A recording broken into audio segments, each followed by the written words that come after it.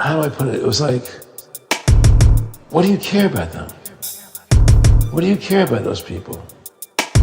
What difference does it make to you? Take care of your own life. Do the best you can for you and your family. What do the rest of the people mean to you? They don't mean anything to you.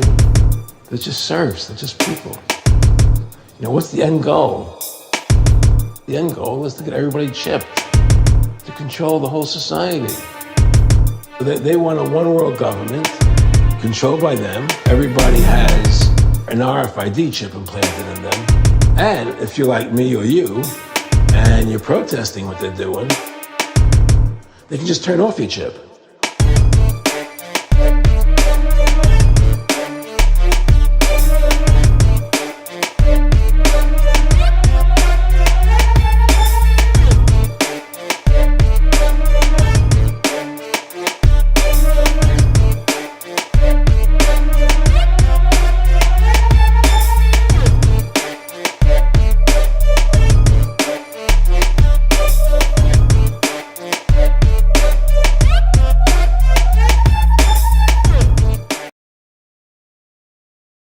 Yeah, what we saying, humble crater dwellers? We are back. It's Friday night, and that means only one thing. Was it me and Andy PG? It's Rise Above, baby. Rise Above, bitches. Only just. Only just. Sorry for the late start. Guess what happened just when we went to go live?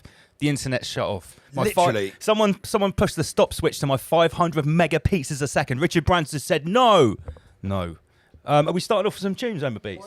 Why not? Why not? Okay, it's Friday night. We are live from Rise Above HQ. Tonight we talk about false history with our special guest coming up a little bit later on, which is Human Vibration. She's back. Third visit. Number 3. Yeah, the return of Human Vibration. Welcome everyone. Welcome everyone in the chat room. It's Rise Above. You know what that means. Let's get down to business. It's Friday night. Omar Beach, run the track.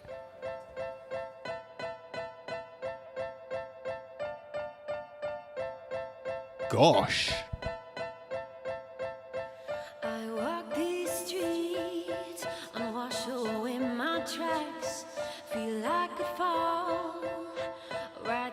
These paving cracks, oh, the waters rise, but I won't drown. Just hold my head above the water.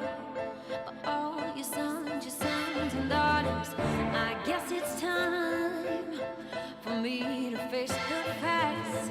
Though I could fall right through these paving cracks, so I walk the line, no turning back. So I just keep on treading water.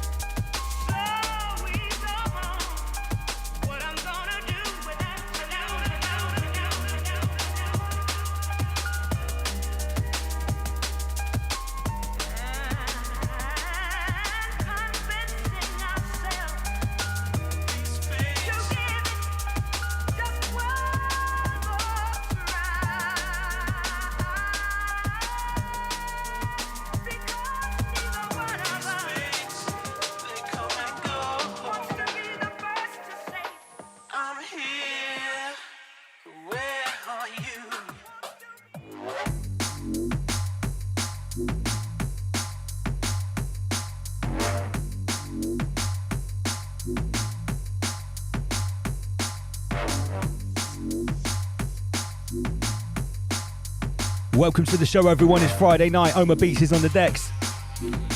Mixing vinyl. Select, select. Gosh.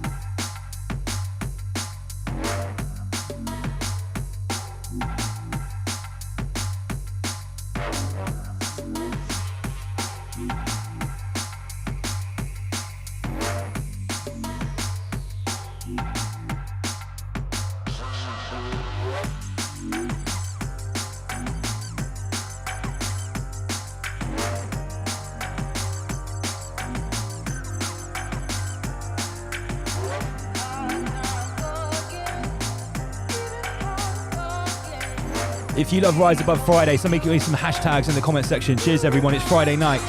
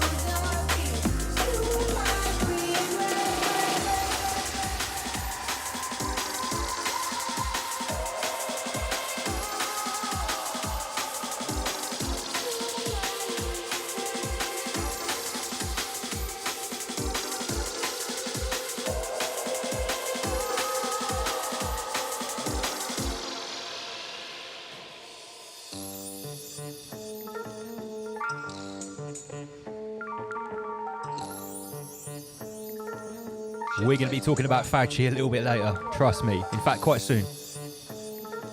The Faucine, the Faucini, the Faucini, the Faucimon. How dare he?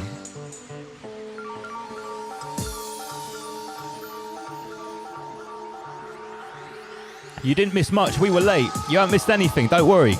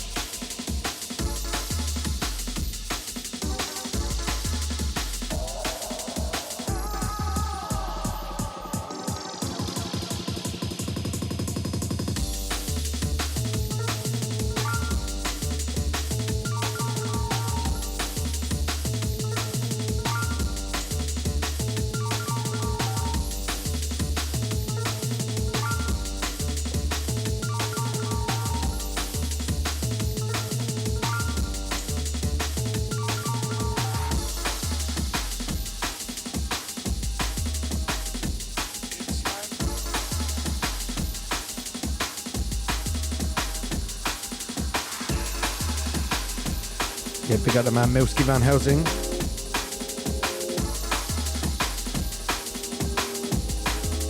Milski will be joining us in the studio next week, trust me.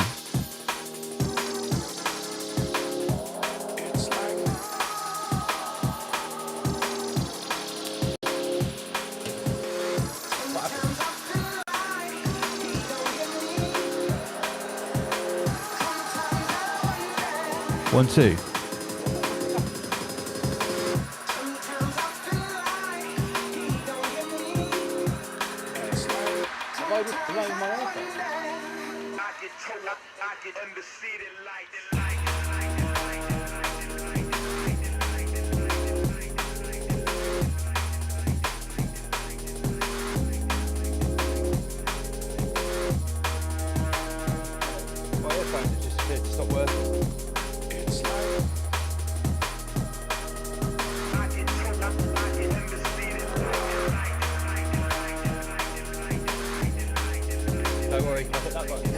Stop working. No?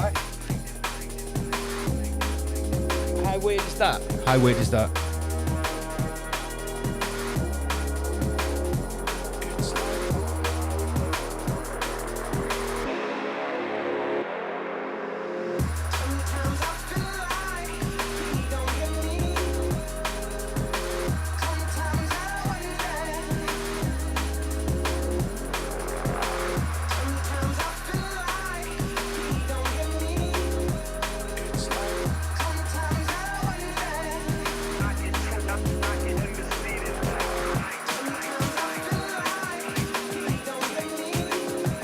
Wicked sound of Oma Beats.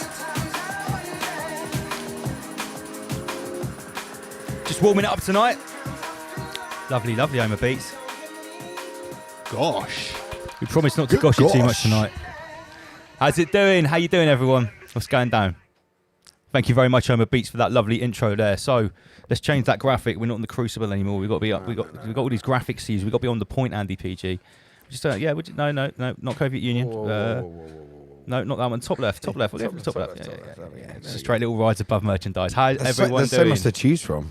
There are so much to choose from. So welcome everyone. It's Friday night once again. So let's get through our usual business before we do the week's news, shall we? Andy PG. Get it rolling before we started, though. Yeah. You had to get it rolling. Oma Beats gets it rolling every time.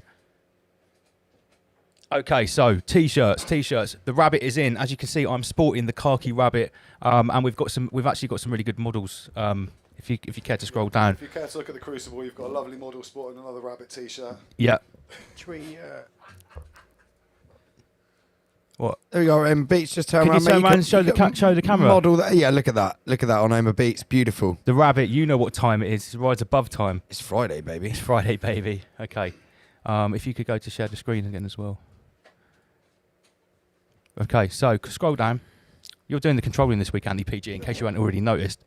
So yeah, the rabbit sign is back in. This is the last box of rabbit. There's about 15, 20 left. Get them while they're hot, kiddies, because when they're finished, there's no more coming. I won't make any more. This is limited edition. What we got next, Lance?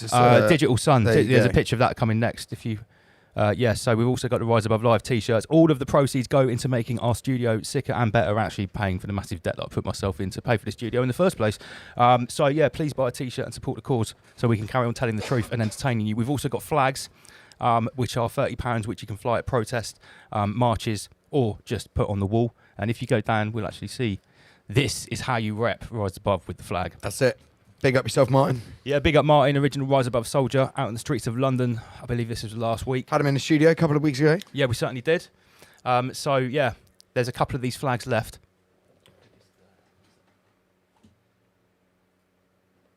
There, we can see a little bit more. There we go. If we get rid of the chat as well, get rid of the chat overlay.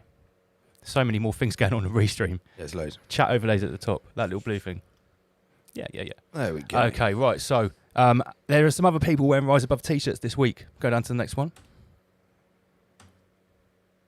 You're not very good on the buttons, are you, I Andy? mean, it's PG? not actually doing anything. Okay, right. I think we maybe Right need to said. upgrade Who the Who keyboard. remembers Right Said Fred? I'm too sexy for my shirt. Too sexy for my shirt. Yeah, you get the idea. Sexy. I can't remember how it goes. But so sexy, these guys- it hurts. these guys are big in the 90s, and yes, Right Said Fred are not too sexy to stand next to a Rise Above representative at the protest, because Rise Above has been representing these protests on people's attire for a couple of weeks. We've been next to David Icke so far. Yep. Right Said Fred.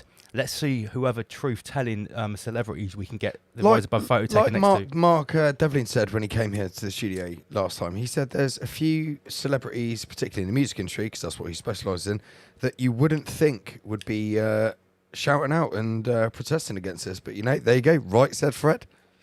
Yeah. Richard Fairbrass. I can't remember the name of the other dude. But, yeah, they're telling the truth on Twitter all the time, along with There you Ian go.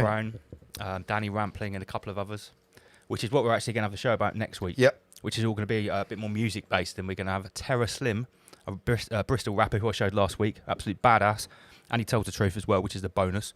And we're going to have Milski Van Helsing live in the studio to spit some bars, and we're just going to have a general chit chat about the music industry and fakers in the game.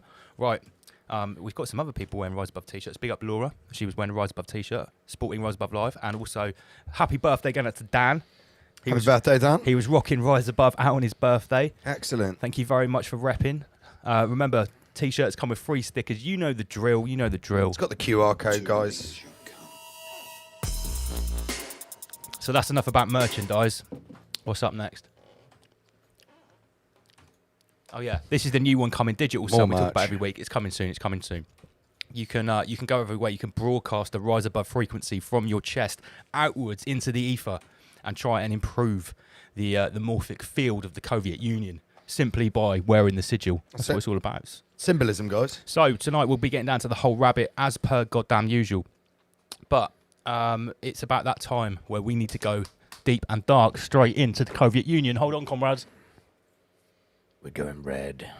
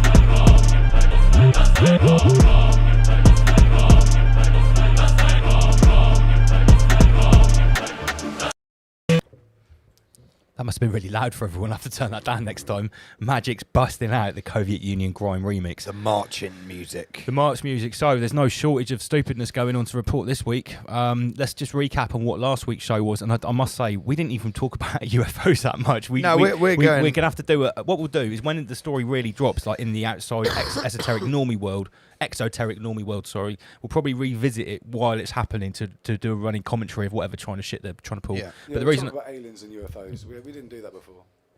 we didn't really talk about that too much, did we? We danced around it. You need to turn your mic up again or kiss it like a beautiful lady. I say it every week. Just need to get a close relationship with that mic. That's better. So the reason I'm saying it is because like this has been turning up in the news after we were talking about it last week. The British X-Files to detect aliens. So yeah, this on the front of the Star. Predictive programming. Here's another one. So this is from CNN. Drivers of the new UFO narrative keep absurdly saying they could be dangerous ETs. Hostile, Lance. Hostile ETs going to scare the shit out Hostile. of us with hostile ETs. They're going to come with their laser beams. So last week or the week before, in fact, at the start of the month, I started talking about this super blood flower moon eclipse, which happened last week, and I said they'll probably use this to plant the seed that the summer solstice ritual won't happen, yeah. And as we know, I was doing the slideshow and I sort of hadn't even noticed that I had a slide that said it happened on the day, the 27th, right? So we now have got proper confirmation that astrological lunar cycles are being used, right? I think we should actually not now for this show, but we'll go through maybe for next week or the week after, and we'll actually lay out all of the announcements in line. Yeah, we should. With the pagan calendar, just to see how many they've done. Because Yeah. I'm sure it's all of them every single time. It's pretty much all of them, I think. Yeah, Yeah. So I'm saying it's all of them. I'm going to go a step Well, further I and think saying there's it's been all a of couple them. which happened, like for some of the announcements, but I know certainly the major announcements and certainly the start of it, it was all on esoteric days, Yeah. all on moon cycles. yeah, absolutely. Or on occult ritual days. So what have we got coming up, right? This is what I thought to myself. What kind of dates have we got coming up which they might harness in between now and the 21st of June? So on the 10th of June, which is in 6 days, is the first solar eclipse of 2021 called the Ring of Fire. So that's big. That's big. And then on the 14th of June, you've got an alignment where the Moon and Mars become very close to each other, and it causes some sort of eclipse. And so in esoteric teachings, Mars, as we all know, is seen as the war planet. The war planet. Yeah, so I wouldn't be. I wouldn't put it past them to declare war or start dropping bombs in some place in the So- Middle East or something like that. These events here, they're like 1 week apart. Then we've got the 21st of June, which is the summer solstice, our reopening ritual. But then only 3 days later, you've actually got the last supermoon of the year. And that's quite early to have the last supermoon of the Yeah. year in June. There's a lot going on in June here. Yeah, This is a yeah. powerful month for the people which believe in the power of the moon. So I'm not going to make any concrete predictions, but I would say that it would be good if you're going to put money on it. You put money on something being announced on one of these 2 days for sure. Well, actually, the 14th of June is when he's going to announce about the 21st of June. So we've Oh, already there you go. Right. we've Okay. already got I didn't know first that. sort of- Right. Yeah, he made the announcement the other day that we have to hang around until the 14th, and he's going to be able to tell us whether or not we're going to be fully locked down. Now, I think that there's been a lot of noise, especially on, for example, Richard and Judy. Well, not Richard and Judy, but Richard Medley, whoever his name is, who was with Judy before. He was talking the other day about people who haven't had the vaccines and whether or not they should be allowed to have the same rights. Don't say that word, please. Right? Do you know what? Yeah, I've I had a know, I second realise that, strike. yeah. I've had a Okay. second strike on Double LMC channel. Double LMC is 1 strike away from Well, getting with permanently the Glorious deleted. Cure, so The Glorious they, Cure. They were talking about the Glorious Cure, and they had a young lad on and a young girl on who was like pro and con, pro and against. Sorry. So Yeah, I the saw young- it. Yeah, the young lad was talking quite dark about it. Really, you know, he was saying basically anyone who hasn't had the Glorious Cure shouldn't have the same rights as people who have. Yeah, They they're shouldn't painting the be allowed picture out of the early. house. They're painting the picture early. So that's an interesting concept. We'll be getting onto this in just a second. Let's move on. I've just found this. Does anyone spot this? Does anyone spot the problem Please here? satanize your That's got to have hands. been This- doctored. Well, or it could be in another country where they're not very careless, where they're a bit more careless with their English spelling. Let's satanize them, guys. Yeah. Everyone's been satanising their hands for like 15 months. Okay, right. Let's play this because big up Pan Admin. This is her work or his work. Yeah, press play. This is from 2004. Watch and listen. All right, what's going on? Just let me think about where to start. Well, he saw something. What is it? I saw a virus. I think. Some kind of disease. A virus? Like what? Like SARS? I don't know. All I know is that it's highly infectious. And it may be fatal. Right now, we could all be infected. If we take this outside, we risk the whole town. Left all my drinks in Joe's car. Might just pause that. for- Yeah. for So a couple far of we've seconds. got SARS. Yeah, just listen out for all the little things in this. Keep your ears out, guys. Johnny, how big is this gonna get? I don't know. We just have to do everything we can to stop this, starting right now, Walt. He's right. All right, here's what's gonna happen. We need to make sure that everybody that's inside stays inside. I'm gonna get a few deputies on it. We'll call it a lockdown. Lockdown? Well, until I come up with something better. Walt, no. No, you cannot lock the school doors with... This is for your family's safety. Will I get sick too?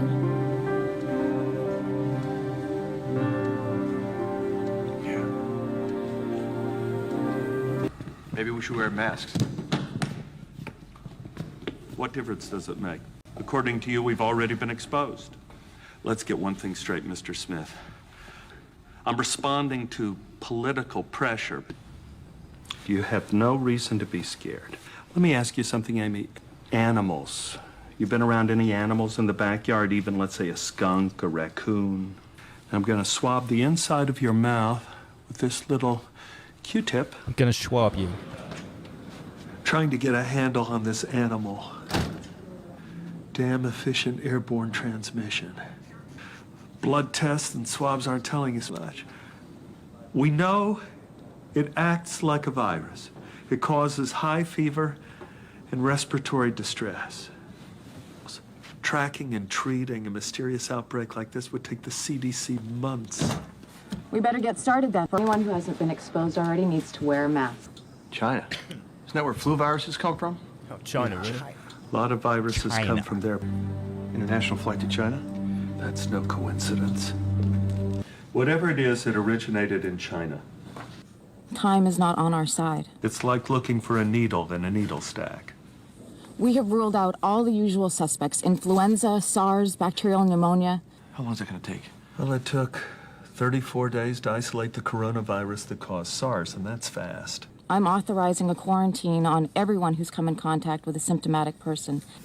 There's got to be something I can do. On the enzyme, this virus Chloroquine they were So the using. chloroquine. Malaria. So the chloroquine. The what? What?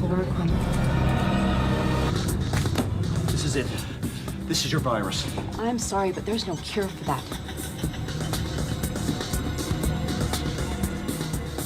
Chloroquine, that's an anti-malarial drug. No. Listen, it suppresses the enzymes.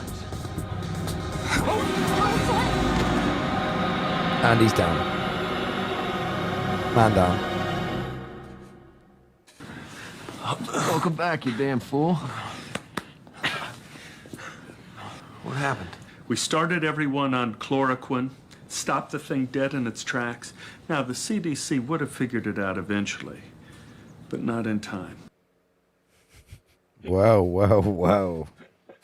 What do we make of that, ladies What and do gentlemen? we make of that? We probably can't say too much about that because we don't want to get like a strike for mean, medical misinformation, do we? It comes to a point. There's got to be a line. Someone's where taking the this is- piss out of us, mate. Yeah, this is. I use the term joke in its most literal sense. What year was that? I can't. 2004. 2004. That's right. I can't remember what it's called. Big up Pan Admin for piecing that together. I mean, that is just utterly everything's right there. Literally everything. What is this next video we've got here? This is. Did you send me this? This is Chris Whittier, isn't it? This is someone. Oh no, yeah, this is what I sent into our little Rise Above private. Yeah. private So group. this is a member of the public that's basically just taking it upon himself to accost Chris Whitty. We're on. Okay, guys. Hello, Chris. You're lying to the public again? You don't represent us, you don't represent the public. Oxford AstraZeneca right in the centre of it all. What a surprise you're here. Hey? Come and speak to us, Chris. Come speak to the public, you're the expert. Got a fair walk on there, haven't you, mate? Chris, all you have to do is talk to us. Explain to us about the recovery study, about the hydroxychloroquine, when patients, well, victims, were overdosed. Chris! Who you been lying to today, Chris? Oxford University. Is Bill Gates funding this today, Chris? Chris Whitty, you're the expert. Come on, speak to us. Come on, Chris, speak to us. Speak to the public. Hey? Okay. How are you doing, mate? So why are you lying to the public? Why is everything designed for the vaccine? Why are you lying to the public, Chris Whitty? Hey? Why? You've not said anything about the recovery study that you mentioned in the cake shop, our infamous cake shop. You're the expert. The enemy's supposed to be COVID, isn't it? But there is no COVID. Have they isolated COVID, Chris? They isolated it. Have they? Use the Koch postulate. Now, we know that you were one of the authors of the ivermectin report. I'm worried about getting a strike. Is that correct? 3 of you. They are so hot on this medical misinformation. Even though I'm playing a video of someone having a go at Chris Whitty, we could get a strike for that. So yeah, you get the idea. Should change the screen setup. Fair play to this guy. Fair play. Someone needs to do it, don't they? Well, it's a dirty job. We're here every Friday, guys. Yeah, it's 7:30 telling the PM. truth. Telling the truth is a dirty job and a risky business. You get called all kinds of names. Oh yeah. all kinds of. Lance has had that Oh particularly. God! What have I been called this week? I've been called what are you doing? Sorry, mate. We're far right white supremacist hate bigot. because of what I said about Sasha Johnson last week. I stand by every word. I don't think I said anything. Well, I might have said You're a supremacist, Lance. I'm a white supremacist. Yeah, of course Anyway, I am. moving swiftly on. Ridiculous. Right, okay. The man of the hour. That's who we've been waiting to talk about. Gentlemen, I present to you Dr. Anthony Fauci. The man of the hour. Faucini. Ouchie. Fauci. So, has anyone noticed something about this photo? Has anyone noticed something about this photo? I noticed it straight away. He's got some devil horns. It's just a coincidence that the editor of the top magazine in the world chose to, picture him just there with those little bits of the. This was last year. Yeah, this was last year. Now, we've been talking about Faucini a couple of weeks now, but it's getting worse. It's getting worse for him. Let's go to the next slide.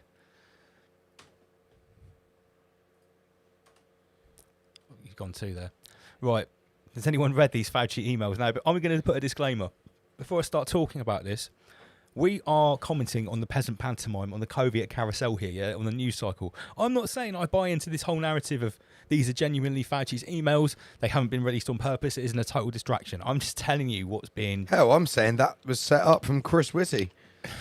we discussed this in our private group chat, didn't we, with Master Lee, and we've come to the conclusion that dude chasing down Chris Whitty is completely staged because that's... Oh, did you? I didn't see that bit.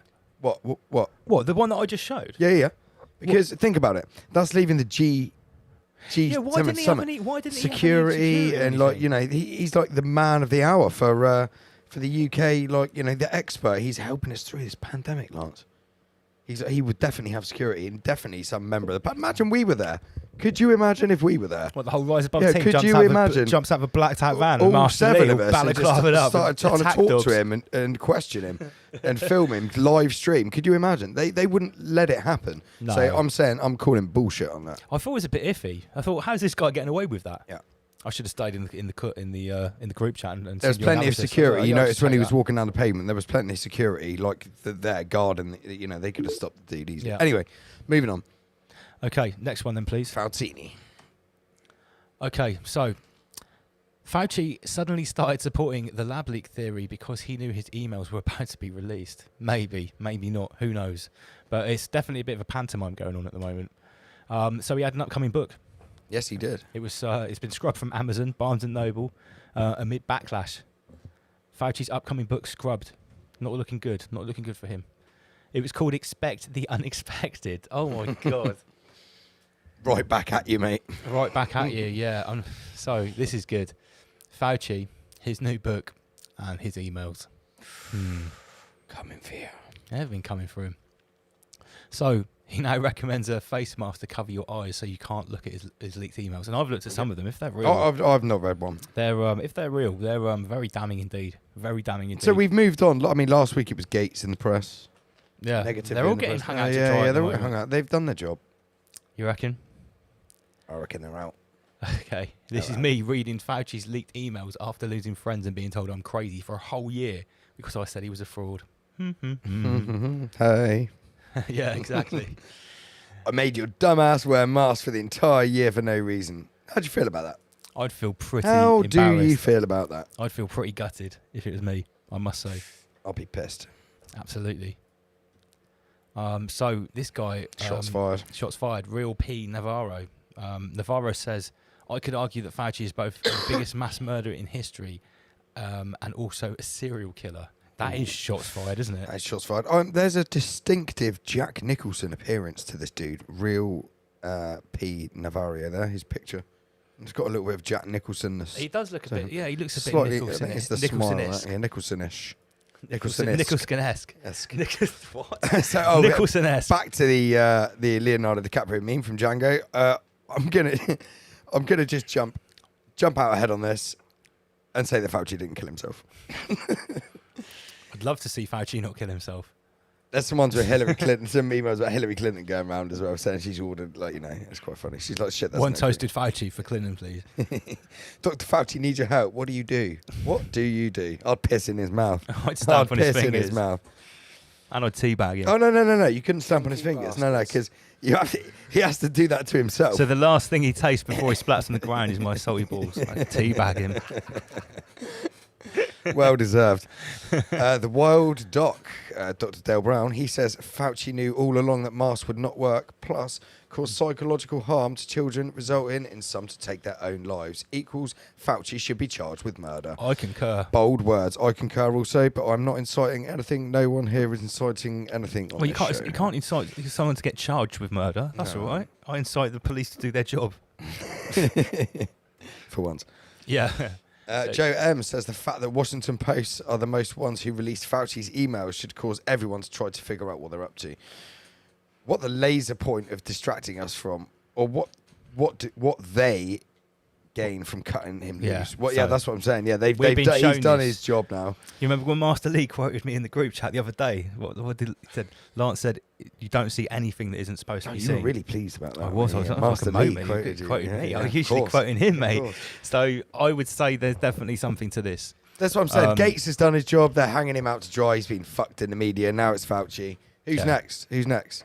Yeah, but but just getting fucked in the media is not enough. Really, we want them to actually sort of Epstein themselves. Yeah, but we know what the media does. The media tries to incite the public to act. That's what it's for. So maybe there wasn't the hatred enough for Gates. Maybe they've gone to Fauci to try and get riots. Yeah, maybe just because we all know they want to water. implement martial law. That's their main goal. And when everyone realises how much we've actually been screwed over, then they've got the perfect excuse. Just look how ridiculous all of these restrictions are globally. They're literally baiting everyone to riot. That's what they want, so then they can implement martial law. It's precisely what they want. Look how stupid it's getting. Anyway, moving on. Well, I know that Malaysia's just been locked down again pretty hard. Yeah. Has it? Well, I've got some conjuring that I found about Southeast Asian countries coming Southeast right up, Asia. Well, they weren't playing ball, really, were they? No. We'll go on to that. So look, Gates here. Yeah, it's just as easy to buy a scientist as it is to buy a politician. Yeah, very easy. I was just saying, we've got Human Vibration in the green room. She'll be coming up in about 5-10 minutes. Oh, excellent. She's just listening in to the chat at the moment. We're going to be talking about false history very soon. But I want to do my double number news. It should be coming up in a sec. Oh no! Right. Okay. So everyone saw this happen this week. This was horrendous. Ditch your unspeared friends. Unfriend the unjabbed. Really, really horrible. Really Basically, horrible. unfriend the glorious Kurd. Yeah. The unglorious Kurd. Yeah, if they haven't got the glorious Pfizer Christmas miracle pumping through their veins, don't go anywhere near them. They're scum. Banish them. And then that sort of links in with this. Master Lee sent us this: the 10 stages of genocide: classification, symbolization, discrimination, dehumanization, organization, polarization, preparation, persecution, extermination, and denial. Wow. So I would say we're at stage 3 or 4 at the moment. Dehumanization. Yeah. And next it would be the government creates special groups and the police or the military enforce the policies. So I would say we're getting just before that. Yep. Halfway through, guys. Halfway through. and almost halfway there. Yeah. Are we there yet? Almost, kids. Hold on. How many more miles, Dad? Right, I posted this and this got this really blew up. Dr. Sunil Jain. And it's got a blue tick. 3 types of people right now on Earth. Number 1, the people who are too brainwashed or are in denial. They're not even able to comprehend that this is really happening. The second type of people, Andy PG. Those who understand that it is happening but are too afraid to voice what they know for fear of judgment. And third, the type of people that watch rise above. Those that understand they are willing to fight for their freedom and put themselves through ridicule in order not only to save themselves, but the entire goddamn crater. Do you know why that is? Do you know why I do this? Why? Because I'm an organicist. You're an organicist? I just made that word up there. I'm an organicist. An organicon? Yeah, an organicon. I do this because I wouldn't be able to live with myself if I didn't. Next slide, please. Zuby. Oh. Wise words each and every time from Zubmeister, right? The entire mainstream covert narrative is starting to unravel. The average person truly does not understand just how many layers of deception, lies, criminality and malfeasance there are in every country at every level. I know stuff I can't even post on Twitter. Watch. Well, there you have it, folks. Zuby again. Nothing really more to be said about that. Terra Slim, our guest next week, shared this one. And he said, look at this. How many other rappers are using their platform to call them out? Not many. That's right. Not many. We're going to need a bigger hoax. Looks like we're going to need a bigger hoax. So what are they going to do? Well, we know what they're doing. We know. Oh yeah, right. Look at this. Who knows that story about? And who's just died? Right, there's a story. Who's gone now? Who's no longer with us? That in 1964, Prince Philip, R.I.P., and the Queen visited a certain Indian residential school in British Columbia, and they took a whole class of children, 10 to 12 children, on a day trip that they never returned. This is a very famous story. Kevin Arnett and the International Tribunal for Crimes Against the Church and State have actually tried them and found them guilty of this crime. Well, guess what? The name of that school is Kamloops. And Kamloops is in this story from last week. Canada mourns as the remains of 215 children are found at an Indigenous school. And guess what? It's the school where the kids went missing from. So now, something that was previously apparently a stupid conspiracy theory that only a kangaroo court found them guilty for, there's bodies there. There's bodies at this site. So make of that what you will. Hashtag pedogate. Yeah. Horrific. So the BBC have been urged to remove a sculpture of a naked boy from outside the broadcasting house because the creator raped his daughters. Now, it's nothing to do with the fact that it's also a statue of a naked boy with a man. I thought this statue was removed a few years ago. No. Do you remember last year that people were sended for the Save Our Children protest on the BBC? Oh no! This is from 2013. So this is another one. I got it wrong. I thought this was the statue that's still there. So they've already taken down one statue. So the statue outside of the BBC. Oh, maybe that is the same one. Maybe they've been urged to take it down. And no, it must be that. Yeah, they were urged to take it down. They've been going on about it since 2013, and they've recently taken it down. Yeah. So yeah. But boom. Lord Sausage Fingers. We need that as a little yeah. It's Prince Charles's fingers. I can't say who sent me this. It's got to remain anonymous. But whoever's put it together, they've really gone to work. It's got the royal crest on it. 10 and out of everything. 10. Fortnum and Mason, established in 1707. Prince Charles's Fortnum and Mason. That's actually brilliant, isn't it? It is brilliant. Extra thick. Right, I'll do the double number news quickly before we get Human Vibration in to talk false history. So we've been talking about these double numbers that appear in the news cycle really quickly, really a lot recently, and I'm going to talk about the variants, the scariants, all over Southeast Asia. We'll start in Thailand. Public Health England has announced that Thursday, 109 cases of the C363 variant.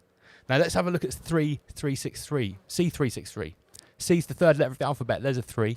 Then you've got a 3, 6, and another 3. In esoteric terms, you could read that as 33666. Okay, so the name of the variant is 33666. And there were 33 cases detected in London, right? So that's your first. There's 2 33s there. And then you go a little bit further into the story for Thailand. No, on the same page. Back up. It was found in a man from Egypt. How old was he? 33. So you've got 3 33s and a 666 in the Thailand story. Next country, Vietnam. 3,600 people have been infected in 31 of its 63 cities. Okay, so then again, you've got a 666, a 33, and a 6. So that's your first 33 in Vietnam. Next page. Malaysia. 3,000. So there's 2 3s. There's a 33 in the straight away. Malaysia had its own variant. Next. And then there are 33 million people in Malaysia, so that's 233. Sorry, can I just go back? Oh, were you trying to see the other numbers there? I was only looking for 33s. Right, beg your pardon. Sorry, yeah, I'm with it.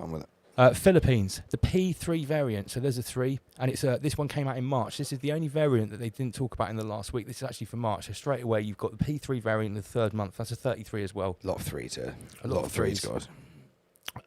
And they also had, obviously, 33 cases in this report in the Philippines. So I talked about this last week. And guys, tell me if I'm reaching, right? Because obviously I'm typing in 33s and then finding these stories, but I've tried it in other news spheres, and there's not 33s all over the place. It's only appearing in certain places. Next slide. Even in Japan, the Japanese story, July 2-3. So the Olympic Games will run over for just 2 weeks from July 2-3. So you've got 33 straight away. It's a 3-minute read. I could be reaching here, but all I know is that it looks like someone's doing some number conjuring. I showed it to Master Lee. He's like, yeah, this is coded. I'm going to make a guess that they're going to hit Thailand. Yeah. With a variant called 33666. And then there's 2 more 33s in the story as well. Oh yeah, and then there's the Nepal variant for us to really worry about too. Should we get Human Vibration in on the chat? Yeah, let's do it. Okay, right. Let's hope we don't get any echo. Let's welcome our guest, Human Vibration. Good evening, Human Vibration. Oh no, there's echo. You might want to click the auto echo cancel on the little cog to the bottom right. Let us know how we sound in the chat. This is my fault. I didn't do a sound kick. Is that better? No. Sounds good, our end. Okay. Welcome, Human Vibration. How you doing? So sorry. Dang. Okay. Let me put on our echo cancellation here too. Hello. Sorry. Can anybody hear the echo? Yeah, let us know in the chat how Human Vibration sounded, guys. Sorry, everyone. This is frustrating. Okay, is that better? Hopefully, they're a little bit behind in the chat room. Let me let's give us some constant feedback if there's an echo, guys. Can you queue up some tunes in case we need to have a little music break to sort this out? Okay, there we go. Yeah, is it sounding? No. Now the echo's longer. Mm-hmm. Dang, this is my fault. Let me see if I can mute us. Maybe if we mute and then you can talk, we'll have a go. Hello. Let's see. Maybe I can just fix this out. Okay, while we're sorting this out, Oma Beats run the track. Okay. No.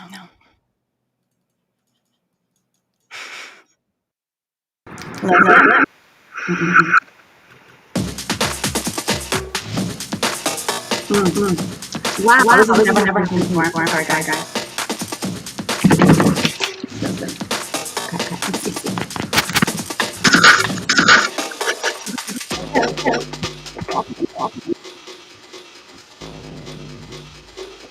Hello.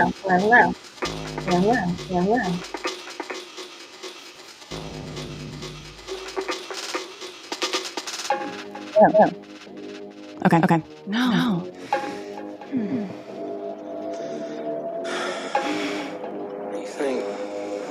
You wonder ever you're a bad man? No, I don't. The world needs bad men.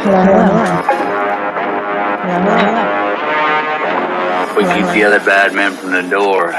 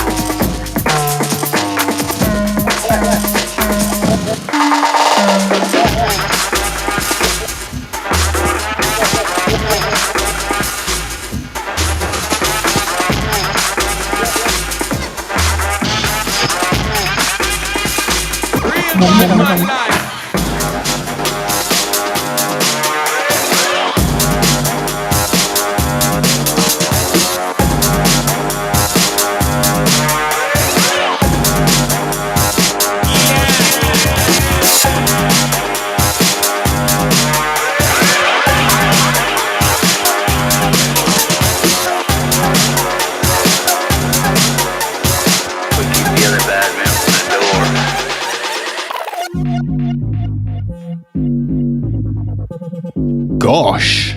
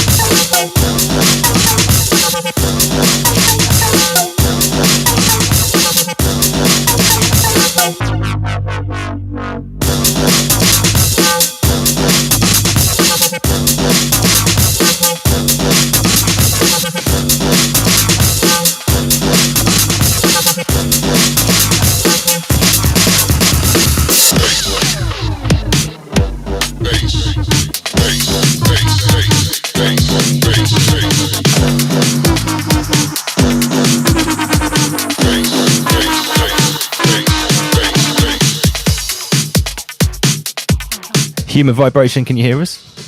Yes, I can hear you.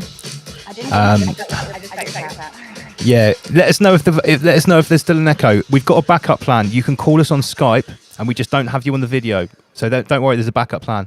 Can you speak some more? Let me see if there's an echo. Hello. Let us know if there's an hearing echo in the an chat echo? room. I can't hear anything. It sounds absolutely fine here. No, they're saying there's still an echo. Right, check your messages. Just call us on Skype. Okay.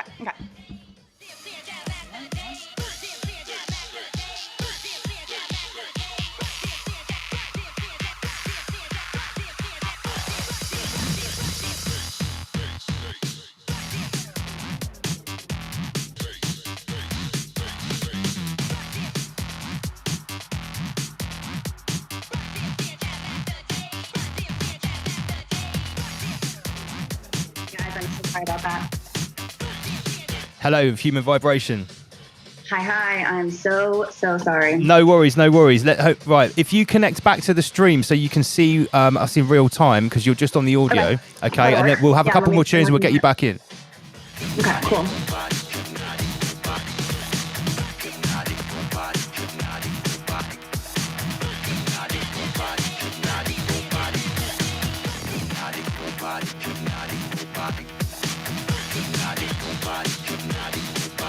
Can you guys hear me? Okay, now there's an echo. I think it's on y'all. I think it's on y'all's end. Yo. Just on- Are you ready to go? Now there's an echo on y'all's end. So it wasn't before. It seems like it might be going through. Well, if no echo, right? No, the people can hear no echo. It sounds totally fine to the people listening. So let me just get you back on the screen, but I'll mute you. Okay. Right, and then we can carry on. We've got your presentation ready to go because we're going to be talking about false history. I'll let you roll because you are the deception specialist. Now I'm hearing an echo. This is going to be really hard for me to do, but I'll just take off my headphones and just go flow with it. Okay. A tale as old as time. So my big exploration with history is that everything we've been taught and told, kind of like space, it's a fabrication. It's kind of, it's a story. I mean, we even have it in the word, like history, the critical mass of the word history is story.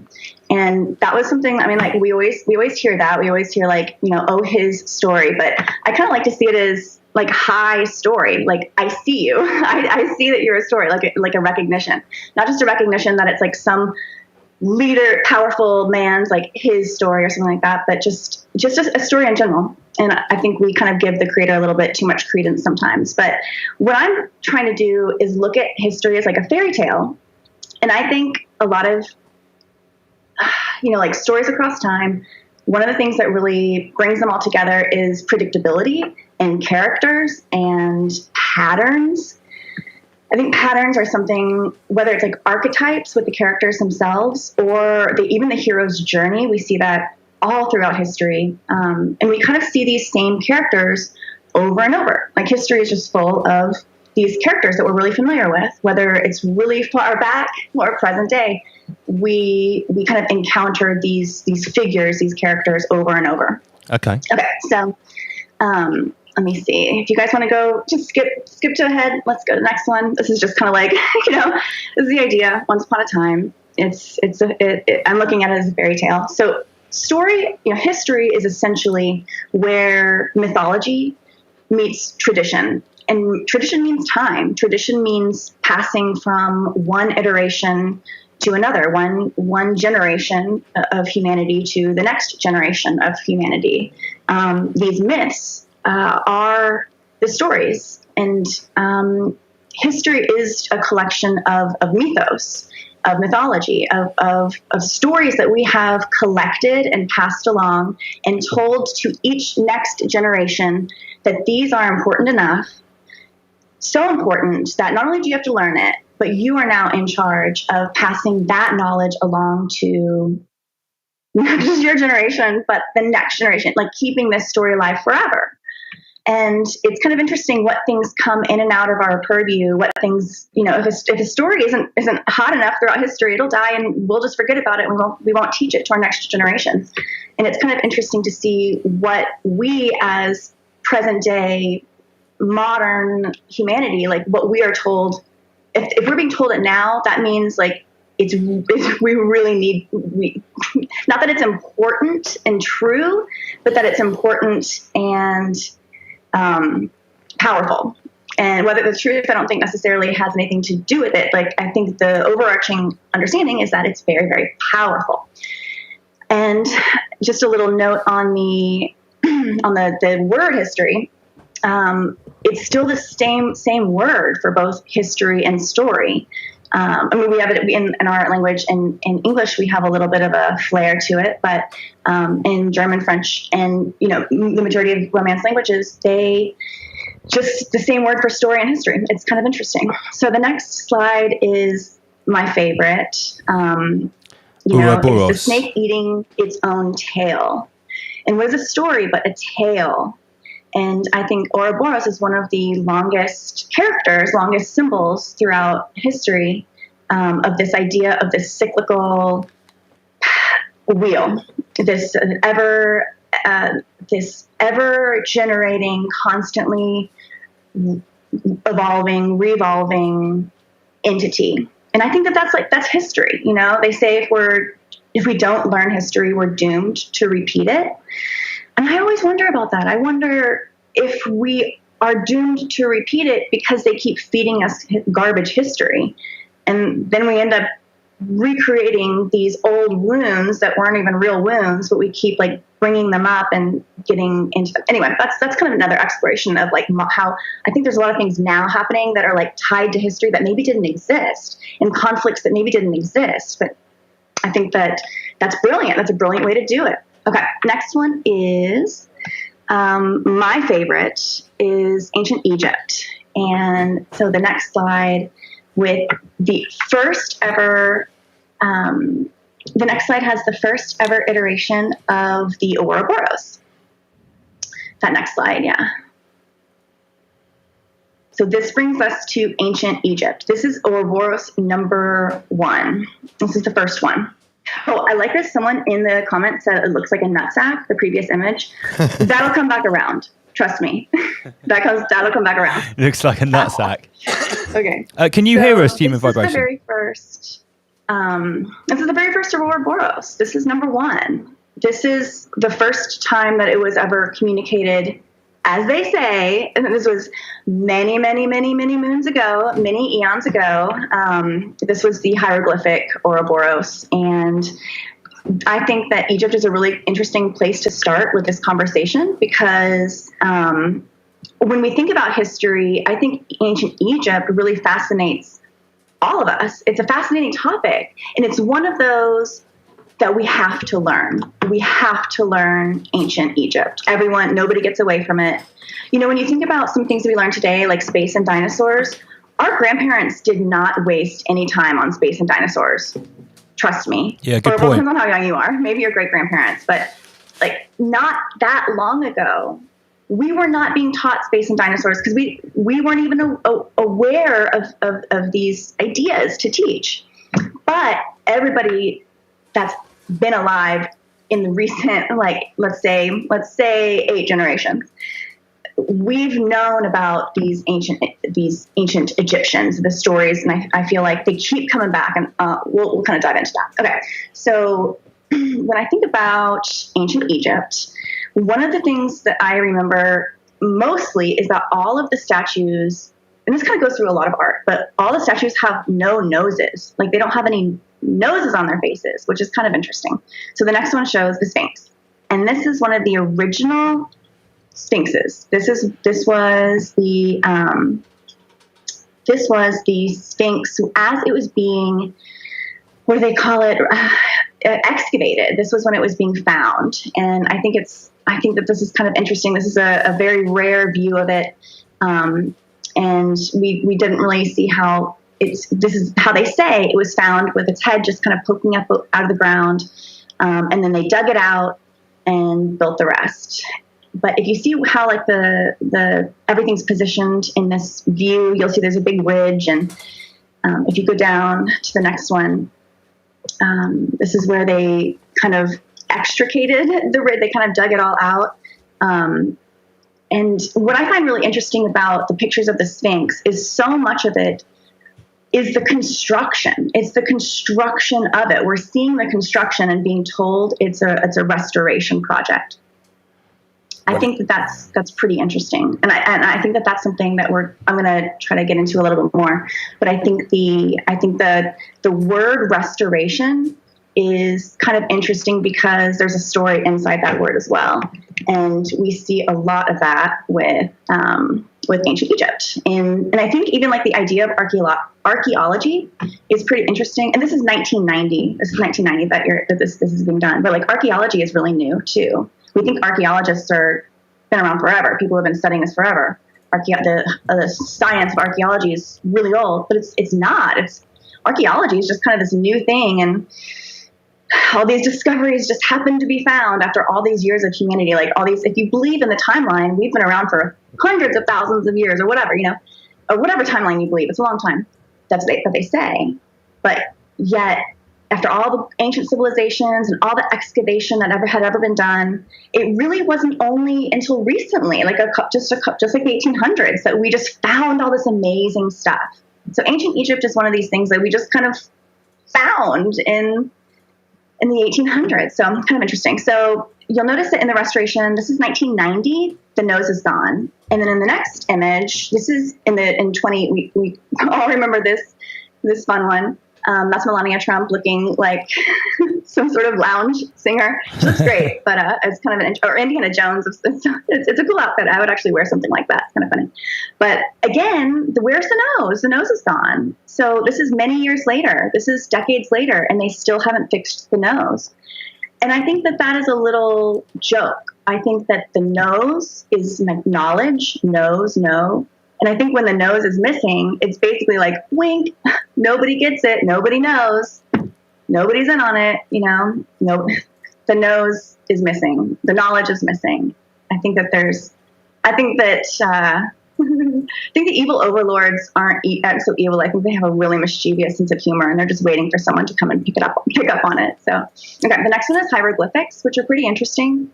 I think hieroglyphics are historical cartoons to keep us fixated on a distant and non-existent past.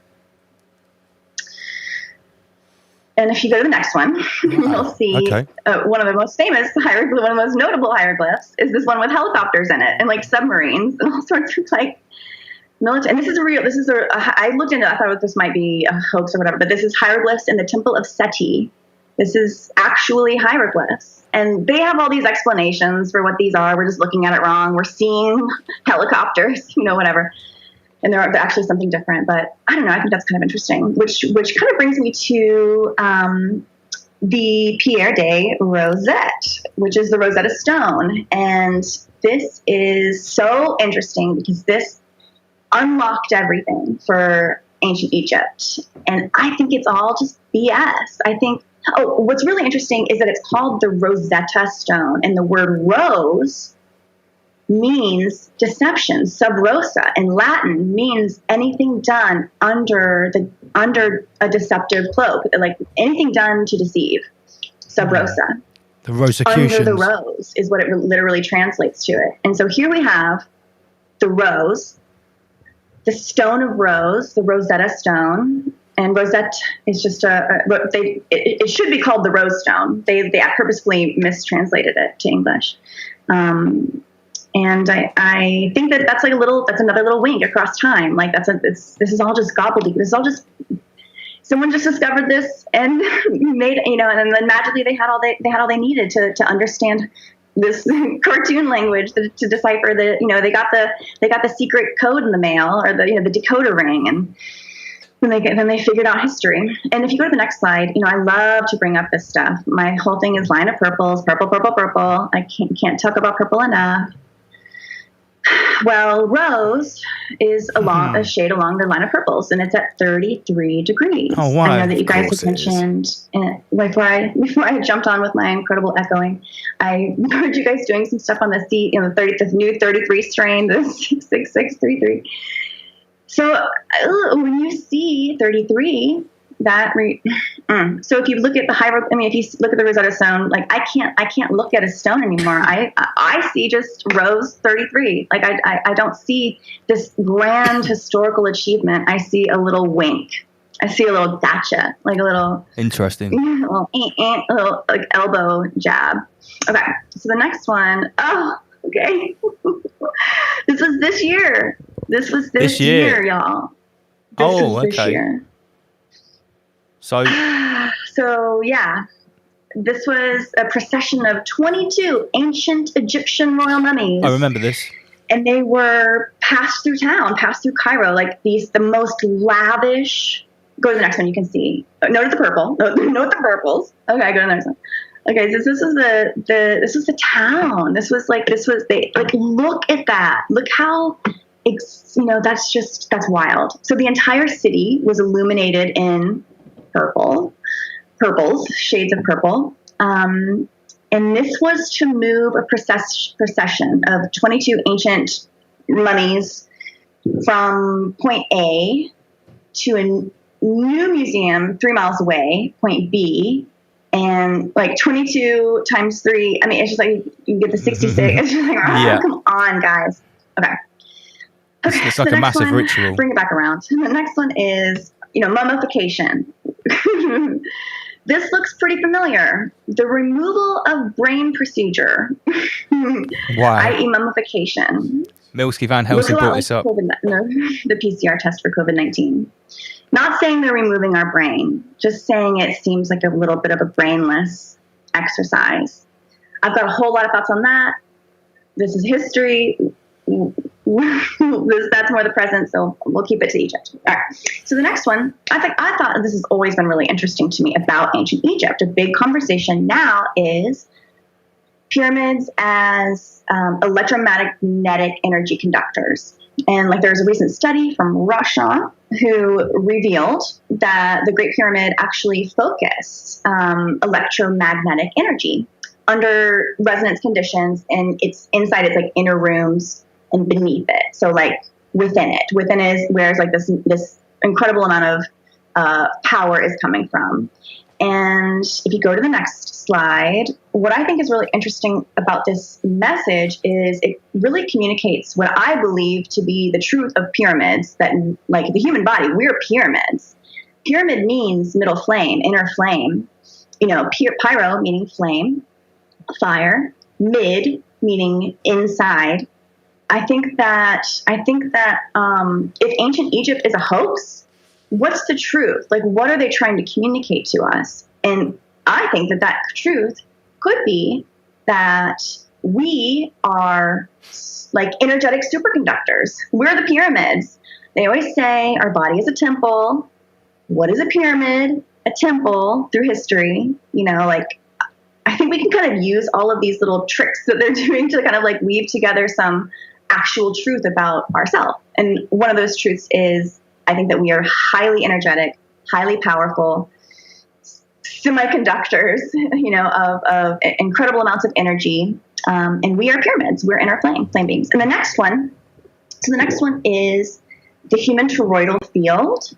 And that is essentially, if you were to graph our energetic resonance from our heart center, which is our drumbeat of our heart. And then if you think about, drumbeat will come back because drumbeat kind of connects to war and marching. But drumbeat is very important. This like constant, steady, and we don't even think about it, but our heart just goes on. Like no matter, we don't have to like will our heart to continue in the morning. We don't ever have to think about that process, but it's always happening. It's the power. It's the power center. It's something that we don't even think about, but it powers our entire experience. So that's, and history. So it's not just story, but like in there, baked in is Taurus. His Taurus. I think that his Taurus, again, history, if anything, I think it's like guiding us back to this truth that we are great and powerful beings. And you best not forget it. Okay, next one. Superconductors. We got it again. Here we go. Oh, look, it's It's the pyramids that look exactly like a semiconductor. What are the odds? I like to say, I mean, if this is, I would, I know the semiconductors look like this because I've seen the inside of a computer. I don't know that Egypt looked like that. I bet that they drew Egypt to look like that based on what semiconductors. I don't think Egypt really was a thing. I think Egypt was a amusement park, and we'll get to that in a minute. Wow. Okay, so go to the next one. Yes. So this is I was one behind, I think. Okay, so yeah, Egypt is an amusement park. If you look up the one before, actually, I want to point one thing out on the one before. Look how close it is to the town. People don't realize that it's literally on the edge of Cairo. And Egyptology is new. So how could these amazing things just be sitting out there in this town, Cairo, that is like a biblical town? Okay, I'm not even gonna go there. Okay, this stuff would have been discovered a long time ago. Okay, this is again pretty interesting because this is another restoration project, and I feel like when we're shown history, we're shown the construction of it, and we're told it's restoration. And if you look inside, if you look, like it's kind of coming out like tears on a layer cake, but inside it just looks like a straight up box. Like it just looks like you can kind of tell that they're faking that exterior curvature. Yeah, you can see it. Or I mean, I guess that it just looks like it's all just for show. Anyway, the next slide is interesting. Okay, so written in stone. Again, I think this is a really interesting quote. They say like history is set, and I think it's absolutely not. I think that history is a byproduct of whoever's in charge. And that's why it's like, I don't know, I think that history could theoretically change for whoever the audience is. We just don't know. We really don't know what history is being taught before we have record. Like, it could be changed every so often. History could just be washed and changed every so often. And who controls the past controls the future. Who controls the present controls the past. So whoever is in charge right now in the present, they have manipulated the past to appear in such a way that we will act specifically in the future based on that pattern. They give us a pattern and they tell us it's our history. And then we repeat it in weird ways. We copycat history. And it's the teaching of it, I believe, that gets us in the trouble, and not the not learning of it. Okay, so the next slide, speaking of the restoration. Okay, so Stonehenge is a really fascinating one because Stonehenge, a lot of the pictures that we get of the, again, restoration is literally them building it. They're building Stonehenge in these pictures. What was Stonehenge before if they're lifting stones up now? This was in the early 1900s that they got it was deemed a historical marker. Nobody even seen it. It was on private land. Nobody even knew it was there. And they still don't know really how it was done. They still don't know how ancient man overcame these engineering hurdles and managed to move these great stones, not just up on each other, but actually to the hinge, to this place. It's not just how they stack them, how they get them up. It's how they get them there. Okay, so I don't think it was done a long time ago. I think it was new. Okay, so then, and I think this is so interesting too with restoration. So it's like restory, and at the end of it is like an ion. An ion means the act of twisting or the state of being twisted, especially in relation to like one end of the other. So if you have like a straight rod and you twist it like this, that's literally called an ion torque. Like, yeah. And it's how energy works. Like that's the twisting, the vortices, vortex, swirling energy. So the fact that ion is in this way, I don't know. I think it's interesting. Okay. The next one is just a very pretty picture of Stonehenge. This is the purpose of Stonehenge this is in a book called Carl Jung's Man and His Symbols. And I was flipping through it earlier today trying to get like some inspiration. And then I saw the Stonehenge and I was like, Stonehenge. So much there. Okay, so Stonehenge to me sparked this whole like Stone Age. And Stone Age really goes back to, I think, where they are telling us the truth, but it's like baked into this false narrative that never happened. So if you go to the next one, this is kind of like, this is the Stone Age. There was fire, and there was cave paintings, and there was kind of barbarism and mild development with wheels and hunting. And this was the Stone Age. A lot of things happened. But the fire and the cave wall part of the Stone Age, I think, is very important, because if you go to the next slide, it's literally my favorite. I've included this in every single one. It's the shadows on the wall. It's the shadows on the wall. It's the deception. This is the personification iteration of what deception is. It's our misunderstanding of the light source and what is blocking it. And what blocks the light, whoever controls the source of the light, also has the capability to control the severity of the shadows. And so I think that that's pretty interesting. Stonehenge itself, that perfect ring of light that we saw a couple slides ago, Stonehenge is meant for this light coming in between the stones, like this one alignment every year. And, again, the light coming through, creating specific patterns. I think that's interesting. Okay, so the next slide, again, the Stone Age. This is one of the most, one up. Oh, I guess I was, yeah. I'm sorry. I'm looking at my presentation stuff even. Okay, let me just describe this one real quick. So, I don't know if you guys were on the last one, but so this is one of the most famous, discoveries in the world. This is the cave painting that is known to be one of the earliest discoveries of art. Like, if you are an art historian, this is number one. This is slide one. This is art. And someone wrote Plato's Cave. Yes, that's exactly what it is. Plato's Cave. Yeah, it's about that. And okay, so this was discovered. This is the oldest, basically, art, caveman art, and this was discovered in 1940. When an 18-year-old, he was this kid walking his dog, and he fell into a hole. So his dog's name was Robot. It's a French kid, because this cave is in France. So this kid's like Marcel Rabidat or something, and his name is Robot. The earliest robot was in the 1950s. How does this kid in the 1940s have a dog named Robot? First of all. And this kid found this cave painting. This kid fell into a hole and just stumbled upon the most famous painting of humanity. Slightly suspect. Like this is slide number one in art history. It's crazy. Okay, so we didn't even know about these caves until after World War II in 1945.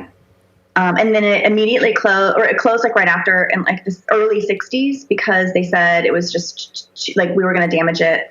And then they just made a bunch of copies all over. They replicated this perfectly in other caves that they said humans could go see. But the fact that they can even replicate it perfectly, I mean, they're just like telling us that it's all, I don't know. I think that all of these, and there's not just one, but there's like four of them. There's 4 of these replications. Okay, next. Again, the dog Robot is just insane. Gosh. Okay, so this is fascinating. So this is a fake cave painting by Banksy that actually went on display in the British Museum. Accidentally. What? It's called Peckham Rock, and it's basically concrete. It's just a lump of trash that Banksy said showed a prehistoric figure pushing a shopping cart. So he smuggled it, or he had they smuggled it. Oh, and note the purple gloves. Love it. Can't get enough. So they smuggled it into the museum and made their own exhibit of it, like a pop-up exhibit that looked like it just belonged, That's quality. And it was in the museum for a couple of days before they figured out. That was like in 2005. And then in 2018, they invited it back. Like it's now actually on display in the museum. So that's kind of interesting. Like it's a little bit in your face. It's like a hoax. All of museums. It's all a hoax. It's all one big hoax, y'all.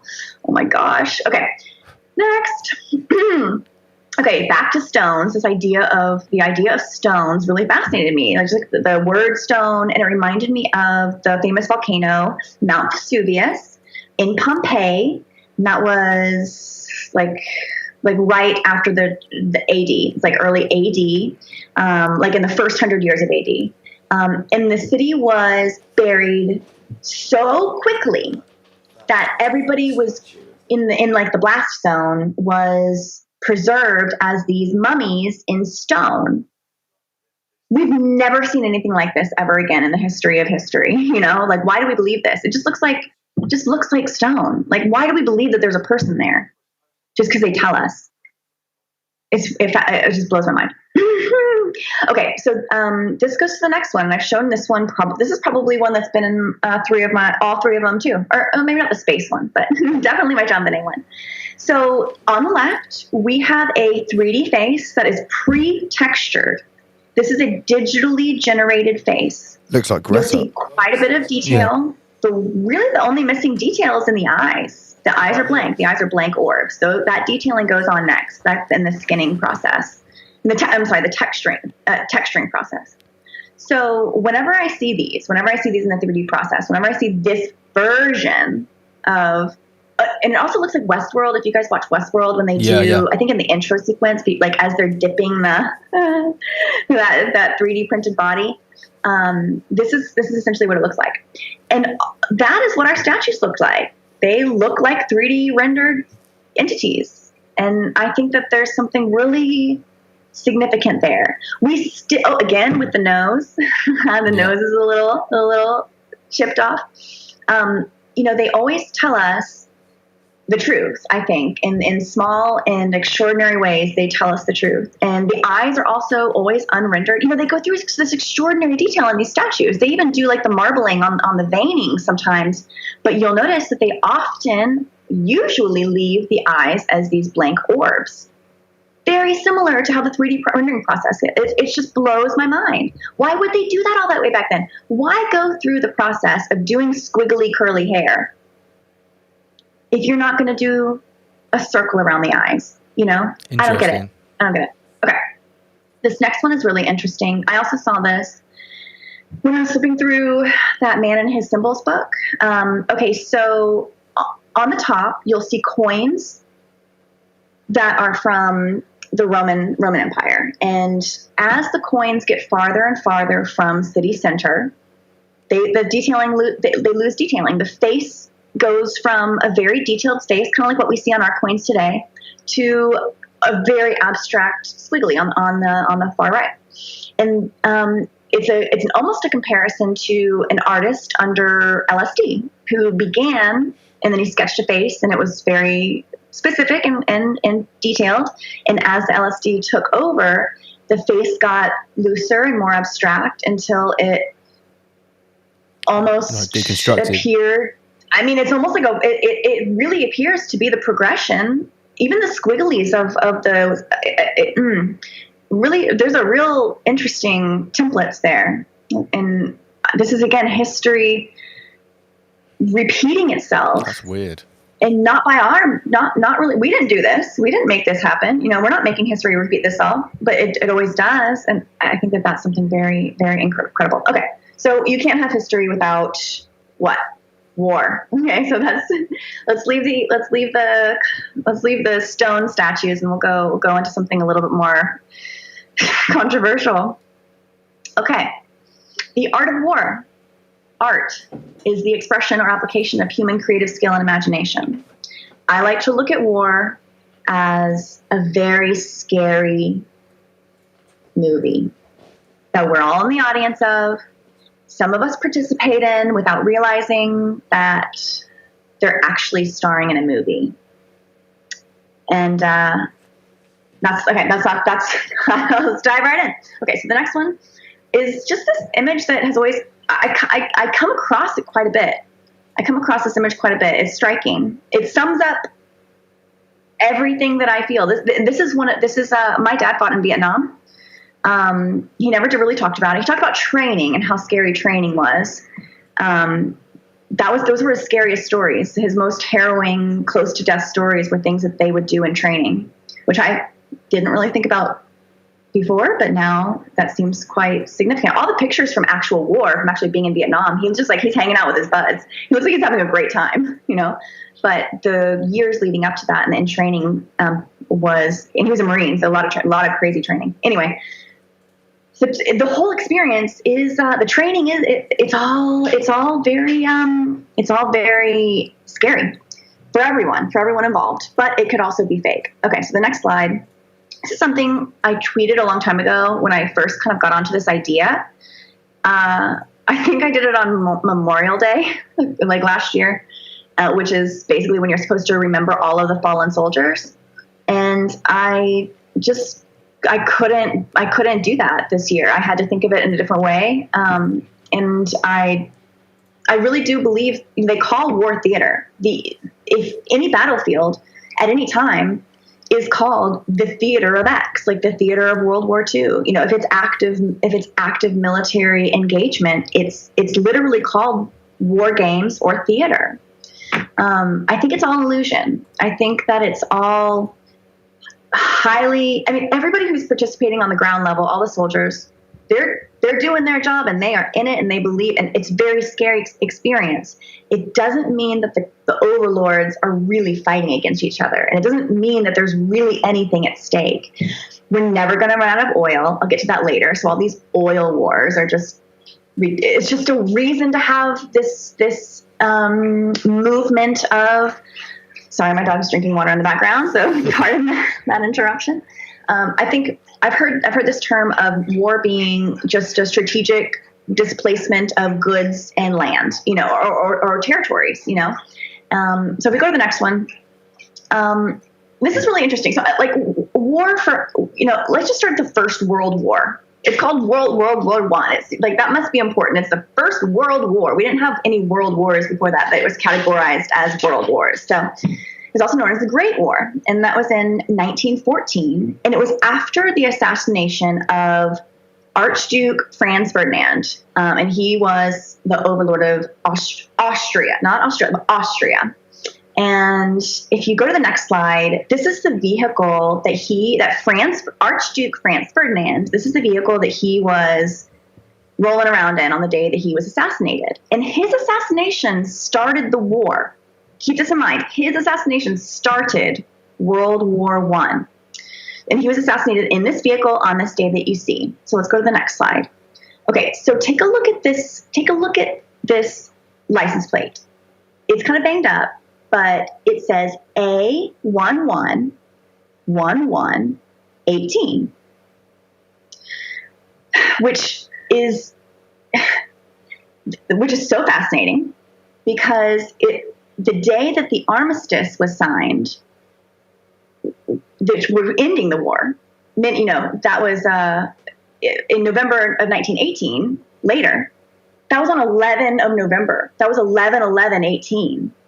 The armistice 11/11/18, which happened years after, like happened after the war, was his license plate. I can't. Okay, next. Okay, so going into World War, this is interesting. But before we go into World War II, so this was in 1903. This is what our planes looked like in 1903. And then within a few years, we have military-grade aircraft. Like this, the Wright brothers plane was only in the air for a couple of minutes. I'm not saying the aircraft was all that good. If you go to the next slide, this was in 1918. This is an actual aircraft from the war. They're still similar, but the machinery is quite different. They have like a propeller engine, which they didn't have with the Wright brothers. It's a totally different plane. It's totally different technology. So I think that's interesting. They don't really talk about that. They don't really talk about how they just zoom into this new technology. It's totally different than they're like, because the Wright brothers invented the airplane, now we have airplanes for World War I. Yay! But the airplanes used in World War I were different machines. They were different. So it makes me think that technology was whatever. Okay. So next is World War II planes getting into World War II. They're purple. Interesting. or at least in this photograph. That's just a little. It could be gray. Let's say it's gray. Okay, let's move on to the meat and potatoes of World War II. Hitler, everyone's favorite boogeyman. He, what I think is interesting about Nazi is it literally is the word not see. Again, right in our faces. I think, go to the next slide. Okay, so this is just, the costuming of war. But what is most interesting and overlooked is that the Nazi Party never really existed. There was never an organization known as the Nazis or the Nazi Party. Nobody ever referred to anybody or themselves as the Nazi Party. It was actually like NSDAP. It wouldn't have been shortened to, it was like the Nationalistdeutsche, it wouldn't have been shortened, whatever it was, it wouldn't have been shortened to Nazi. We got the term Nazi. That's an American term. And it's interesting because it's a misterm, a misnaming, and it also is very pointed in that it says not see. Okay. Interesting. Okay, so with war, we get a lot of specific photography, and you'll often see the hanged man. This is a historical pattern that I find everywhere. I found this in 9/11 with the most famous photograph of that day with the guy jumping off, falling man. He's in a hanged man repose as he falls to his death, and I believe that photograph to be completely fabricated. Okay. The next, this is bombing of Dresden. One of the most, everybody's like this is a big part of war, of history of war. A big part of it goes to this bombing. This is kind of the first time that we were using, this type of fire bombs. This is the first time that the weaponry purported to be in use in war was creating, creating this type of tableau. But what I think is really interesting about the bombing of Dresden, there were no bodies recovered. Zero bodies recovered. And they did an extensive excavation. They even rebuilt it the following year, not like years later. They totally rebuilt it the following year because the communism fell. And no bodies have been recovered at all, even though archaeological explorations, investigations have accompanied like the redevelopment. And the reason for that is that it was just pulverized, that everybody was just pulverized to dust. The bodies are just everything's pulverized. I don't know, guys. Like that reminds me a lot of, next slide, the rubble of 9/11. Like they even look similar. And that was another part about the rubble of 9/11 is it was purported. I mean, they found the terrorist passports right away, lickety split, intact with plastic covering still on there, boy. But they couldn't find any debris, any body parts, because they were all purported to be disintegrated. If you go to the next slide, same thing. We're getting kind of into the present, but I think it goes. I'll just go on this one really quick. This is the Flight 93 at the Pentagon, where there were no bodies and no aircraft debris found. It's all just rubble. And the official explanation was that both jets for Pennsylvania and the Pentagon that were vaporized on impact, and that would have been a first and second, like ever happening in aviation history. And no bodies were recovered from either site as well. And they couldn't find the black boxes of the jets, but they're able to blame this like dust, this pulverization. Anyway, okay, so I can't go through too many presentations without justification. I like that. Yeah, justification. Love that. Okay, so the next slide, just to put the capper on 9/11. I think this is a really interesting detail that has been overlooked in history. Is this trident? See how they start at 1 and then split out to 3 on each of these little. This is the bottom of the World Trade Center before it came down. This is what it looked like, and it has this trident detailing going up, very specific. It creates like a trident path. Okay, next slide, please. My favorite part of the whole presentation. Oh, I'm so excited. Y'all, this is Dealey Plaza where JFK was shot. Oh, it's wow. the same Look at that. pattern. Shit. Look at that. It's the same pattern. I live in Dallas. This is very close to me. This is on the 33rd parallel is where the city resides. 33 This again. is a really, really key. This is a key. This is a key right here. Like, this is a key across time. Like, this trident. The fact that JFK was assassinated along this trident path, and then on the 33rd parallel. Talk about historical, resonant events, things that resonate across time. This was definitely one of them. And the fact that it matches 9/11, like, come on. Wow. Okay. Okay, one more fact on trident. Next slide. This kind of ties it all together for me. So trident, meaning threefold. The Latin word fusina also means trident.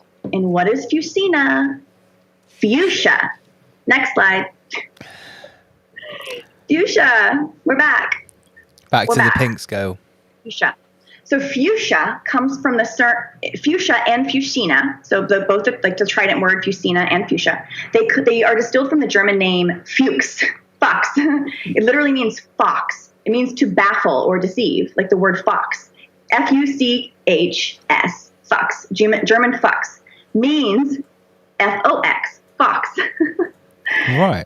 So, and also the Latin word fucus means like a sham, like a pretense, a disguise. Sounds like Fauci. So fuchsia, the word magenta. Oh, and Jackie was wearing, again, I should have put this in there, but Jackie was wearing what?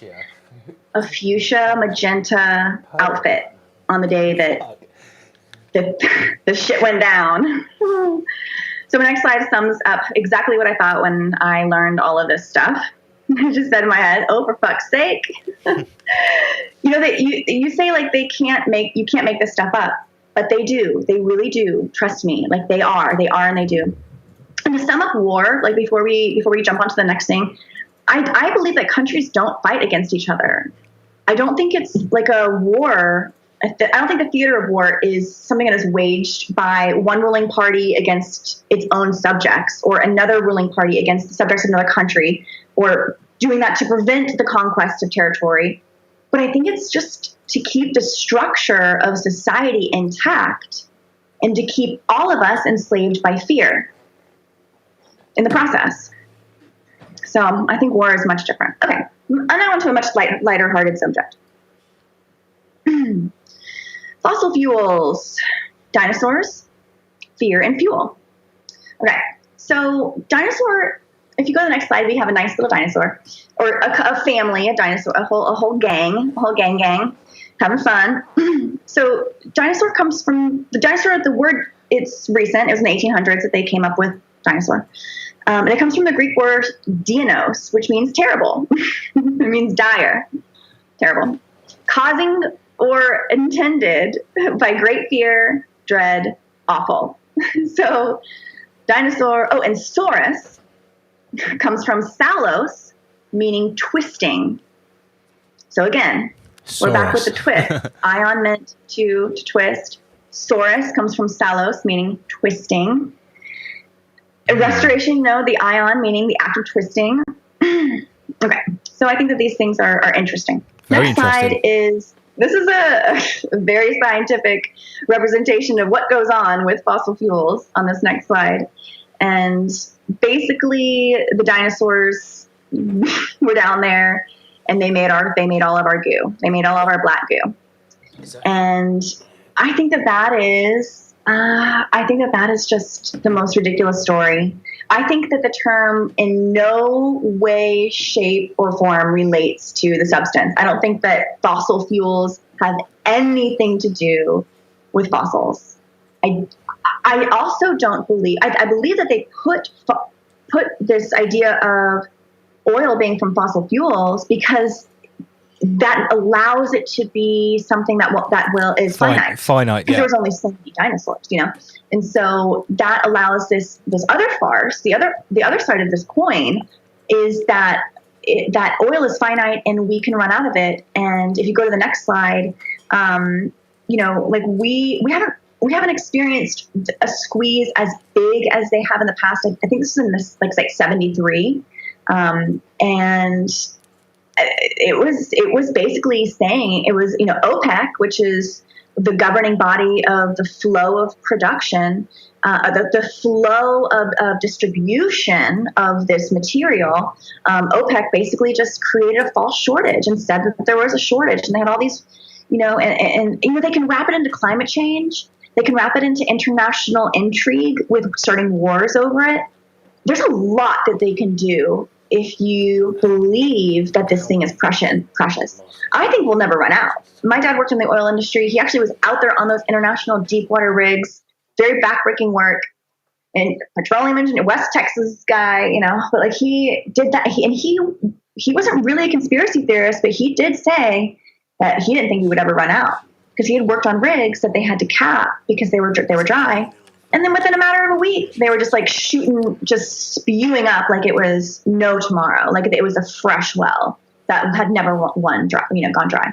And it makes me think that oil is something much different. I have a theory that if you go to the next slide, so power is really interesting because power is energy, power is fuel. Power equals energy over time.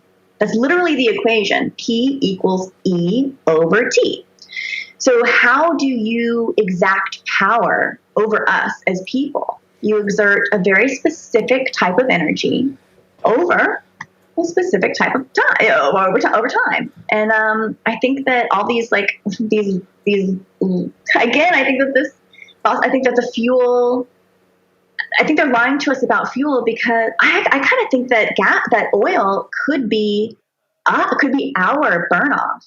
When you burn any substance, like if you smoke tobacco or other leafy substances, whenever you burn it, you'll get like a tar-like substance. That's literally the burn off. That's what you get, an oily substance, a greasy oil-like tar-like substance.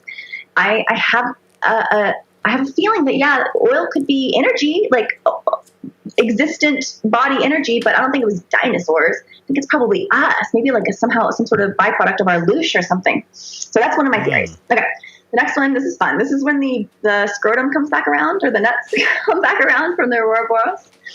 Okay, so I think a lot of history is just dick jokes. Like, honestly, a lot of NASA is just pictures of buttholes that are cartoons of buttholes. Compost images and buttholes. Like nipples and this is, okay, this was the first dinosaur bone found, y'all. Or one of the first. This was the first one named by the guy who was like Mr. Dinosaur. The guy who named Dinosaur, he also named this, what appears to be a scrotal sac. And he named it Scrotum humanum. No. He named it that. I mean, it looks like it. So, I mean, I guess it makes sense, but I don't know. I just think it's another like wink. I think it's another, I don't know. I see it as just like a dick joke. Like, again, like a sense of humor, like this little gag sense of humor that like they keep needling you with their elbow with these corny jokes. Right. So the next one is another corny joke. Tyrannosaurus Rex. Tyranny. I don't know. I just thought that was kind of funny. Like, I never really thought of that when I was a kid. The next slide is kind of how I wrap up dinosaurs. I lumped space in there because I think that they really want us looking for space up and out. They really want us looking for truth that is like so far beyond us in this infinite abyss of the universe.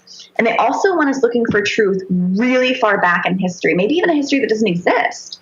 They want us like trying to find our truth in a time that's a fantasy, like that's a fairy tale that doesn't even has no bearing at all on true human path, like what we're capable of. I think it's just weighing us down. I think all this stuff is weighing us down. Kind of gets in. Okay, so into the next. We're getting close to the end. We got just a little bit left. Okay. And again, everybody, sorry about that echo at the beginning. Oh my God, I'm so sorry. No, I'm like mortified by that. I've never done anything we like can that. sort that in a minute. And I even missed the warm up. I'm so sorry, y'all. Okay, so manifest destiny. This is a term that is familiar to anybody that went to school in the United States. It's basically the idea, and I call it the Wild West world. If you go to the next slide, this is like a representation of manifest destiny. And it's the 19th century belief, so 1800s belief that, you know, when the U.S. was settled in the eastern part, the Northeast, that it was our destiny to push westward. Like there was something that was necessary and inevitable. It was necessary, justified, and inevitable that we would go west. And it's literally called manifest destiny. It's a doctrine. It's like it's something. It's like basically the reason that the country not was just found, but became the United States of America was because of this belief, this doctrine called manifest destiny. And this woman, this painting, this is a representation of manifest destiny. This is I think a painting from the 1800s, but you'll see like the bison in the back, and you'll see the Indians in the forefront, and you'll see the train in the back right, and the boats coming in on the far back left, and the sun setting on one side and being not us, you know, on the other. But this woman is very important. She's heralding it in, and in her arms is something that says school book, which is kind of interesting. Like she's bringing all the knowledge, you know, and we know schools, you don't learn anything in school. So the next slide is, I just love doing these things. It's a template. This is, if you've seen Westworld, this is Dolores. She's our girl. You know, it's like this idea, it's even called Westworld. And this woman, she's the one like bringing us west. They imagined Dolores, this character in Westworld. She had to have been a part of even the flowing blonde hair where it's tucked back. Just they have the same hairdo, you know, and the same white. I don't know. I thought that was kind of interesting, which brings me to this idea of locomotives. Of a big part of Westworld was the train. You go to the next slide. So if you haven't watched Westworld, long story short, it's basically this world that's created, this theater setting, an amusement park where there's these human-like characters that are just kind of like cyborgs, and they're just in the park for the enjoyment of the guests. And it's this Wild West themed. And so you go from this very modern, if you're a guest at the park, you would go from this very modern world set in the future into this Westworld style realm, this Wild West realm. And you would interact with these players, with these actors, you know, these robots essentially that were there. And every day for them was like the same day. And they were just up there for your enjoyment. Anyway, but part of that was being brought in on this train. And even the actors, even like the characters themselves, even like Dolores, everybody came into Westworld on this train. The guests, and also even a lot of the players, with that part of their story was coming in on the train. And the word train is locomotive. And that was actually invented in the late 1800s. Like all these major inventions everything kind of starts in the 1800s. And that's why I think this Wild West time is really important, really critical. And they kind of like show us this time all the time. It's always like this huge focus on the Wild West. And these trains are really, locomotion, like loco is kind of crazy, and motion means, you know, the movement. And it's kind of like the idea of train, I think, could be another wink that like they're filling our head with kind of nonsense. The next slide is really interesting. Speaking of Westworld, when I saw that train, I immediately thought of the same time period, the 1800s, 1850s, was when these orphan trains rolled in. And it was just these kids from the East that rolled into the unpopulated West. And because the East was crowded and no one was in the West. People hadn't gotten there yet. It was like during the gold rush times, like people really hadn't settled there yet. And these kids just came in on these trains. It was like 200,000 kids is what they say. And as part of and they were called the orphan trains. Okay. The next slide is kind of interesting. That got me thinking about generations. There's this idea of the word generation. And something interesting that I found was that the first generation that they named, like it doesn't go back that far. I'm sorry. Did you just private chat me about an echo? Is it still echoing? Oh gosh. No, what I was saying is, put your earphones I on. can't hear. To stop the echo, mute the stream, but listen on Skype. Then you won't hear the echo. No one else can hear it. I'm not hearing it anymore. Only when I have my headphones on. Yeah, because you're listening to it twice. You're listening on Skype, and you're also listening from the I think stream. she said she hasn't got any echo. Okay, well, yeah. Well, now we can listen. Now we can talk to you. Have you got echo? Human vibration. My stream's muted. Have you got echo? You So good? Yeah. you can hear us, yeah? I've been hearing you fine. Yeah, sweet. Okay, Yeah, keep cool. your headphones on. Let's go. I'm sorry. When I have the headphones on, it's still muted. It's still echoing. Ah, okay. Okay, so are you listening on Skype, but you've muted the stream? I can't hear you guys at all. Oh, okay. That's the only way I can. I know the echo. Carry on. Sorry. I'm so sorry. I'm almost done with this, and then I'll mute myself. Okay. I don't know what the echo. Sorry. So annoying.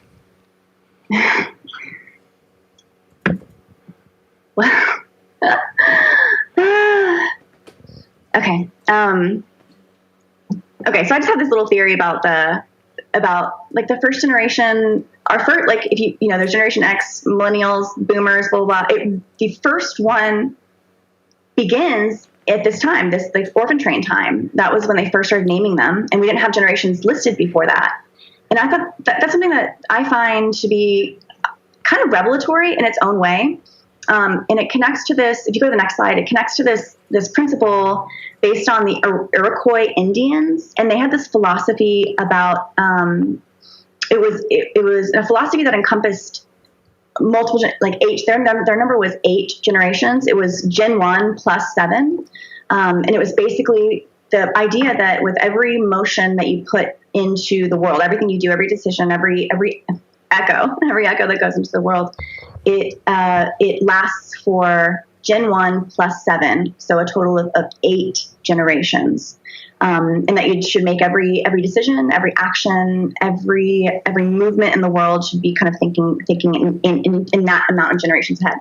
And that kind of reminded me of the idea of the 8 candles with the menorah, with the Judaism, and they represent, if you can get like the 8, there's something very critical about like this 8, and you use this one helper candle that is like the 9th candle that lights all the others, and it creates like this eternal flame.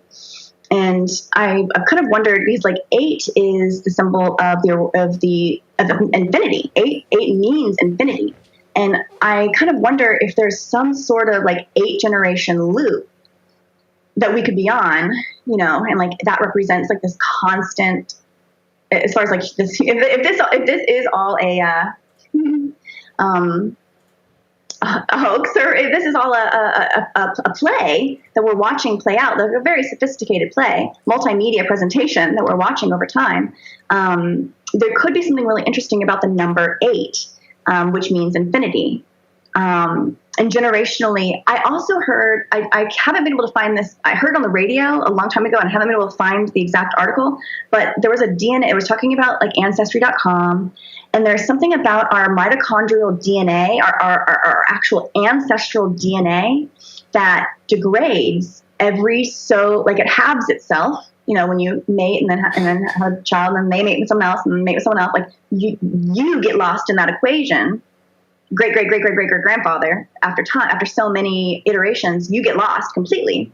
And I think that's 8. Like, I think that's, so it's like, even in our generational idea, like we lose ourselves within 8, like we kind of think everything is tethered so far back, but it's really not. And maybe that's why the Indians had that. They kind of knew that your blood, if you believe in it, like your blood was you were responsible for how long it would last, and that was 8 generations down. Okay, the last section, I called it crucifixion. We jumped over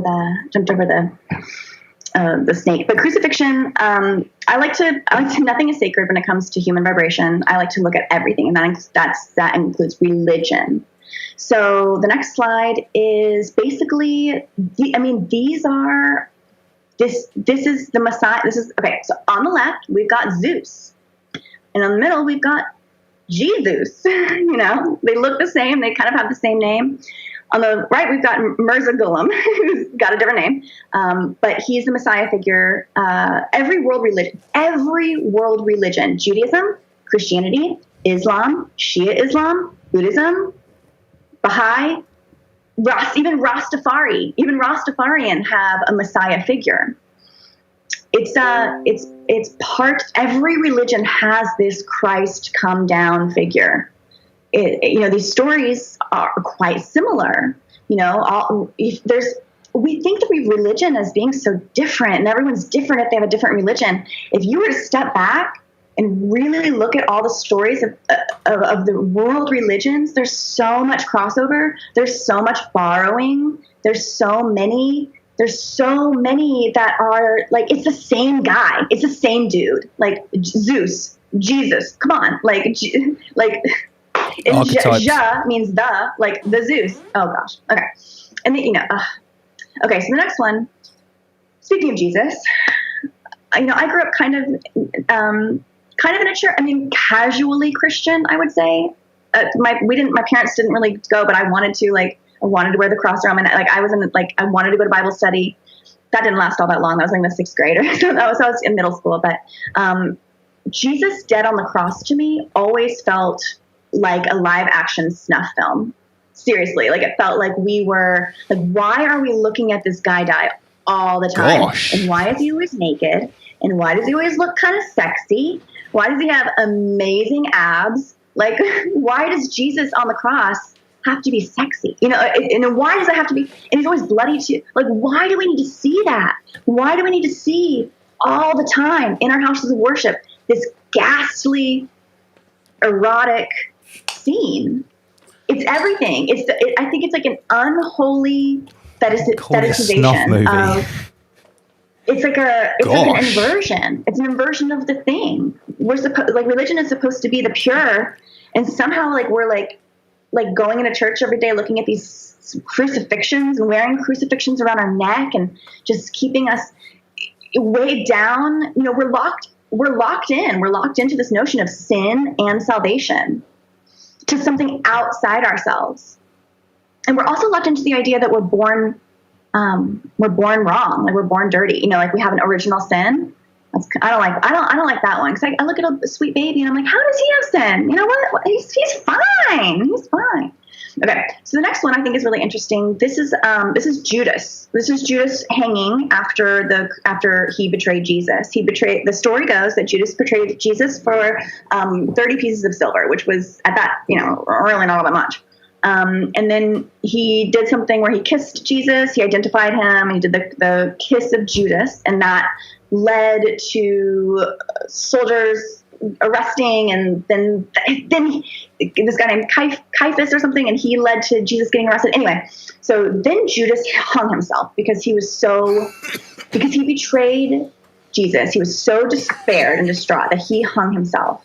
And I thought it was kind of interesting that they named the type of tree, or it just happened to be called the Judas tree. It has to be I don't think it was a chicken egg thing. I think they might have named it after Judas. But what I find is very interesting is that if you look at the next slide, the color of, if you Google Judas tree, you get this really nice, obviously, fuchsia color. And, I think that's, I don't know, that's again, through time, I'm like, I see you. Okay. You can skip that next line of purple slide. And this is one of my last ones. 2 more slides, I think. Yeah, 2 more slides. So this is I had saved this last year. This is a painting of Jesus, and he's got a crown. He's often depicted with a crown of light around his head, like literally a ring of light. And what is that called but the corona? And then we have coronavirus. And corona also means enlightenment, enlightened one. And then we have a coronavirus, a crown, the crown of our head. Knowledge is where? And in our head, the corona means light. Light means knowledge. Corona means ring of light. And then coronavirus, I feel like there was a lot of like our knowledge, kind of like the mummification is like taking out the brain, swapping the brain. Okay, you know, and just another way to think it. But my last slide is it's hard to discount this, but this is a box. This is if you were to unfold a box, a cube, you'd get a cross. So the symbol of worship for an incredible number of the worshiping public of humanity are worshiping a box without realizing it, and then other ones are actually worshiping a box. You know, like Mecca is a box, is a cube, is a black cube. So it's like whether it's they try to get sneaky with it, but it's always a cube. It seems so. So my last slide is just the end. Think outside the box. That's what I would recommend. Whenever you're looking at history, whenever you're looking at these stories, just try to look at it in a different way. Like try to see patterns, and you'll see a lot more. You'll see a lot more when you see patterns. Okay, I'm gonna try to figure out so I can actually listen to y'all. Boom. Rise above, generate, rise above, extinguish fear, rise above, abstract. Well, that was an amazing presentation from Human Vibration. Thank you very much for that. Inner Guardians, welcome to the chat. The team is assembled. Are you still there? Salutations, everybody. Salutations, Can you hear mate. Yeah, we can hear you nicely. What a presentation, Human Vibration. Thank you very much. Thank you guys. And Lee, I take it you've been watching that as well. Have you got any thoughts or any questions? Anything that you want to bring up that you saw in that presentation? Well, I've been sort of listening to it on and off, but for the most part, I've got the gist of most of the things that were spoken on. It was very good, actually. Very similar to my own line of thinking with regards to history or his story, which was actually mentioned. Just one quick point. I've mentioned before, I've read the Bible a few times as a child and growing up, and I can't remember, and I don't ever recall ever seeing any reference point to the pyramids in the Bible. And bearing in mind the Bible is meant to be a historical documentation, you would have thought something so significant as the pyramids would at least get a mention in the Bible. Considering Egypt was mentioned so much. Sure. Not mentioned once, to my knowledge, unless anybody can correct me. Yeah, sure. If anyone that's listening in the comment section that knows the Bible well can find references to the Great Pyramid of Giza, for one, I guess would be the obvious choice. Yeah, let us know. Yeah, very interesting. Egyptology, when did it start? After 1850? Yeah, I would question the actual the date that we're told when they were. We're told that the construction took place. I would be very. Well, I'd question that. I don't think they're as old as what they tell us. Interesting. I'm just going to get up a few slides that I prepared about fake history that maybe we can use for some talking points while we've got all of us in the chat here. Big up everyone that's tuned in, everyone in the comments section. If you've got any questions for Inner Guardians or more importantly, Human Vibration with regards to that presentation, let us know. Let me just get up what I've got here. We've got old clocks, Tartaria. Okay, so you touched a lot in your presentation, Human Vibration, about you questioning how old ancient Egypt is, various different aspects of the timeline. Here's a few things that I've got up about underwater monuments. One of these is off the coast of Japan. One of these is, I believe, in Cuba. These statues here are off the coast of Italy. Now, these can be viewed, but divers can go down and look at them. These don't fit really very well into our official timeline at all, because these are some of these are hundreds of feet or even hundreds of meters below sea level. What would you say about stuff like this?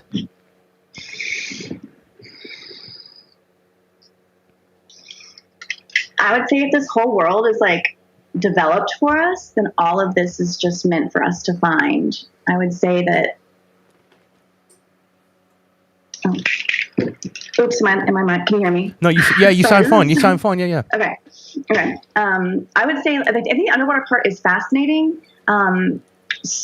the fact that these things can remain underwater for an extraordinary amount of time is really interesting. I think that might be a nod to how it's not actually all that old, because if mountains can erode over with just salt, I mean, salt is extraordinarily eroding.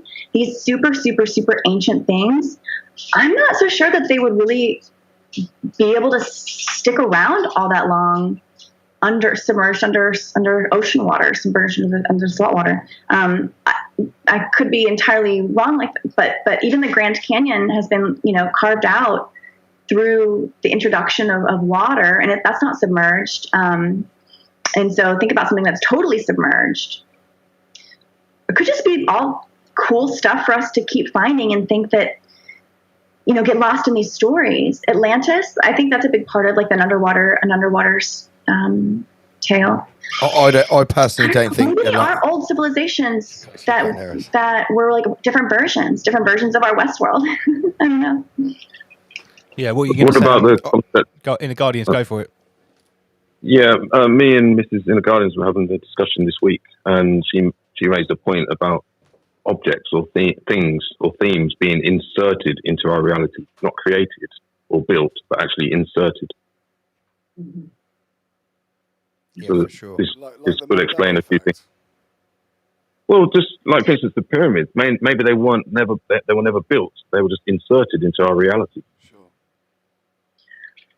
I think about that with the art. Like they're still finding new Da Vinci art and like new Leonardo da Vinci masterpieces.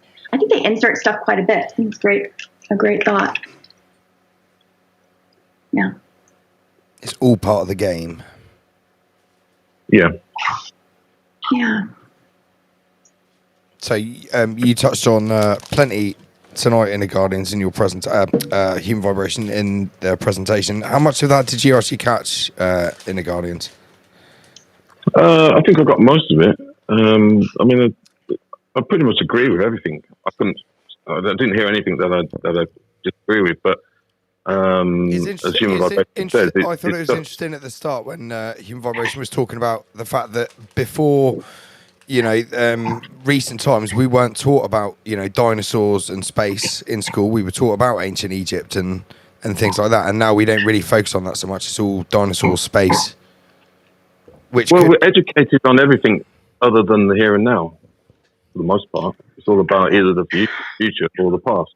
We're not really taught about how to manage the reality that we face every day, directly. Direct realism is not taught. Yeah, and what you talked about before, the map is not the terrain. The map that we're given about our history, the place we're living, doesn't reflect the actual terrain or the actual reality. Well, they don't really want us living in the moment, do they? Living in the now. And if you think about what we spoke about last week, what Master Lee was saying about we might be living in a delayed conscious reality, So it's another way of saying that they don't want us in the now because we're too powerful. We would be united if we were in the now. Look back to the distant past. Look above to the sky. Look everywhere except for right here, right now. Yeah, exactly. I think that's a very important big distraction. Concept. Yeah, I mean, people are more interested in looking at space than they are at what is happening right now in front of them. They don't want to use direct realism. What is taking place. We're very good at using avoidance and distractions to avoid what's happening to us right now, and that way we can be played very easily. Yeah, like a hand by a magician. Even within the narrative of what's going on right now, like we showed in the presentation earlier on with the Fauci story, and that Joe M guy said in his thing, we're all looking at this story, but this is where the laser pointer is pointing. This is where the point of perception, the point of light. This is where they want us to look. So, if things like the New York Times are breaking the story about these leaked emails, that's the laser pointer. That's where we're told to look. And this I think this rule applies across the spectrum, whether you want to apply it to history, to our sense of the nature of reality, to our understanding of where we're living, what we are, what our experience is, I think it's sort of universal across the board.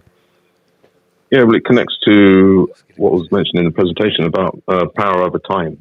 Now, as an example, I've mentioned this before about the pyramid shape of a meditating human, which is also connected to being like a launch pad for a rocket. You know, these are all symbolic to the human, but they don't want us to know that. They want us to look at pyramids as opposed to ourselves being a pyramid and understanding power over time. But also, if you look at the inverted pyramid, you know, what does that give you? It gives you a very famous symbol. Yeah, which our good friend, the Godvaj, or Godflamast, as it's properly pronounced, Mr. Wim, talks about all the time. That particular Solomon star and that rotating vortex, counter-rotating vortex that it creates. And we are going to play the new video later on, as we always do, because that's right. It was out last Saturday. Yeah. like we woke up. No, did it come out on Sunday morning? Was it Sunday or Saturday? It was Sunday morning. Obviously, Wim had to consume last week before he released the video once again. But it's it was a special moment. I was banging the comment section. The denying force was going against him hard about his new video. So I've got a picture here. This is one I found of because you Human Vibration. You showed Stonehenge is probably the most famous stone circle in the world. This is one in Yorkshire, much lesser known. I didn't know about it before I saw it this week. It's just called the Yorkshire Druid Stone. Looks much smaller in scale. Have you ever seen this before in the Guardians? No. No, I hadn't seen it either. I don't know if it's, you look at this, it looks like it would be much smaller compared to the trees in the background. It's like a boat. Very ritualistic. Yeah, but, that could be a reconstruction. What do we know? Yeah. The subject that really needs to be explored is astrotheology. Because everything all goes back to that. All knowledge, all real knowledge goes back to astrotheology. Or the sun, the moon, electromagnetic energy, and the planets. Now, if you think about it, before in his story, in the past, they didn't have computers. His Taurus, yeah.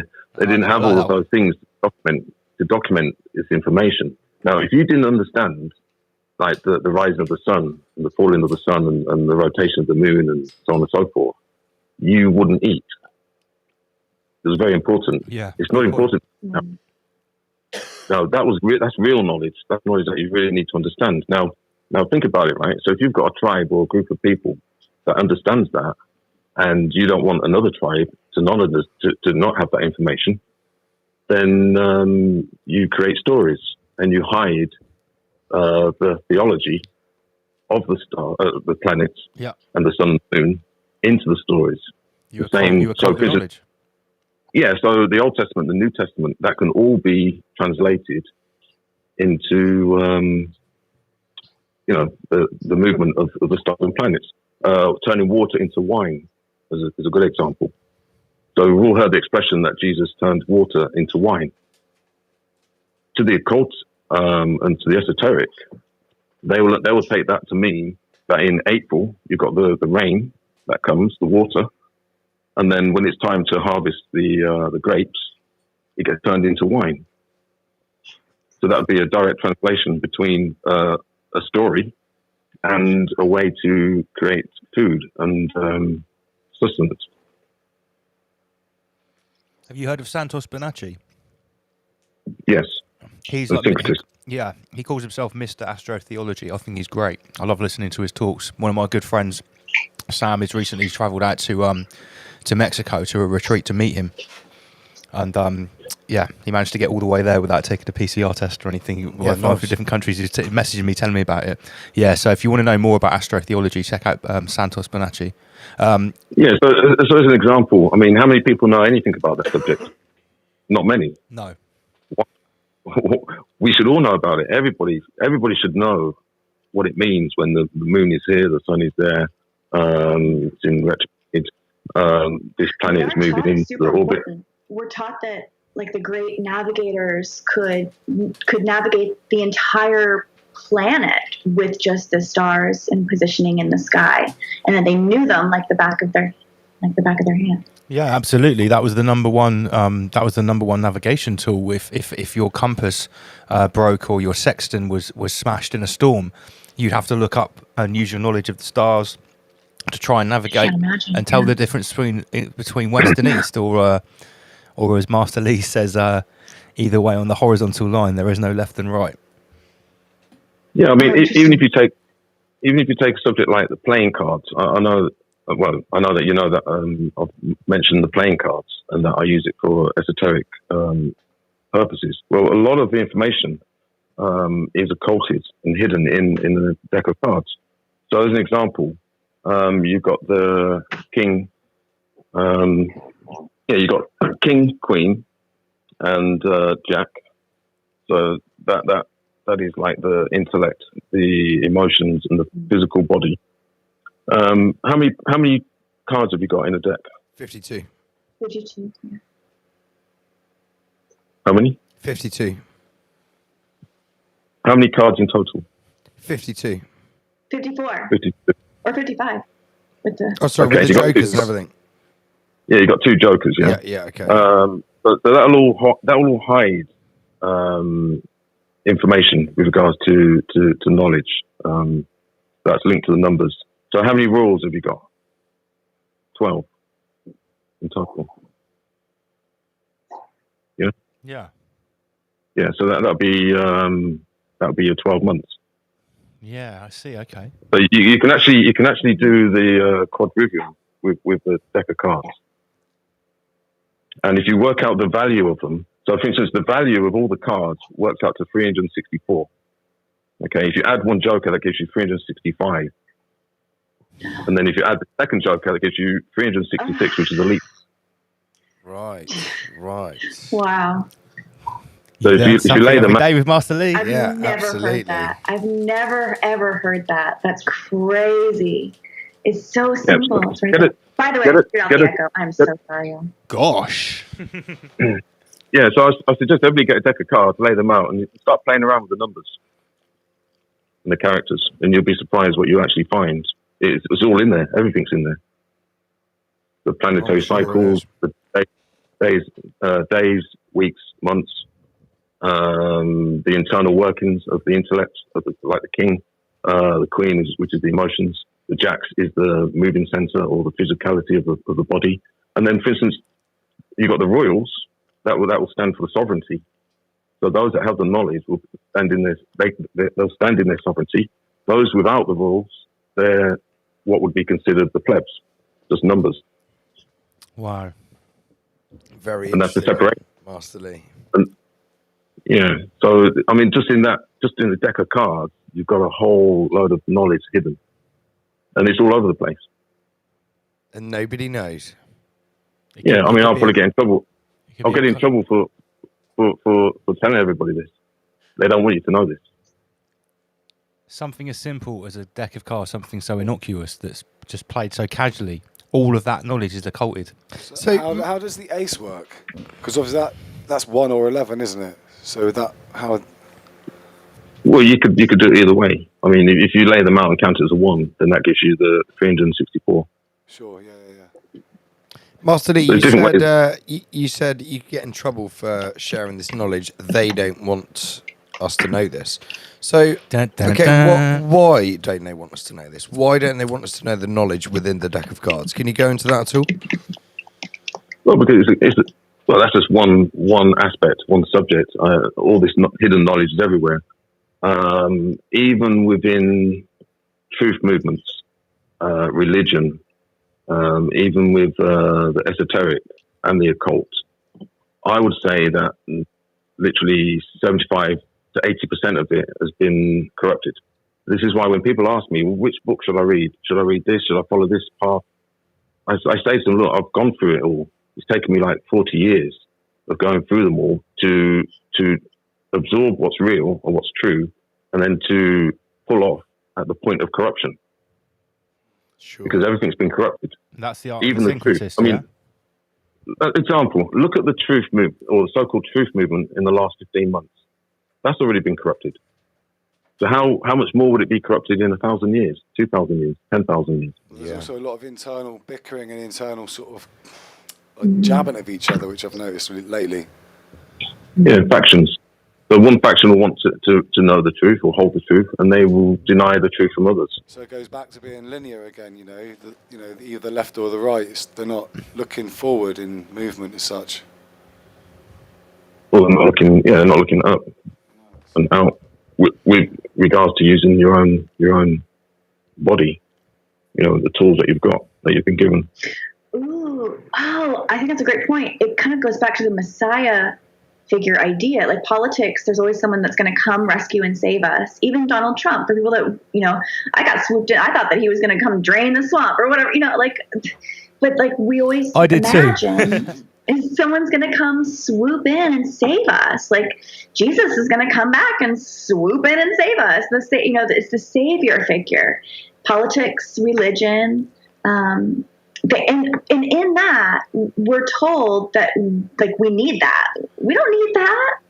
I think to your point, we are so much. We're so much better than what they tell us we are. We're so much more powerful than what we would ever be let to know, whatever they never let us know. Well, you think about it, it's drummed into us. I mean, in modern day, it's celebrity, the birth of the celebrity. They're the modern god, the deity of the kids. And how it's basically making you a lesser individual in yourself, so you're less confident because you're always looking at these people wanting to be more like them, so therefore they are better than you. So in your mind, the psychology, what that's doing to people is quite damaging long term to them, especially when we're looking at it from the angle we are.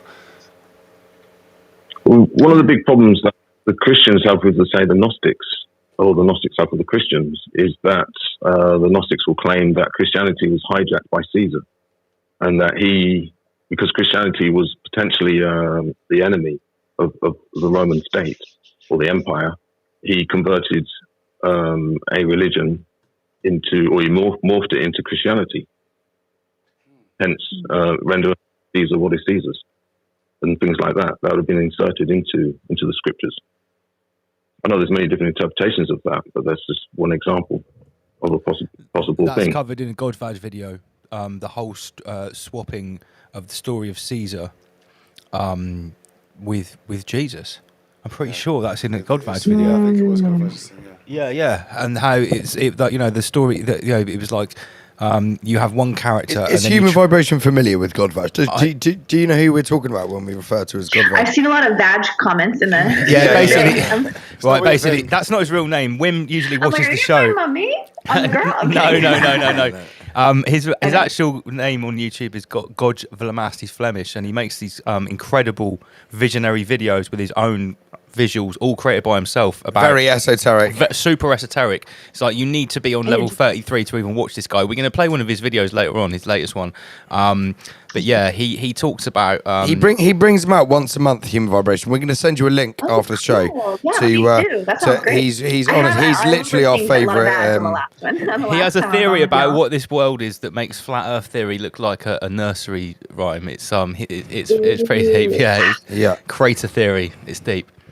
It's not. I love a good it's quite a deep crater. Yeah.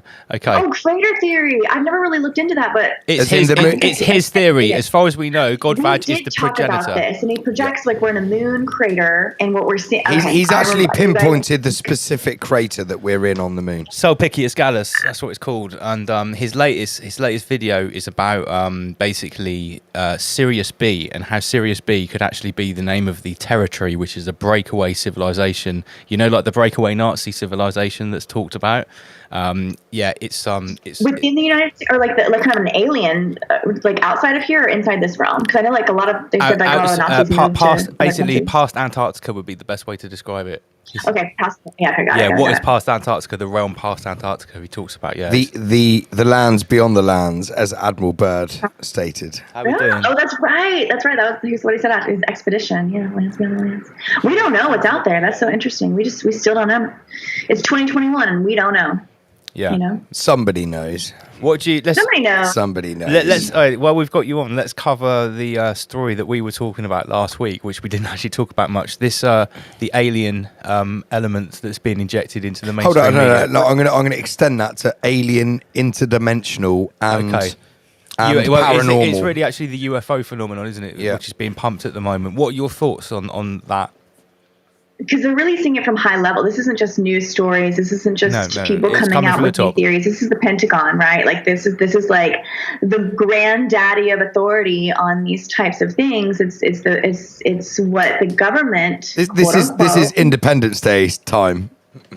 Yes, it is. Yeah, I'm getting shades of Yeah, was it Will shades of Smith? Was it purple. Will- I'm getting shades of purple. I'm definitely getting shades of purple. I feel like all of the pictures that we showed. Oh, did you see when China landed on Mars? Their whole thing was purple. Like the whole video of it, like It going looked so fake. Same as down. It was same as like, the Israeli one. those Oh, yeah, cartoons terrible are fakes. so purple. But I think it's really interesting that the timings, because it's not like they just rediscovered this stuff. It would be different if the Pentagon was saying, "Hey, this is all brand new. Like we've never known this before, and we're telling you guys this is all new." But they're like, "Yeah, we've known about this for a while. We're just kind of releasing it now." Like even that alone is like, I don't know. It just feels like it's just planned. Like, when do we need to release this information that's going to be the most distracting? When does the public need to be the most distracted? Oh, now. Yeah, Let's yeah. do it, you know? It's not like the time when they've got nothing else to do. Like wait for the quietest time. It's like drop They're the biggest magicians. news. So what's that in the Guardians? They're magicians. Oh, yeah. Or sorcerers. Yeah. Sleight of Sorcerers. hand. I feel that. Distractions. Master illusionists. You know, we always call them the elite or the, you know, I think that they're just really good illusionists. Well, even that word elite comes from Saturn worship, El, and then light, El, light. And then illusion, the Luca, yeah. illumination. And do you know It's all what? there, right in the words. And once you realise that, once you see it with your real eyes, it's all there. Once you realise it. Realize. Well, yeah. Before I forget, there was something I was reminded of during the presentation, and you've heard me mention before about one of the bands I like, Killing Joke. They're occultists, and they actually, I believe it was in 2004, they recorded an album inside the pyramids at Giza. They actually went there. Oh, Jazz Coleman, this guy you've talked about before, Killing Joke, right? Yeah. How the hell did you get permission to do that? I know. And couldn't sound ruin, like don't sound vibrations, wouldn't the dust be falling down? Like, you know, if you rock too hard, Yeah, Homer Beats, what would the thing up. acoustics like be inside a pyramid? I don't know, it'd be crazy because they've got all these different channels. It wouldn't be good, would it? Yeah. No, I'm not sure we which all chamber it bouncing was. back and but- I think it'd be quite dead It would be because like it's beginning sandstone. with my Echo remix, for sure. That's what it would sound like. But if you check out the song Pandemonium, that's like the main song that they recorded in there. I mean, I'm not sure how much of it they recorded in there, but the chorus is, "I can see tomorrow, I can see the world to come, I can see tomorrow, hear the pandemonium." So they're obviously channeling, and they went there for occulted reasons, put it that way. There is actually a documentary somewhere, I don't know if it's still about. I know a lot of this stuff has been taken down that I looked at previously 10, 15 years ago, and when I've looked recently, it's not there. Editing the timeline again. Yeah. Changing history in real time. Like they've done it very recently with things like herd immunity definition. Yeah, and yeah. Well, things back that in the day, if you Yeah. wanted to wipe out knowledge, you had to go and physically burn down a massive library. You had to kill some scribes. all you and got to do put- now is change Wikipedia. Yeah, now you just go online and use an algorithm to do it, and you can change history in real time. Yeah. Have you ever guys looked at the Wikipedia changes? Like who's changing stuff? It's usually robots. Anyone can It's change like it. robots going through too. Like it doesn't seem like it's real people making meaningful changes. It looks like it's robots doing all sorts of tiny little micro updates constantly. It's very strange. I think everyone should kind of look into who's updating what. It seems to be robotic. Maybe it's the fact also- checkers. Yeah. Yeah, it's the same algorithm that runs the fact checkers, probably. So, guys, Yes, I'm gonna move us on and address the picture on the screen. Oh, should we have some music first before we go in? Do you wanna do that? Yeah, yeah. Yeah, because it's Yeah, 2.5 yeah. hours. I think we need a. You want to address the colour? I just realised. Okay, this is. We all know about. Do you know about Star? Yeah, it's purple. Yeah, and I've just realised it's purple. What we're showing you. It's purple and green. And what's interesting about the combination of purple and green is for every shade along the line of purples, there is a corresponding shade of green. So that table that I showed a couple of times where it was like rose and fuchsia and starting at the top with really purpley purple and going down. Along the right side of that table, it wasn't shown visually, but was the corresponding green color, ranging from like a really yellowy green to like that specific lime green that's green green down to like an azure blue green. So ranging from yellow to blue, all the greens in between. Now I will just say in this picture's defence that I spend a lot of time in the forest here. I know it's in the UK and this isn't where this picture's from, but at certain times of year, the heather is really vivid purple. Yeah, So that could be an explanation for this particular photo.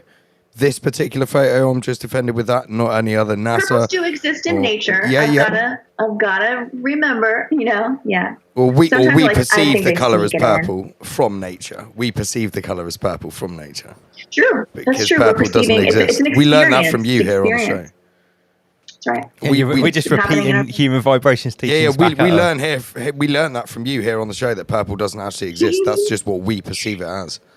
Our brain's trying to work out a very complicated thing, and it just gives us purple. We're just seeing it as purple. Yeah. We got the primary colours.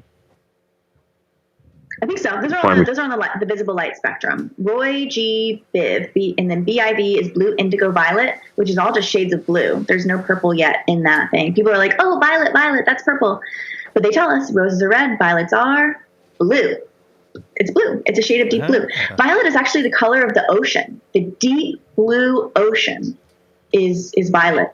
We just don't call it that. And so it's kind of funny because they're like, why is the ocean blue? It's not the right question. The ocean's not blue. It's violet. Anyway, we're always asking the wrong questions. Interesting. Yeah, and using the wrong terminology, the wrong words. Okay. Purposefully to distract us. I think we should have a little musical. Purposefully. I'm kidding. Purple. No, stop it. Purposefully. We're going to have a little musical interlude because we like to break it up. Are you going to stick with us for a little bit longer, Human Vibration? Yeah, I'll stick around. Yeah. Yeah. We'll have a 10-15 minute break. Oma Beats is going to spin some tunes, and then we'll come back and we'll carry on with different aspects of the false history. Sounds great. Love it. Okay, right. It's Friday night, people. Kick back. Make yourself a drink. Oma Beats is going to bun some tunes. Let's enjoy.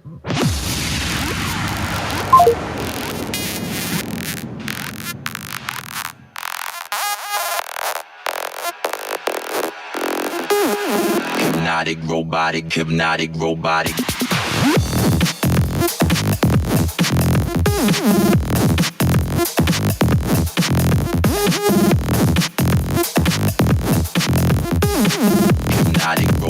Hypnotic, robotic.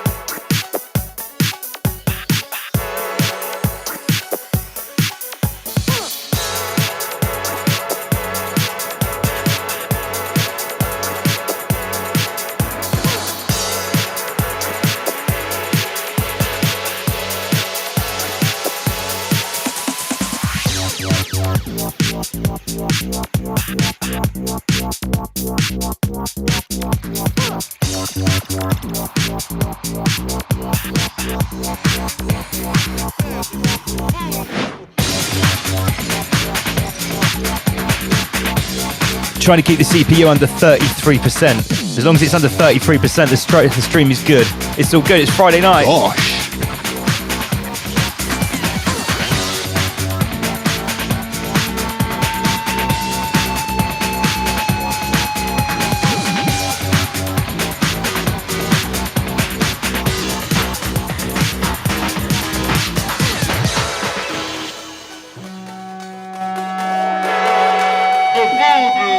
I see we got the ganja strain chat in the chat. Big up everyone in the chat room. It's Rise Above on a Friday night. Gosh.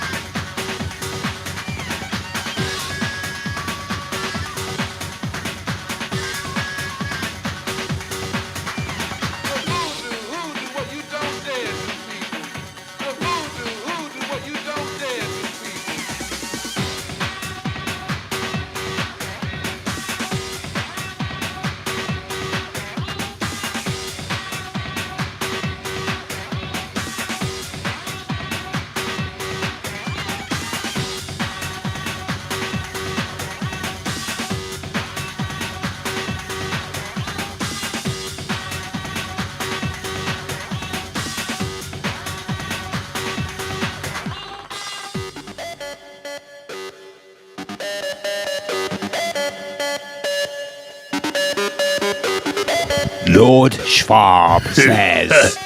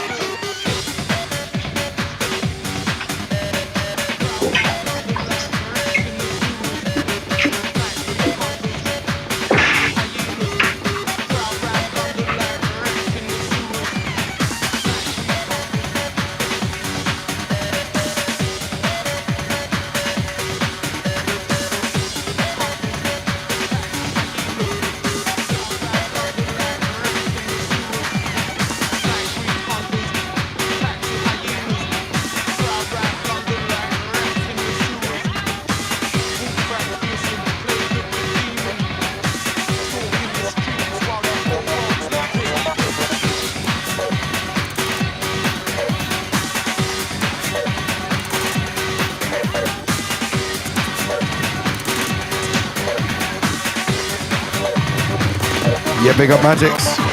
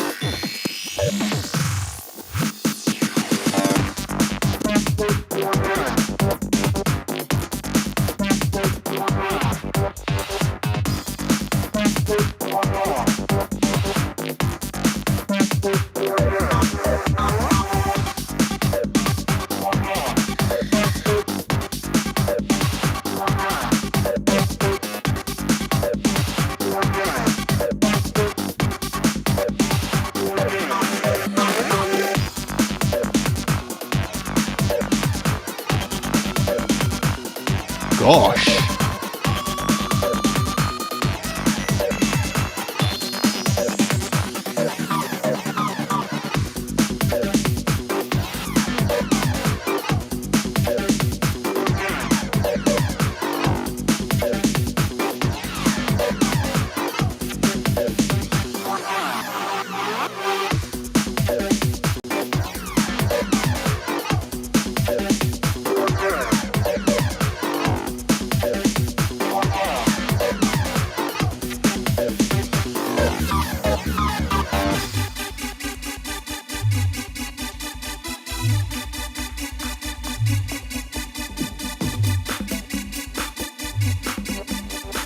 Walking the streets while the whole world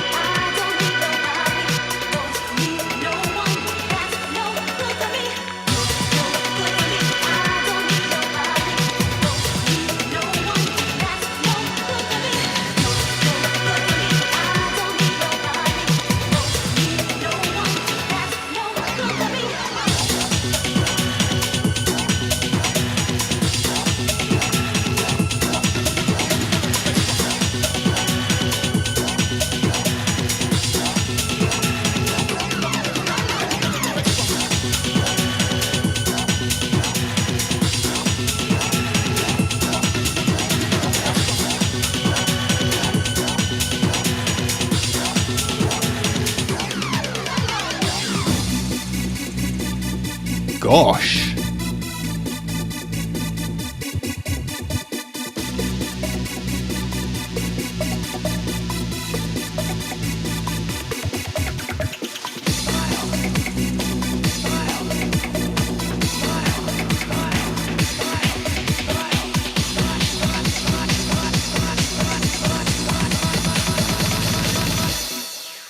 machine.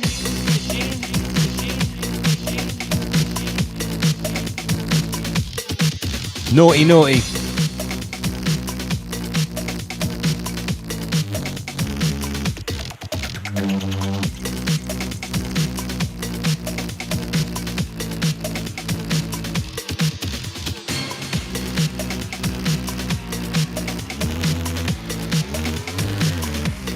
Time machine.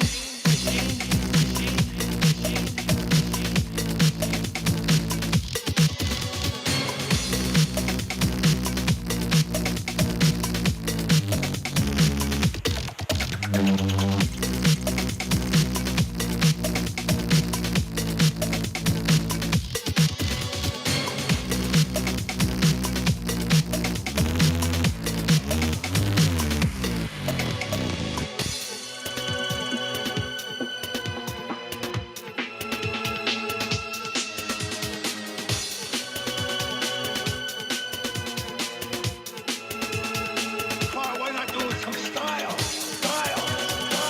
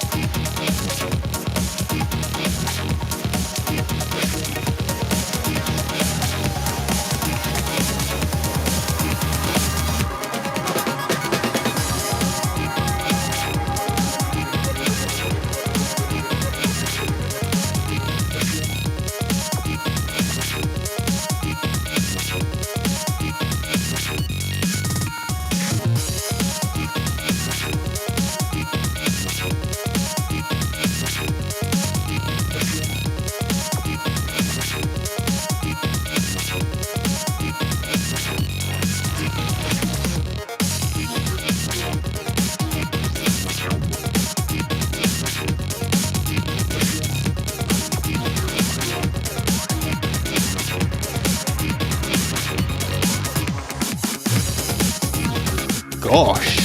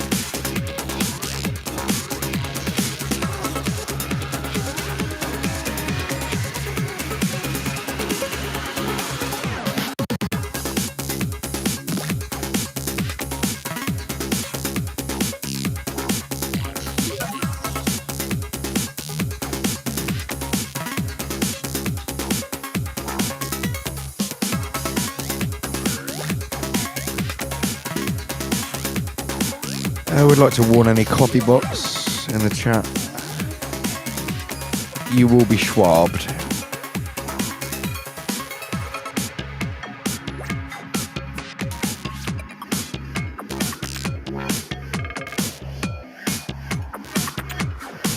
Lord Schwab says.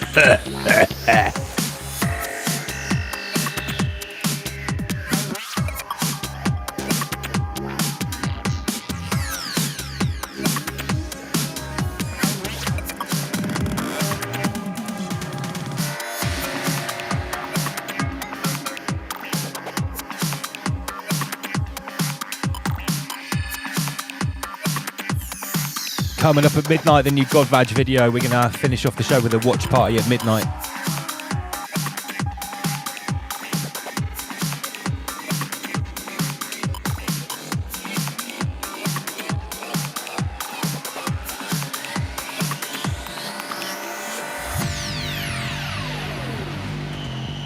Yeah, big up Nick Lannister. Top comment.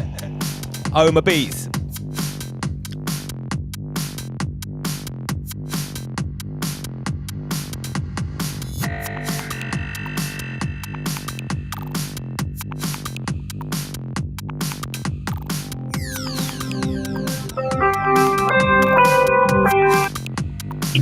That's Master Lee calling up. Hello, Master Lee. Hello. We're getting back to the chat in about 5 minutes. So, standing by. Salutations. Salutations to the max.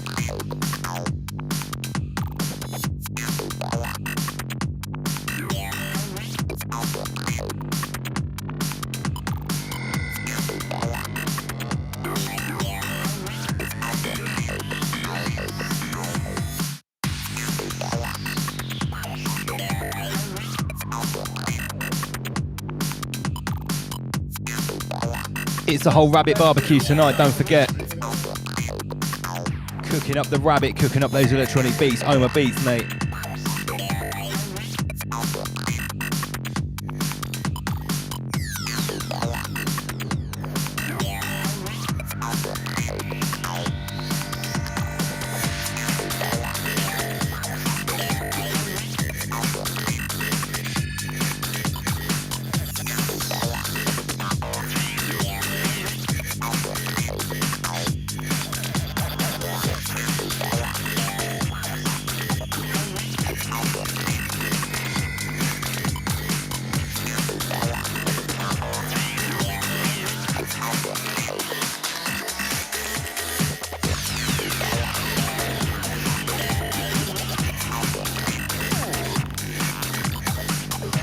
Oh, my beats in the blend.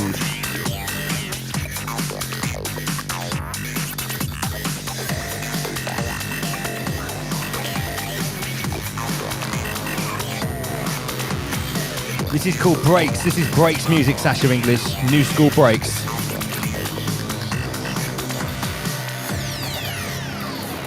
Sounds like an overload of Lord Schwab's tech inside your head. I'm a beast. Yes, yes, yes.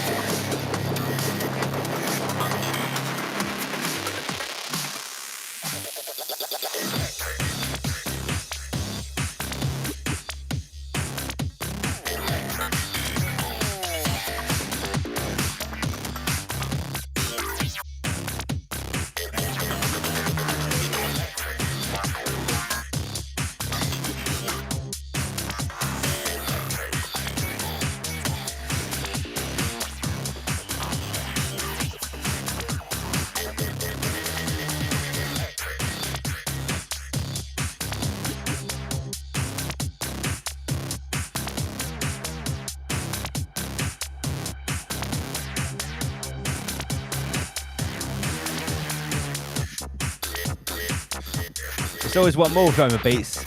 Just one more, Dave. Just one more. Gosh.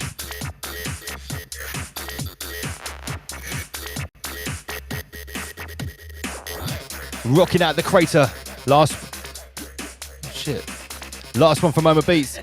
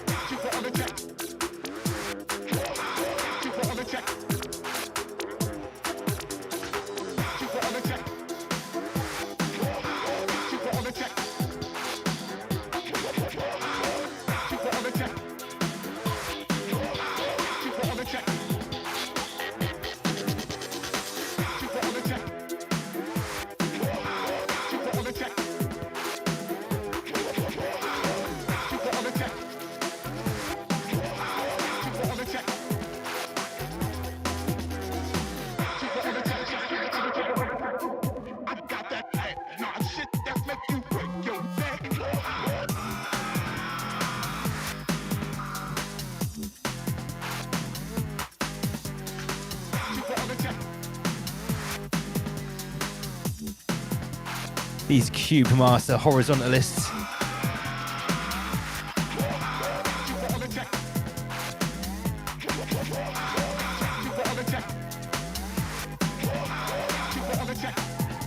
Tonight, the strain is Gorilla Cookies.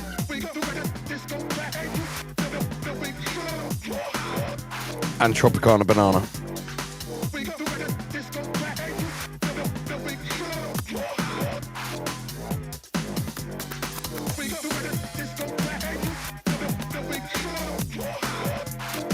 He's already sneaking in another one. Stop it. Right, Oma Beats. Come on, we've got Inner Guardians and Human Vibration waiting here. He's always playing one more. Right, let's get everyone back in. Hello, hello, welcome back, everyone. It's our own fault. It's our own fault for not keeping an eye on it. You got to keep an eye. You got to keep an eye on this guy. I tell you. Oh god, let's get rid of that camera. We don't need that one. Remove guest. Okay, so welcome back, everyone. Human Vibration, Inner Guardians. Did you enjoy the musical interlude? Oh, shit! Sorry, I couldn't hear you there.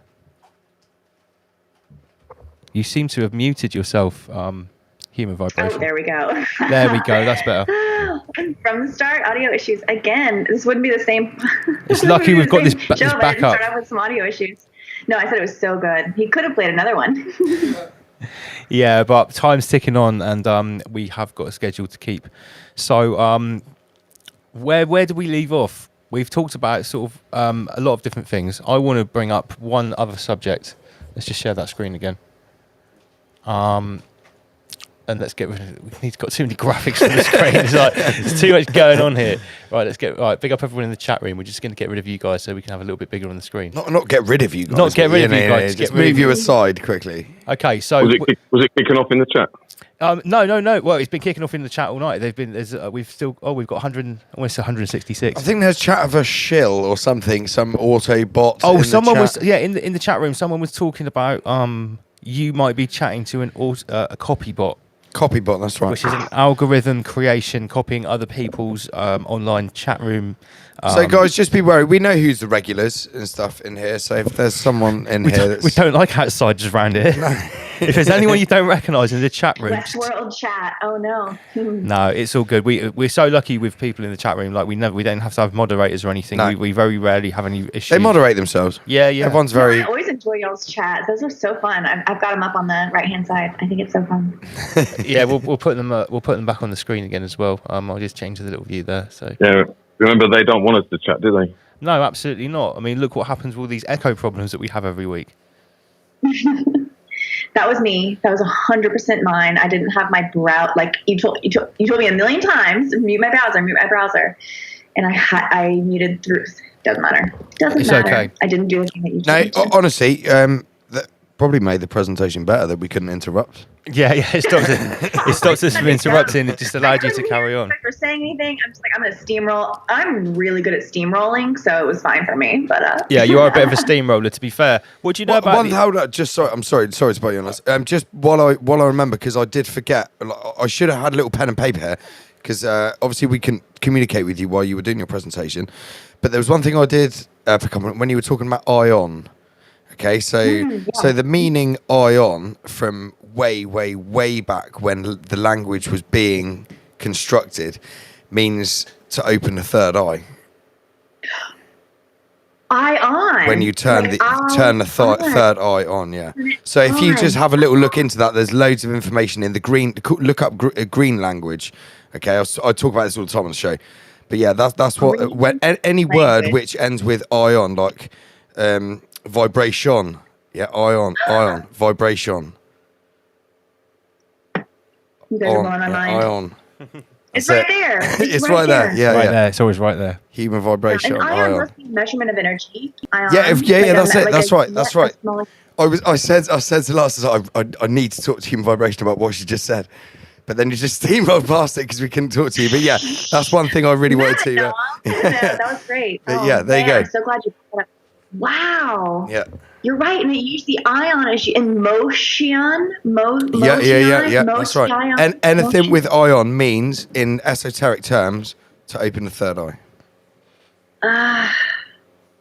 Someone said, "What about Zion?" Yeah, there you go. Well, that's their interpretation of that, isn't it? Interesting. Yeah. Direct. Don't forget, there's two sides to the coin, isn't there? There's it's all interpretation. Like 33 is not inherently evil. There's a third side, the ridge. Well, yeah, of course.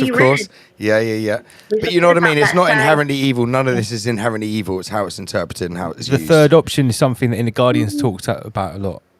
It might not be. It might not be. It might not be the two options that we're presented with. Yeah, the third option. Yeah. You talk about this a lot. Yeah, it's a third option method. So people get caught in dialectics and directly opposing forces on the horizontal line. To get you off of the horizontal line, you bring in the third option. It's the same even when you're doing any form of design creation. You normally make 3 models. Yeah. Okay, we got a good in the chat from. It's just gone here past it. We got a question. We got a question, haven't we? Where's it gone, Lars? I don't know. I didn't see it. Yeah, scroll up. Keep talking, guys. Keep talking. Oh, here we go. Sorry. So yeah, Graham B. Yeah, I on the mon eye. Yeah, money mon eye. That one eye.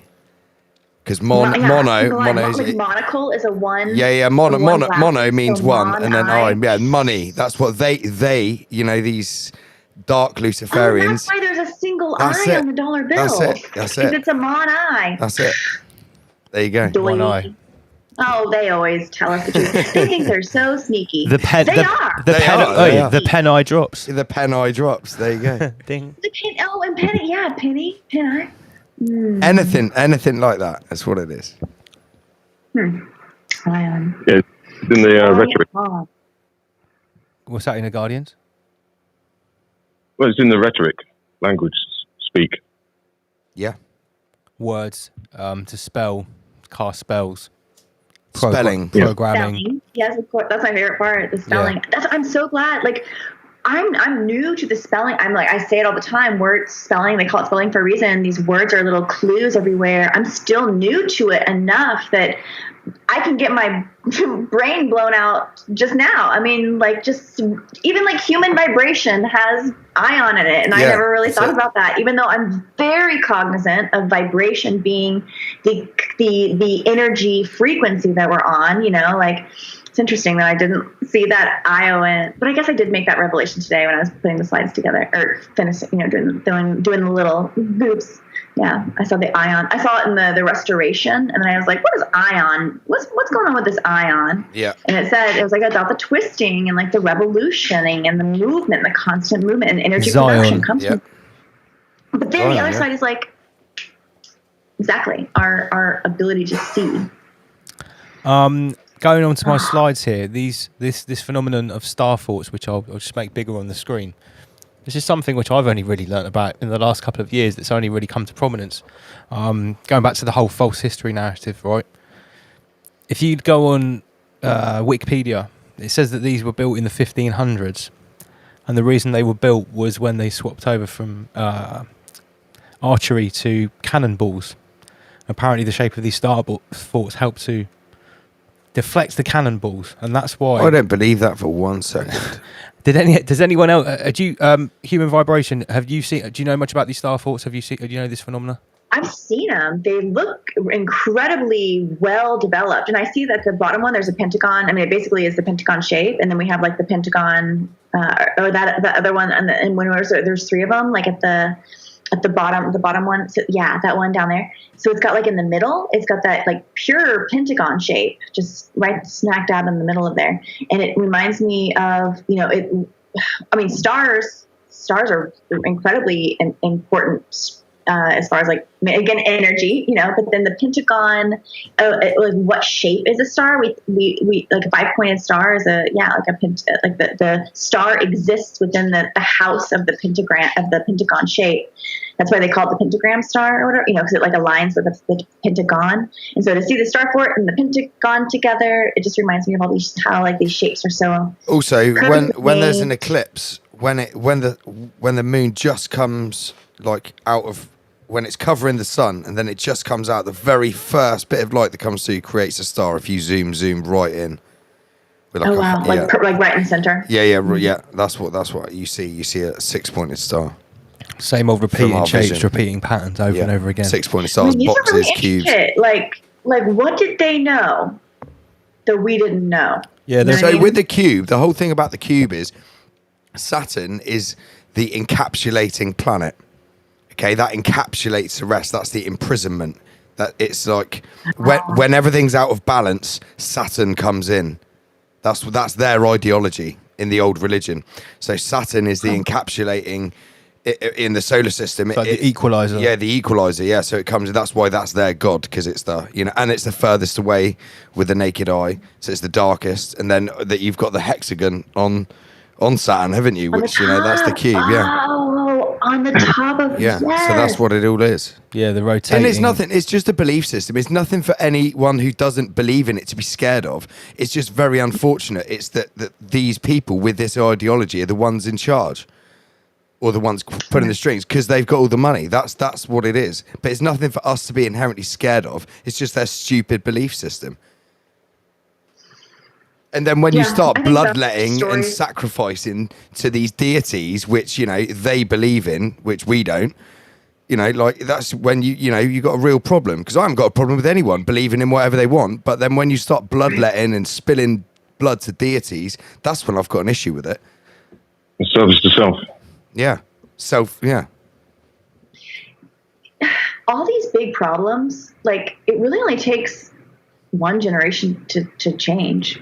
You know, like if we could all just wake up somehow, I don't even think it would be that hard. The problem is, like, hey, like Master you know? Lee says, without some negativity, there would never be the positivity. So we need There'd never some be any degree. progression. We I need have to have it. we need the denying force, but you know, it's how much of a degree it's present is the issue. And that goes back to history. Are we just stuck on this polarity loop? Is polarity that engine? Is polarity the wheel? I mean, the yin yang symbol is a spinning wheel. Is a you know, they're chasing each other. Those two little black, you know, there's a tiny little dot of white in the black. There's a tiny little blot of white in the dark, and they're trying to find each other again. And they're spinning constantly. And that's polarity. And polarity is like, I don't know. It's like we talked about. You guys talked about the straight line, like you know, there's no right or left on a horizontal line, essentially. But it's like they do try to create these false duality.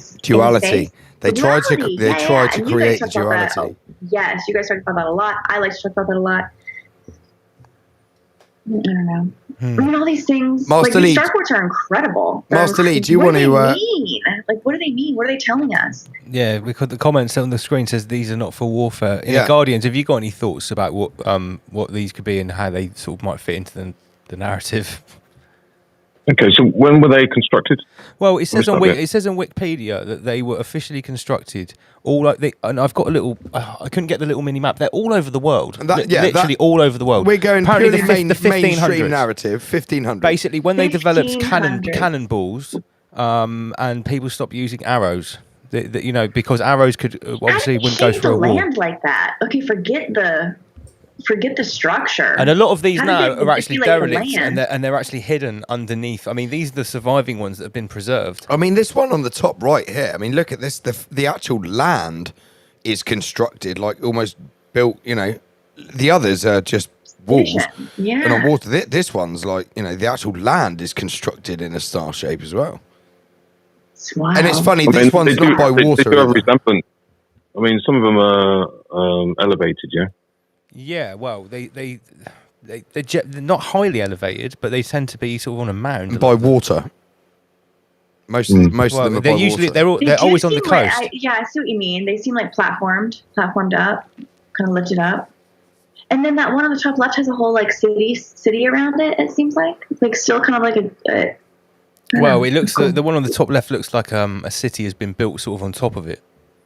yeah. It's incredible. I mean, this is There are I hundreds. mean, they of do them. have the resemblance of warfare. I mean, like the way they're structured. an insertion. Could this be an insertion? You know, like to borrow the phrase from. They're from built earlier, of bricks. you They're know. built of masonry bricks,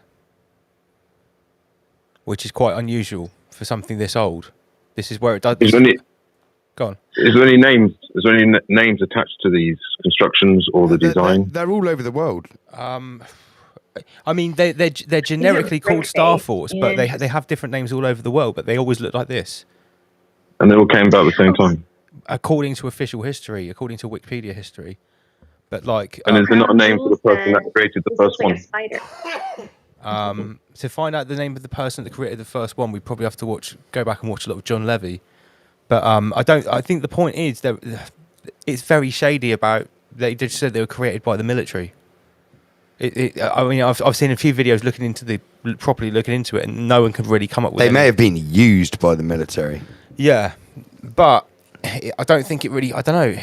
Does it really fit into the timeline of using masonry bricks? Like almost 500 years ago. I'm saying this is something deeper. This is something like Yeah, where were the energy bricks transfer. made? Maybe like the Where were the brick pyramids. factories. You know, maybe like something like the pyramids is like on a like an electrical grid. You know, something. They look a little bit like Symantics, where you put the They're literally stars. Stars are energetic entities in the sky. You know, like as above, so below. Maybe they are. What about Or for a energetic Here's one for you. lines. Can I throw a third option? Go on. I mean, this is going to be a bit of a. You have to kind of get your minds around this one. Right. So you've heard me talk about eternal recurrence, and that potentially we could be living on a loop where we only have one life, so that we live it many times. So if you extend that to the world or the realm, maybe none of this existed. Maybe we are the only people that have ever existed. We just keep repeating the same life, and we're looking back in history as though we're watching a television or documentary on a historical program. Whoa. We could be the only. We could be the only people in our reality, through our own perception. How do we know we're not? There's no way to know. I love that. Yeah, think about it. Wait, no. Eternal recurrence. So we right now are the only conscious beings ever, and all we're looking at in the only past. audience to this ever, too. Like we're a the only ones. transgenerational Groundhog Day.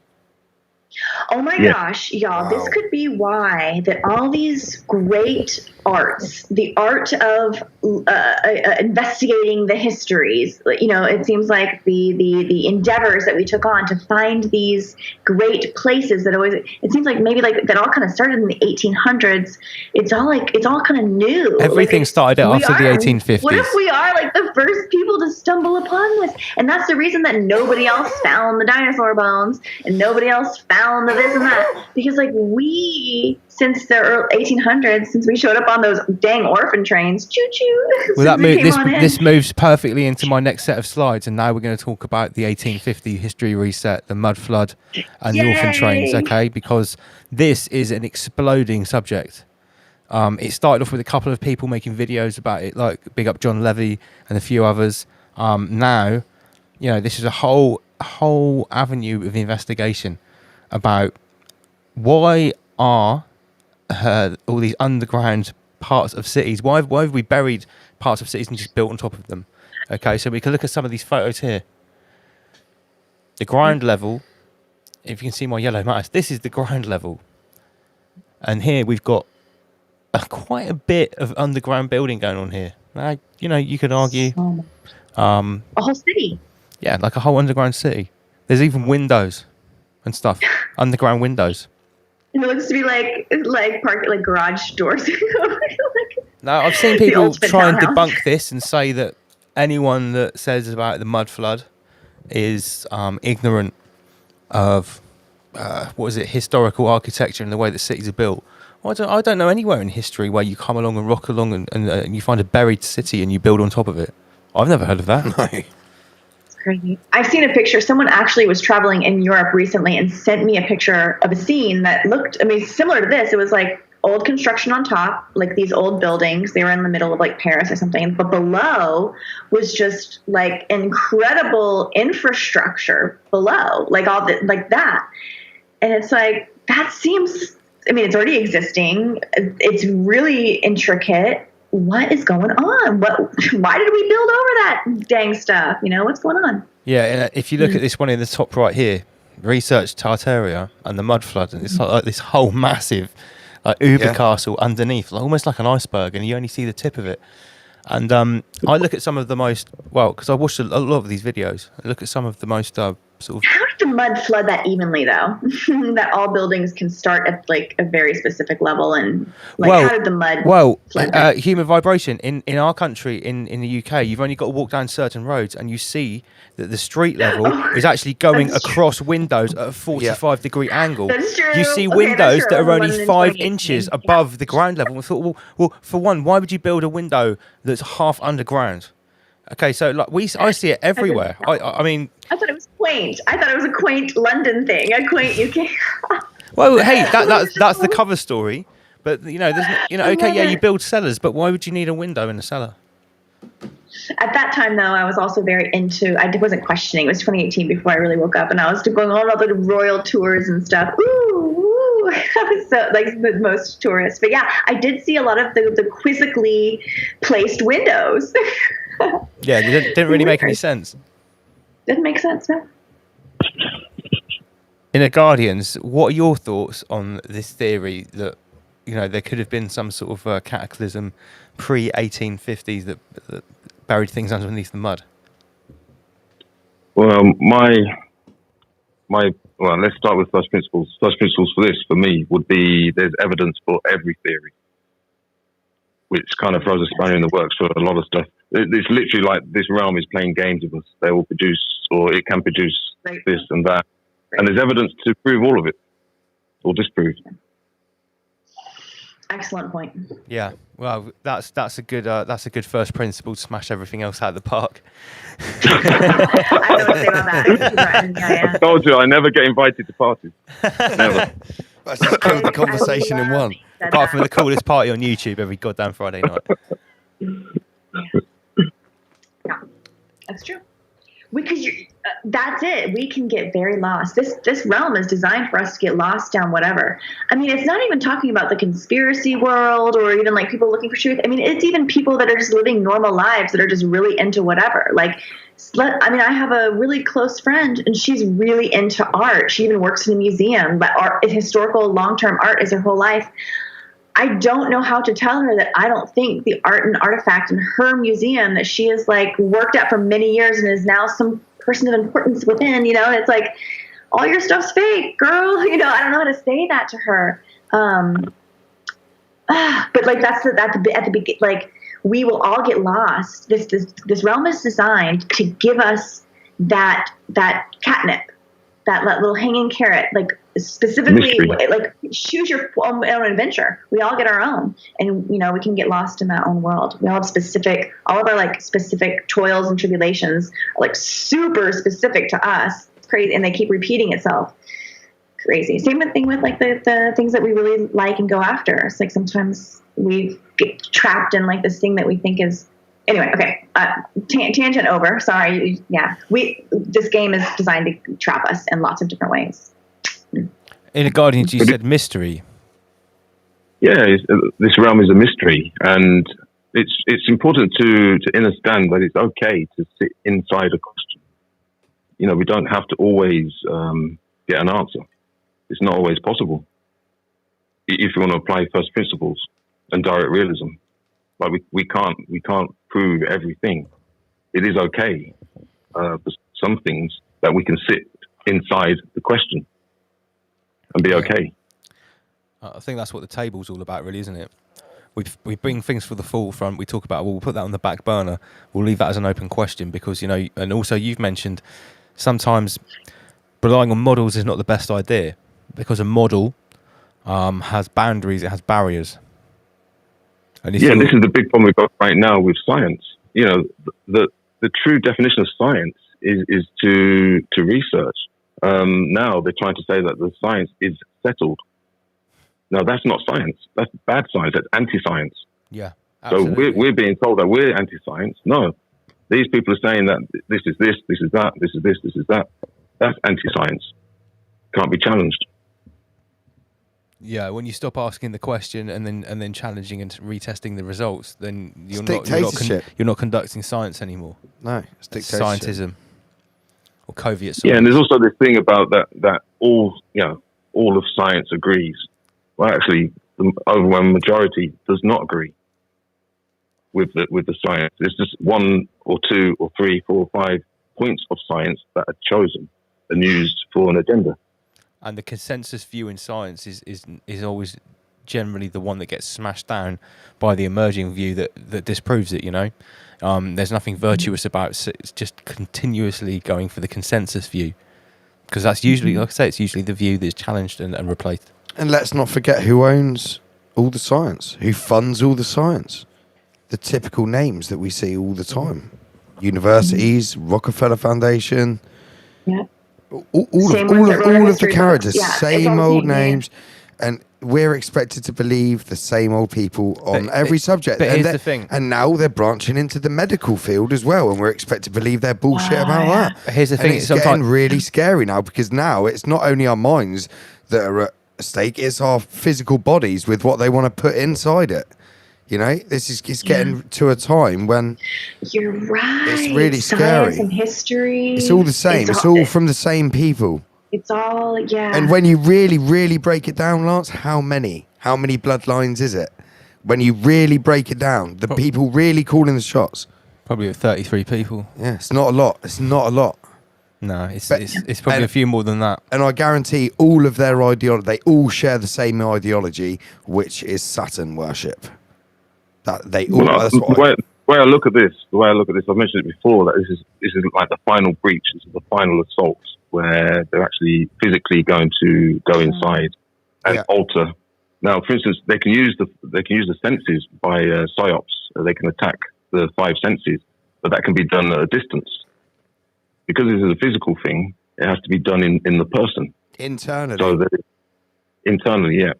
So from the outside to the inside. So as within, so without. As without, so within. Yeah. This is a direct.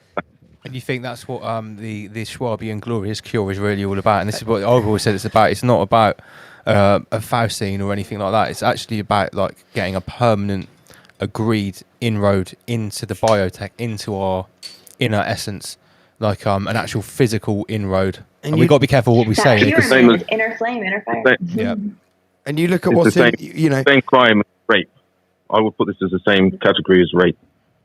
Think about it. Well, hang on a sec, Lee. I'll agree with you there Mind because rape. Yeah, what's the against the difference? law. What's the difference between if a male rapes a woman, they're putting their penis inside you, and what if they're putting a needle inside you? What's the difference between a penis and a needle? It's irrelevant if you don't want it inside you. They're about to do it to all the children as well. 12 to 14-year-olds. If you don't want it inside you, it's rape. Yeah. Exactly. And our skin is our largest organ. We forget that an injury to the skin is an injury. It's our largest organ system. And people that get tattoos and have tattoo work, it's pretty common to have like a flu-like symptom after you get some needlework done because you're getting an injury to your largest organ. And I think sometimes like an additional part of getting a shot, you forget that on top of the shot, whatever, like that aside, you're also injured. You've injured yourself. We just don't think of it like that. We don't think. And if you have a lowered immune system, or you've been stressed, or eating poorly, or whatever, like there's all sorts of things that can happen that you could trigger in a big immune response from a tiny little needle. Goes deep. We don't even understand our bodies. I'm just looking at all the space and dinosaurs. We don't get our bodies yet. I'm just looking at all the comments, and a lot of people are naming different secret society groups and special interest groups and think tank groups and all of that. I agree with everyone, right? But it's not the groups that are the issue, right? It's one or two people within a whole sector which can control multiple groups, but it's a very small amount of people. Not my largest organ, but and that's really funny. It's like an octopus. It's from a very small people. It's got a huge branch. So yes, all of these secret society branches and groups, special interest groups and lobby groups are all to blame, but it's only a few people within them. Like Lance pointed out to me when we did our CCP episode, he said, "What you're expecting me to believe that everyone in the whole of the CCP party is Satanist and anti the Chinese people?" He's like, "No," and then he made me think. He's like, "No, there probably is some people who are within the party trying to do some good and trying to, it's not everyone." It's not all of these groups. Anti-Asian wave in UK right now, like news about like anti-Asian. Like right now, it's all over the United States. It's like Asian hate crimes. No, we don't have any of that at all. Whoa! Well, this is news to us. You're getting that propaganda over there. It's very we're getting it very strong. It's funny because we're getting loads of propaganda about the Indian variant and they're about this. No, you're talking about anti-Asian hate crimes. Yeah. And then in India, they're getting loads of propaganda about the UK variant. So what you're getting loads of propaganda about the hate crimes. I wonder if we're going to get some propaganda about the UK, about the United States race wars. I've heard a little bit about it only on YouTube and stuff that they're pushing anti-Asian hate crimes a lot. It was just something we never heard about, and then now it's all we hear about. Yeah, this is not in our news. No, this is not in our news. Well, think about the narcissist. I always mention about narcissism. It's very important to study and research it. Sorry about the noise. Okay. So, for instance, if you've got a room full of people, so we'll make a microcosm of this realm. So, if you get a room full of people and you throw in a couple of narcissists, within a few minutes or hours, what's the first thing that happens? They play two people off against each other. Mm. It's a standard tactic. And so, what you're seeing right now. Yeah. We're seeing the narcissists play out. Viral videos of hate crimes and stuff. It's like, I think some of them are fabricated. What if these viral videos that show us how horrible we are as humans? All these hate crimes, and we get the videos that come out, and it's like, Look at the videos. Yeah, it's got to be the work of a narcissist. It's prefabbed just to divide and rule. I think that's what they do. Again, they're not creative, are they? It's the same tactics. No, it's obvious. Just dressed up something It's different. obvious trying to dress up the American public for the anti-Asian sentiment because they're trying to pin it on the Chinese lab for the creation of the virus. That's in our media. That is in our media. Yeah, that's massively in our media, all over the place. Like I reported earlier on, that's all over our media. Oh, so maybe they know that in America they're trying to make a war with China. Planting little layered seeds depending on where everybody is. I would say in America, I'll make a blanket statement here that America, I would say, is a little bit more triggered by race differences and racial crimes than the UK is. I would say that as a blanket statement. I think that's fair. Our country is and so maybe formed they're on using racial for you guys to get you rolled up, and maybe they're using. That our coronavirus restrictions. Yeah, we're getting variants. We're getting told variants, and we're getting told it was all come from China. Because they know what's going to trigger us, and they know what's going to trigger you. Because don't forget, all of these people, they're the ones with all the knowledge of psyche and how our minds work. Because everything will be demographic specific. That goes back to Inner Guardians. These are all little, really well designed traps. Specially formulated for each of us in this game. All from these groups, which all the people in the chat have listed, and it's all of these think tank groups and special interest lobbyists. It's all of these bankers that we don't even know their names. These people that have got majority shareholders in huge banks. We don't even know their names. And you asked about the bloodlines. I kind of think that we're not allowed to know. Like I don't think that we know the real word. But I also think that whoever it is, whoever's pulling the strings, is so egotistical that he's probably introduced him or herself or itself in a way like. Probably Mr. Rogers or something is like, it's, I think it kind of like, maybe it's one being, maybe it's one thing that's like exercising. I said this on the show a while back. So in my opinion, what's going on now and who's really in charge, you've got these dark Luciferians using these horizontalists, these Satanists who just identify with the physical and line my pockets, money, money, money. They're the ones they're using to put these restrictions in because the Satanists and the people who identify with the physical, they don't care about karma and natural law. They just care about lining their pockets because once they're dead, they think that's it.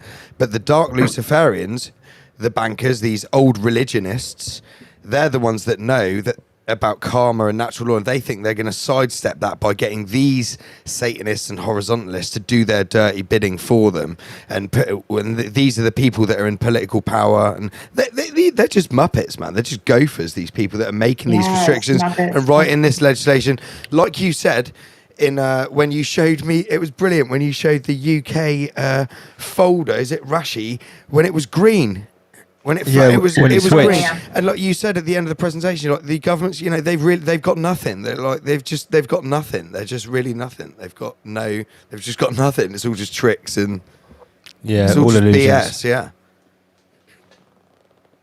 Really good puppet show. Excellent puppet show. You said Muppet. Yeah. Muppets, puppets, exactly. So even the way Trump moves his hands. Like this, it looks like he's being controlled by like a Jim Henson style Muppet, like stick hand, whatever. Because Trump's always like, It's like nobody moves their hands like that. Yeah, he's got quite jerky hands. Yeah, so in a Guardian said, who's pulling the strings? Are the strings being pulled by other people above? Is it happening on a metaphysical level? String is a term too in like puppeting is a term in 3D animation. String is a term in 3D animation. All right, here's a better question. Here's a better question.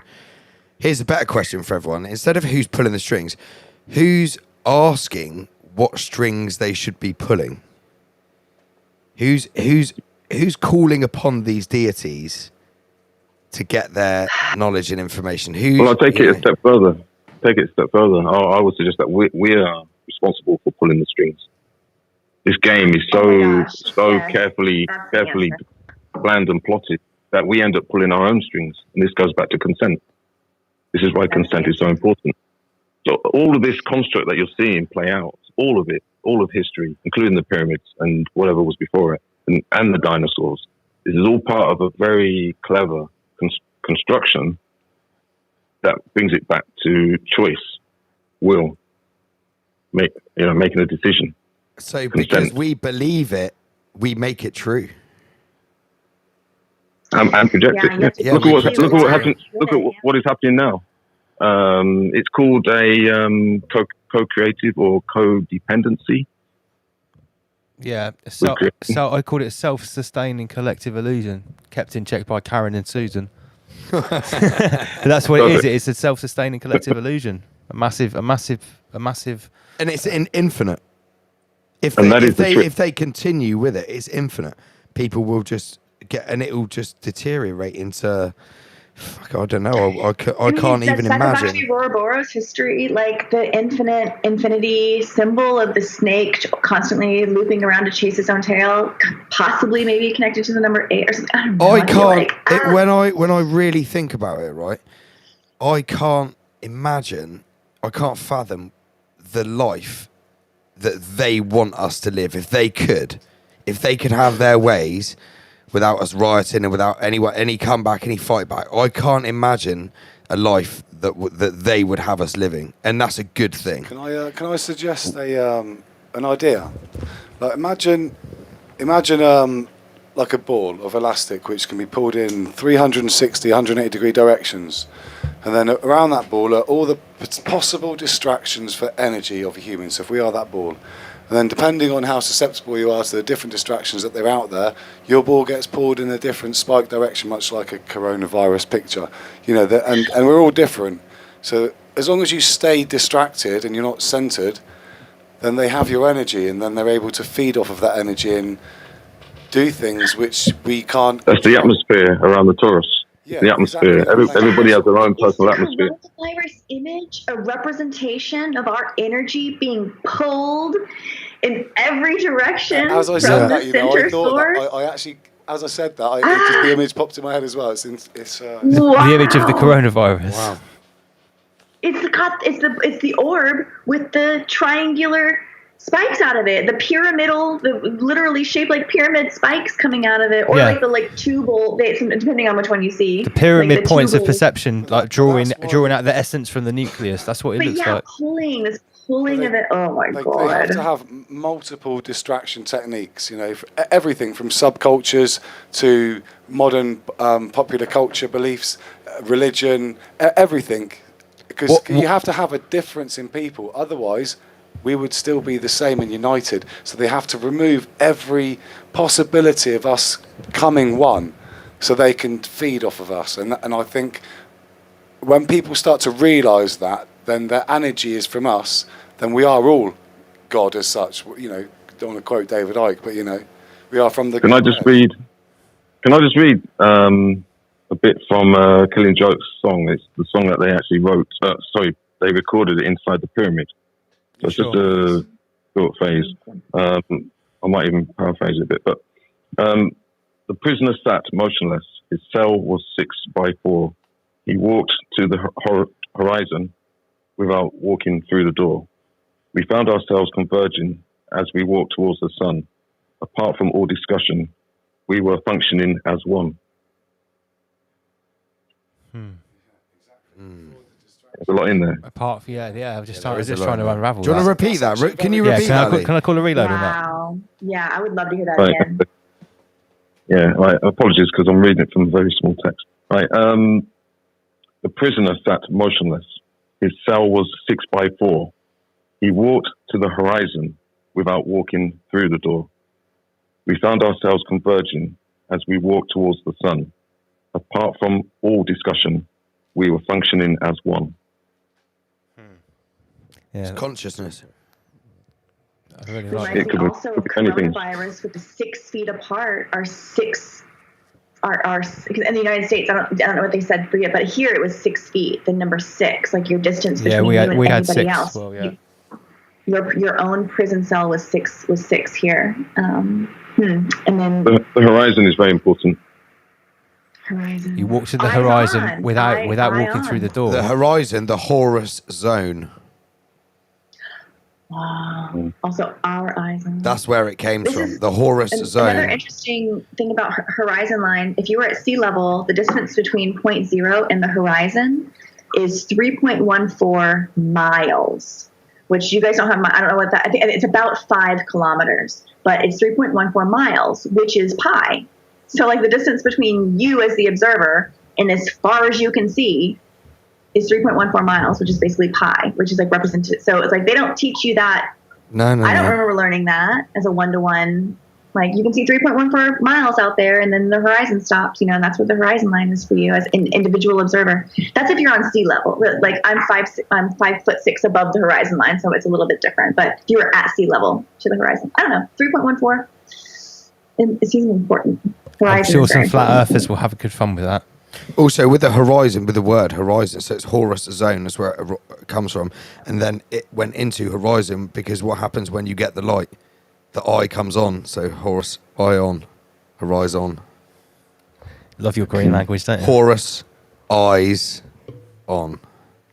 Oh yeah. Horus Rise Zone. That's it. Rise, yeah, Horus what it Rise is. Zone. I like that. Okay, New World Reset. Look at the color spectrum of this one. Human Vibration. I know. I was going to say something, but I was like, nope. Boop, boop. Purple. So yeah, as we approach this next reset, or we're told by the probably most likely the same or the descendants of the architects that pulled the last one. Like you said, 1850 has come up a lot of times in your presentation. That's when archaeology officially started. What were the other examples that you said started in 1850? Kind of our generations. Yeah, that was it. The lost generation came. It starts in the 1850s, basically, and these people that start in the 1850s, they just show up on trains. Like what? And they're even called. They don't have parents. Like where'd these people come from? Anyway, so yeah, there's something about the 1850s. That's when a lot of these studies began. It's actually also when a lot of great inventions came online that we never had before. And we were able to do extraordinary things starting in the 1800s that just had never been done before. And the things that had been done, we were never really able to explain. Like, how were we able to build the buildings in the 14th, 15th, 16th, 17th, go to ancient Rome and see all the, how were we able to do that? There's really not a great explanation, because even today, we can't do what they did before. We can't build the buildings they built in 1400. We can't build those starports today. Like, our precision as humans, with all the technology, seems to be going down, actually. Like, the stuff we build today is quite basic, and but all the stuff that was built before,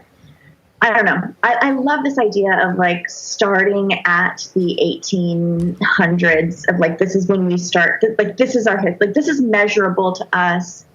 Our generations go back in a way, like my great, whatever, like, it's not lost in time so much. I like the idea of even our blood, like, our blood goes back only so far. Like, all the people living today, if it's true that every time you co-mate, your sequence is halved over time, so much so that it's gone, and that number could be 8 or whatever. I don't know. Yeah, it's very interesting. We always come back to the same numbers.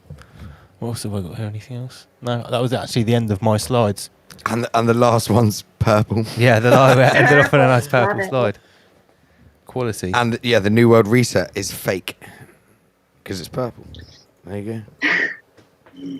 I do think it's interesting that we have, at the same time, we've got the Great Reset, we've got Time's Up last year, with or the year before, with, like, the women's, the equality, or people getting sexually assaulted in the workplace. Anyway, we had Time's Up, Great Reset. We have all these big phrases that speak to time being over. I don't know. There's something about it. Like, maybe they're trying to tell us something. Yeah, maybe they are trying to tell us something. Now, I've got some slides that I didn't get to earlier on regarding the Great Reset, or the Greta Reset, as we call it, the new one. One of our favourite Pied Piper purple pill merchants. I wouldn't trust this guy as far as I could throw. Are you familiar with Russell Bland? I love Russell Bland. You love Russell Bland? Oh, right. When he used to be a comedian, yeah? Now I think he's spewing nonsense now, but I used to be really under the spell. super interesting. He's a very good speaker, hypnotic, really interesting to listen to. Yeah, now But he's now just I'm like, now he's a divisionist. I think so. Yeah. Yeah, this lady was showing a video. I'm just going to skip forward without her talking. She goes into a health food store. Where is it? And the here, look. Toting the you know what? They've got rid of the actual fridges that got the drinks in. Turn it down. Toting the you know what? And they've got video screens. Sense. Oh. They've actually installed video screens in these shops where you would normally look through a glass to see drinks to buy, and there's video screens showing you the product, and you buy them contactlessly, and there's screens with get your COVID-19 vaccine. And this was in a convenience store. Wow. Okay, so this is my little great reset Even the news. products are fake now. Oh, gosh. Yeah, everything's fake. Check this out. Oh yeah. SiriusInsight.ai. This new piece of sort of surveillance technology from Sirius Insight will give you a serious artificial intelligence Again, insight. I will put money on it that whoever owns Sirius owns a hell of a lot more than that, and their ideology, they're subscribing to the old religion because that's why they named their company Sirius. I would imagine so. And we'll It reminds me of Star Force too. Sirius is a star. Like the star symbol is so important. Like, is Sirius just a code for hexagon again? You know, back to Saturn worship, and it's all goes back. I don't know. Like this hexagon. Oh, and even the word hexagon, hex to put a spell on Hex. Yeah, that's someone. right. Correct. Hex, and it's seen in a negative connotation. Very Hex. negative. Yeah. And that's why it's the encapsulating planet, and it comes in when they see things as out of balance. So it's irrelevant if they're required. Yeah, when they see fit, they come in.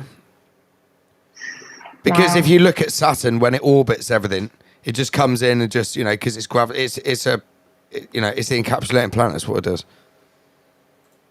That's their ideology.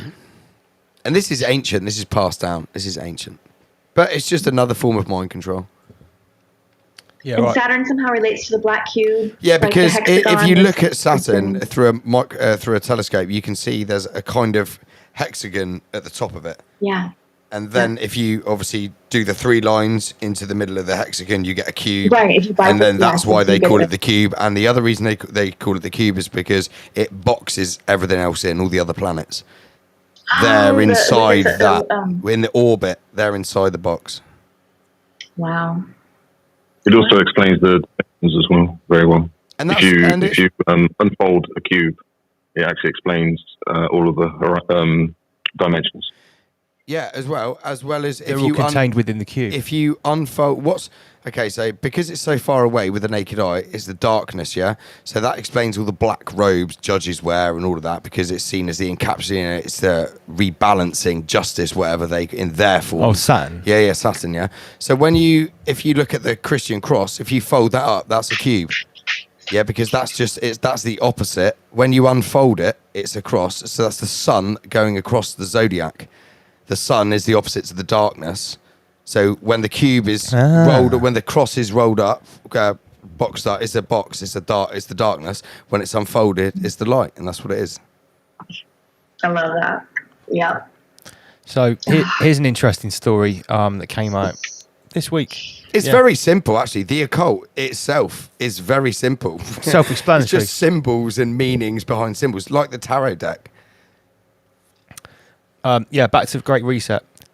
This killer drone hunted down a human target without being instructed to, according to the UN.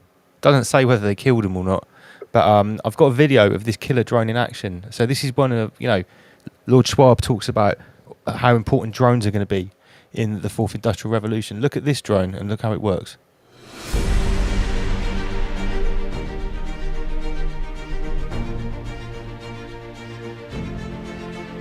So this is a rotary wing attack drone with loitering munition system. It's a high operational altitude and dive speed, target detection and tracking. This is some of the spec of it. This is the type of drone that went nuts and hunted someone down, apparently.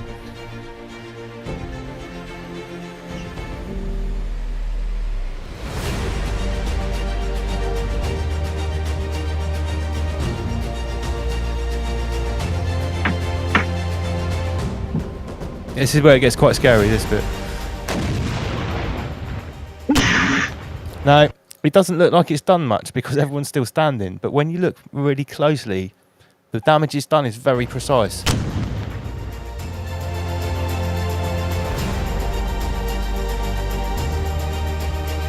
Wow.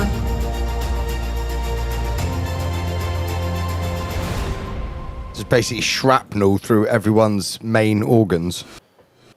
My only question here is the way that it was cut, like they could have just like put those bullet holes in there and cut to that. You know, like there's no way to truly know that there's precision of that thing. That drone looked pretty dinky, to be honest. I work with drones a lot, and those things can't.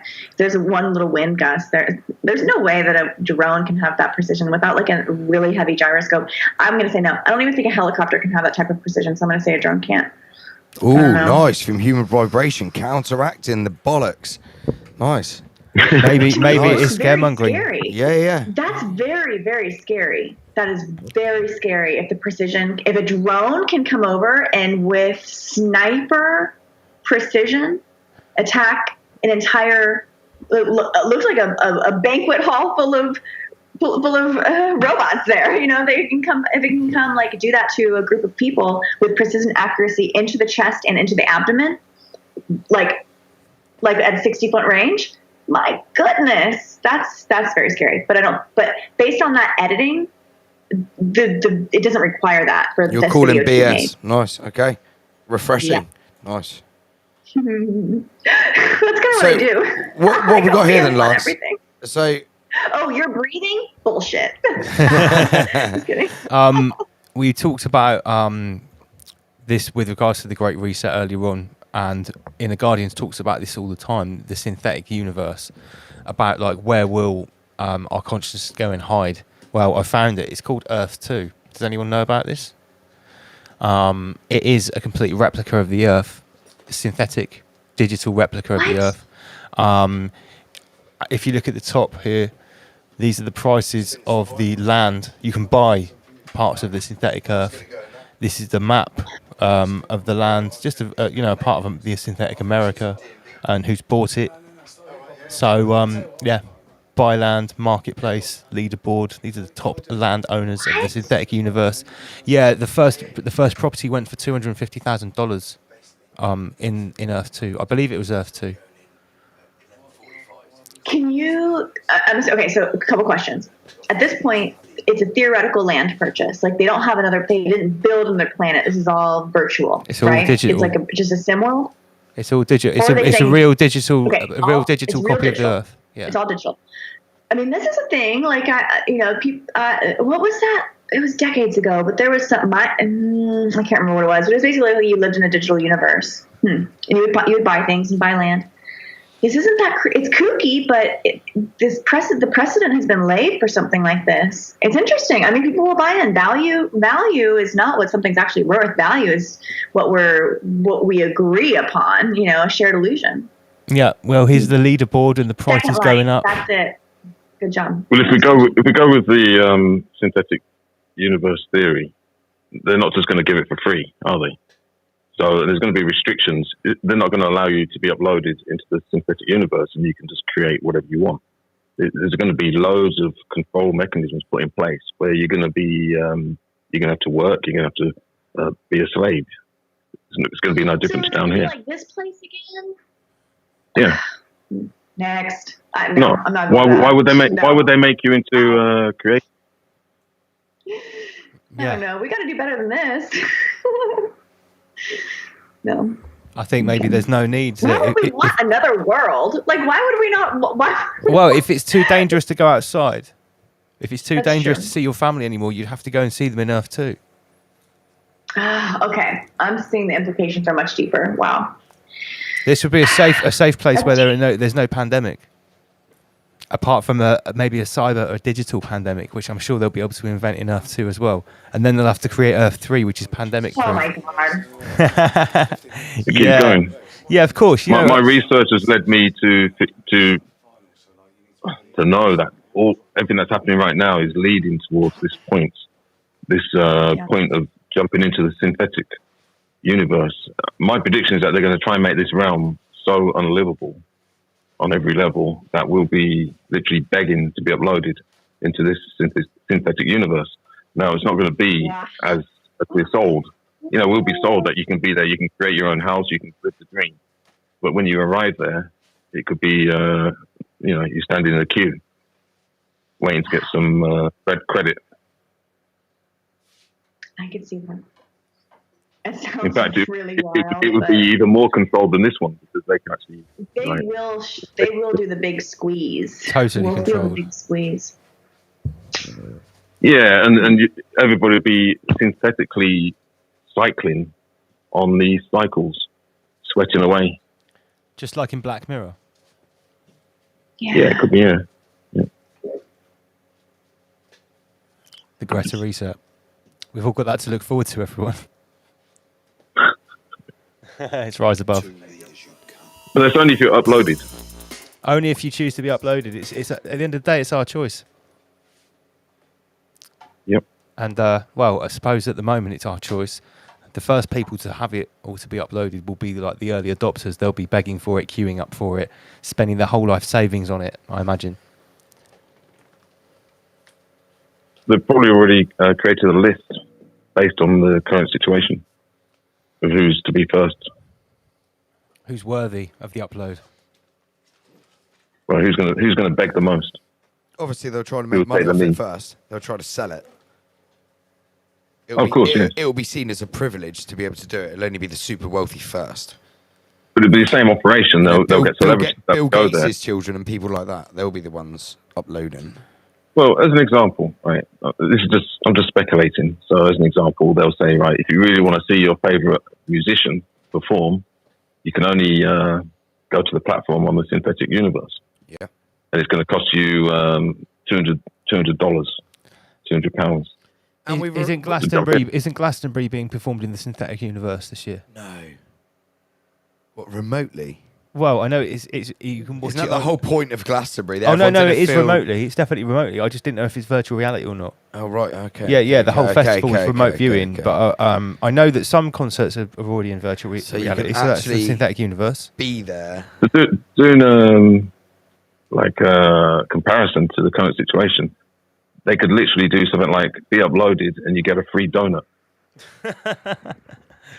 Be uploaded, you get a free USB donut. Jesus. Yeah, we joke about that, but people are downloading their consciousness to get a free donut. So, question, guys, just on your pure speculation, everyone here, what do you think the timeline is on this before everyone's actually forced to upload? Or it's commonplace, at least. Let's say before it's commonplace. Yeah, it's got to be before 2030, or by 2030, I would say. Aren't we already uploaded?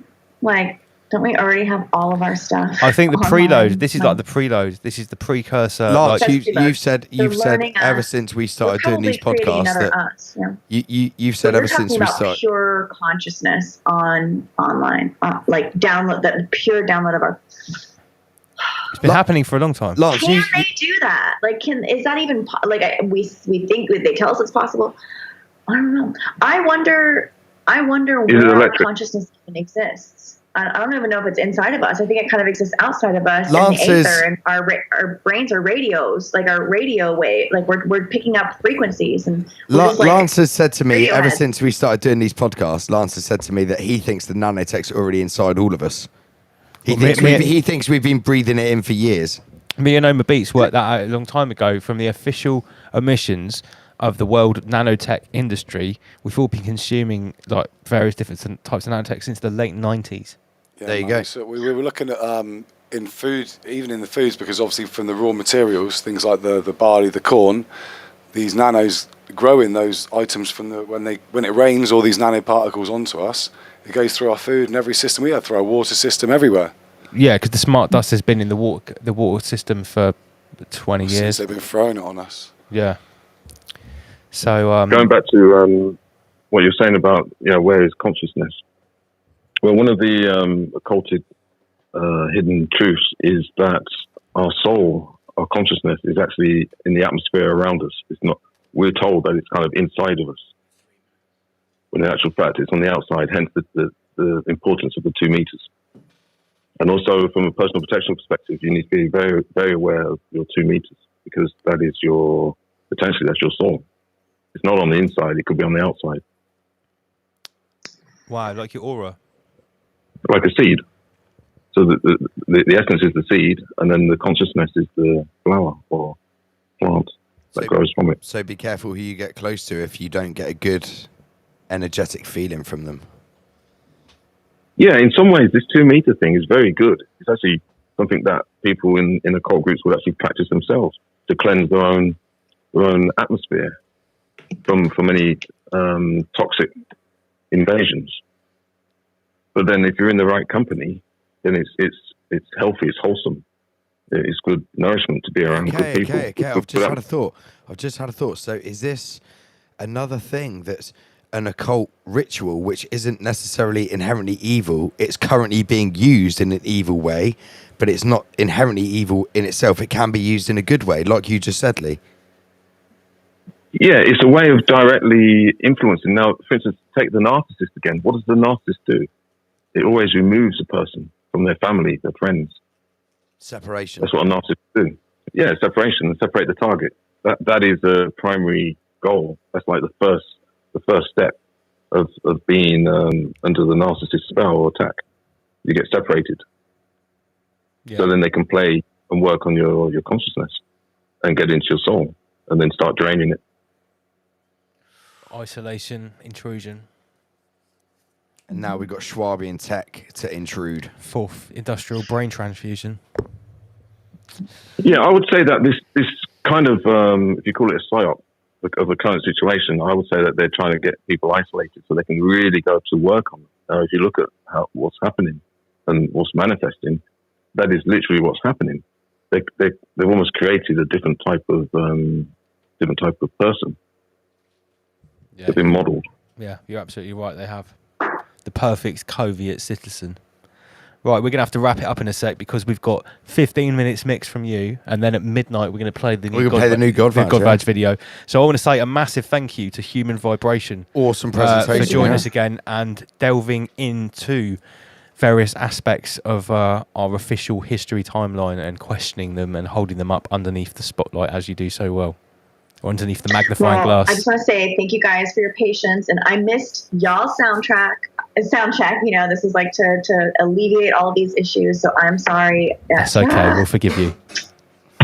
I would say rookie mistake, but I've been on 3 times, so whoopsie. I'm sorry, guys, but thank you so much for having me on again. I love that you challenged me to put together presentations because I actually really, really, really enjoy doing that. I like putting into a visual form. We would actually like to ask you, Human Vibration. We said this before the show. I said to Lance, instead of us giving you a subject for maybe if you would like to come back on in a few months' time, maybe you could pick your own subject to come up with this time. I kind of like the challenge, though. I was a teacher's pet. I mean, you wouldn't believe. So I like getting an assignment. We'll challenge you. Okay, yeah. So Any last words from Master Lee? My own devices, I'll be like, I don't know what I want. Oh, purple. We'll let you know what the next challenge is. Inner Guardians, any last thoughts from you? Yeah, just keep up the great work. It's all good. Yeah, we enjoyed it very much. Human Vibration, thanks again for coming on. So next week, what are we chatting about next week? You can head over there. I'll do the outro. It's music, no? I'm not here next week.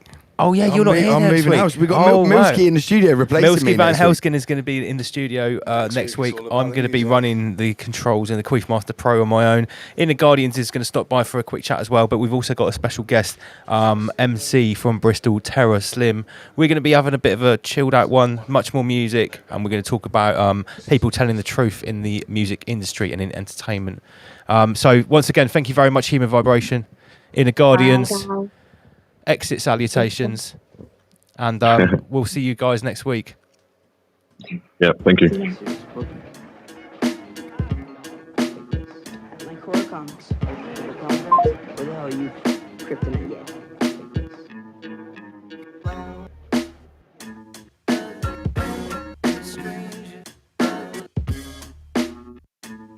Thank you guys so much.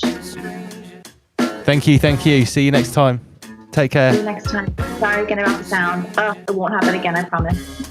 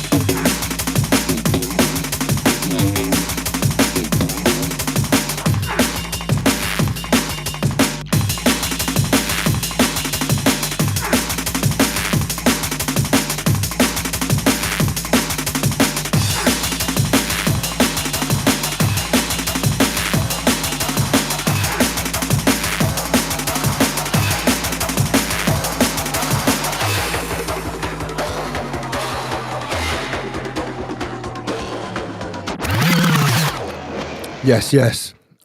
Andy PG on the deck, smashed it.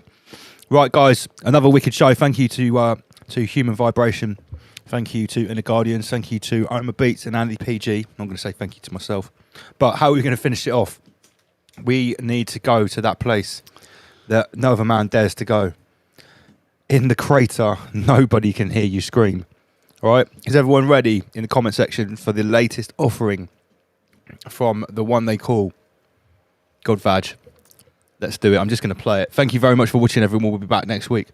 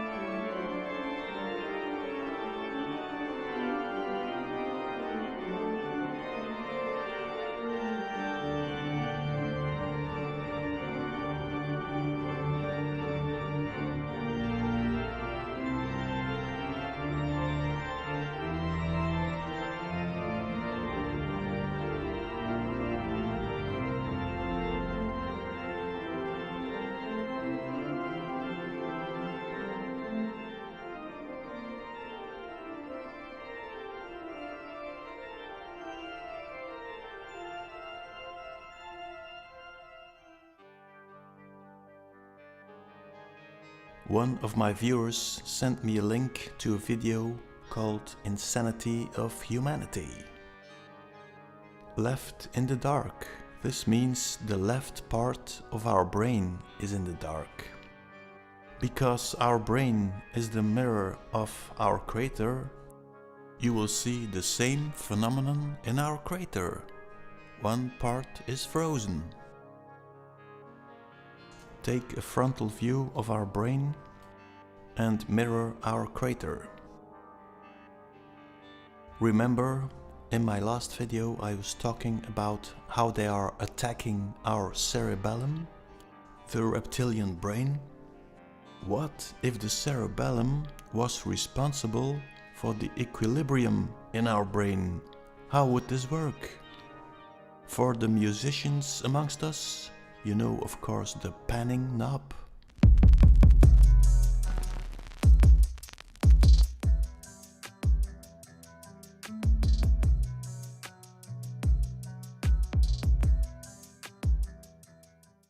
Let's do some panning with our crater. Pan to the left, Solomon. Pan in the middle, equilibrium. Panning to the right, monosol. Let's do the same with our brain. That would give you, of course, dominant left brain or dominant right brain. Throughout my work, I have shown you how they are rebuilding our crater or our brain at several places throughout the whole world, creating distorted patterns. So I think that Giza also is a representation of our brain. Remember my video about Ground Zero, the rebuilding of Giza? Where I stated that Sun and Moon Pyramid had a control center? The question would be, of course, could a pyramidal shape be the control center of our brain? The answer would be, of course not. That would be the parasitical control center. But what would be the organic control center? That brought me back to the oculus.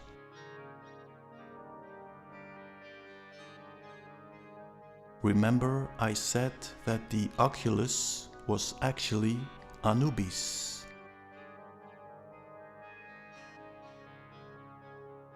And the oculus was actually the Sphinx. So the Sphinx would then be Anubis. Let's compare the oculus with the cerebellum. Let's take a detail. And again, it has been mutilated. And then suddenly I remembered an image of Anubis with a weighing scale. That seemed to confirm that the cerebellum is Anubis, and that the cerebellum is responsible for the balance between the two brain halves. Anubis is weighing the heart with a feather. That means that even a feather would bring the heart out of balance. The heart, of course, stands for the Apep energy. Or could it be that the feather is something else?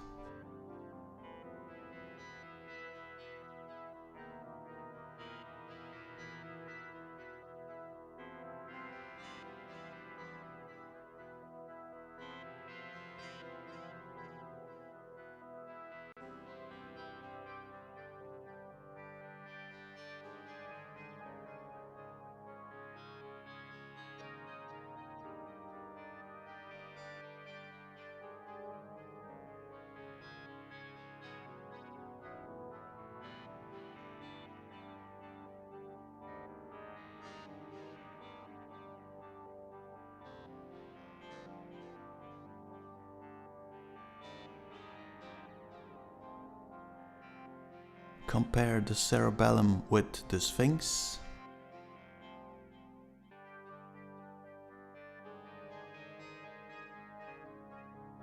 Let's take our brain, put in the Sphinx, the cerebellum, Sun and Moon pyramid. But what about this Mancora pyramid, of which I thought it was the control center?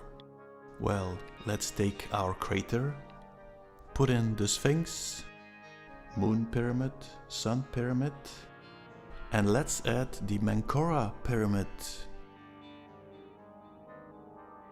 That brings us to that little crater next to ours. Well, you know that our crater is reflected in the firmament as Sirius. Then this little crater would be Sirius B. Reflected in the firmament, you see Sirius B turning around Sirius A. And would there be a Sirius C?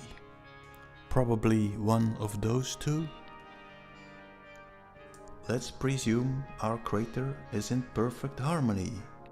But a force field in a nearby crater is disturbing the cerebellum, the equilibrium of our brain.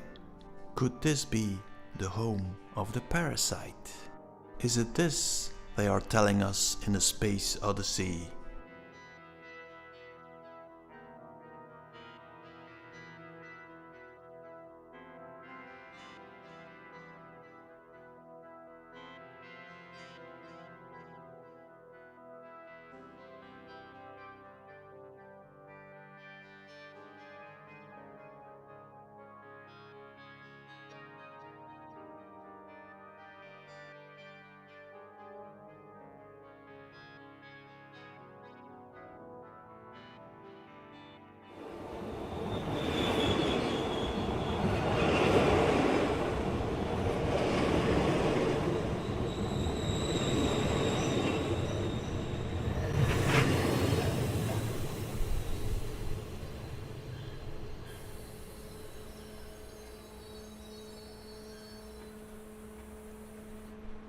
Well, I hope I'm wrong.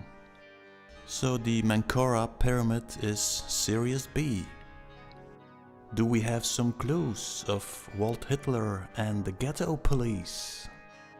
Let's zoom in on Disneyland Anaheim.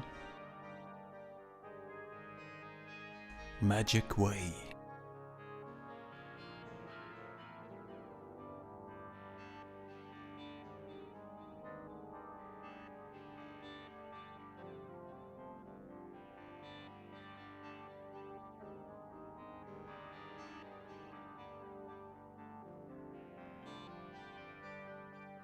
There seems to be some kind of road. What about Apple? Seems like another miniature of our crater. In the middle we have Emerald City.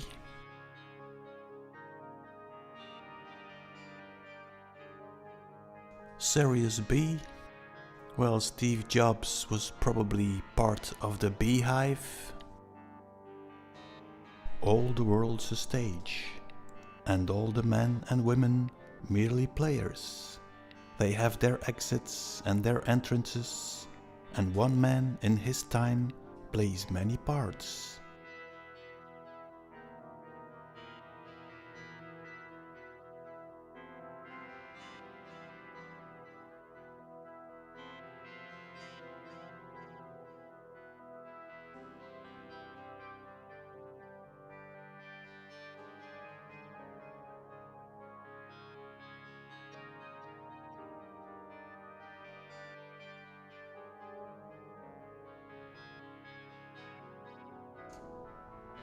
You have to admit it, this would be the perfect hiding place.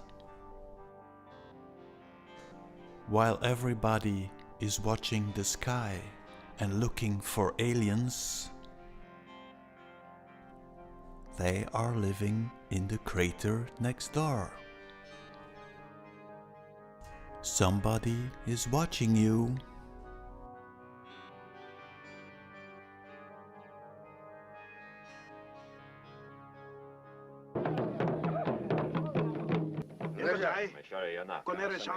This tribe believes all life comes from a distant dark star, invisible to the naked eye.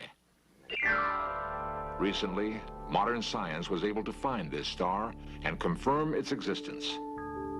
Now we must ask, how did a primitive people, lacking instruments of any kind, discover a dark star hidden deep in space? The hum of the bull roar is believed to be the voice of the sacred star. During the ceremony, the full spectrum of Dogon knowledge is revealed and passes from generation to generation. A circle within a circle depicts Saturn and its rings, a large circle and 4 satellites, the planet Jupiter and its moons.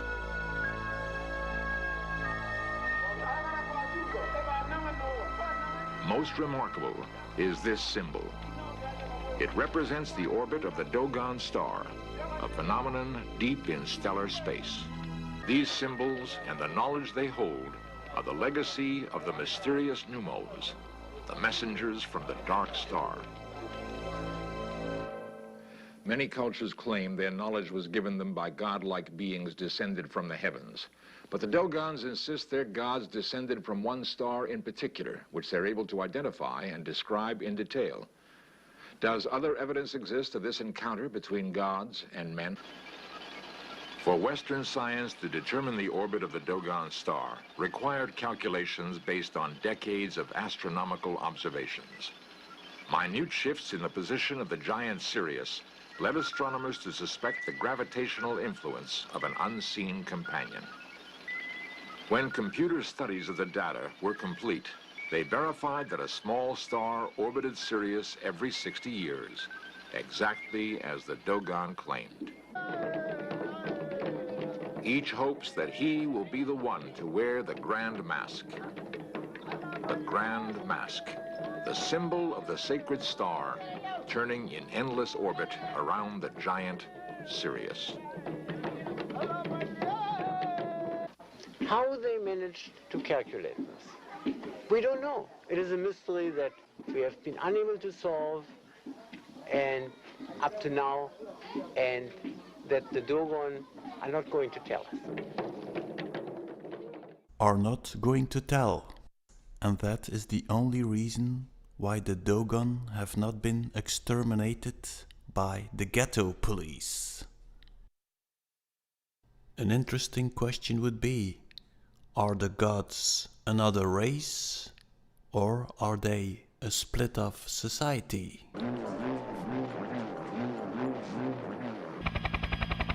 Gosh.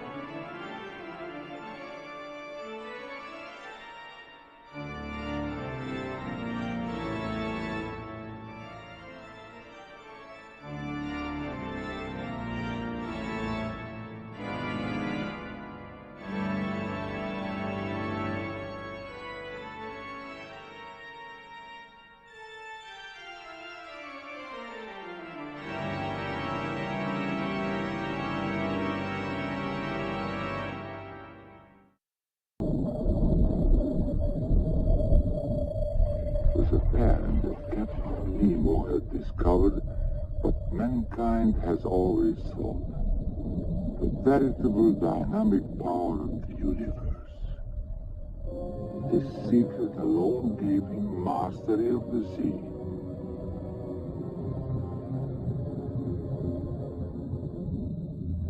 can hardly believe how one could conceive and build such a plan, and in a single stroke harness power beyond the wildest dreams of science. Why, such a secret could revolutionize the world, or destroy it.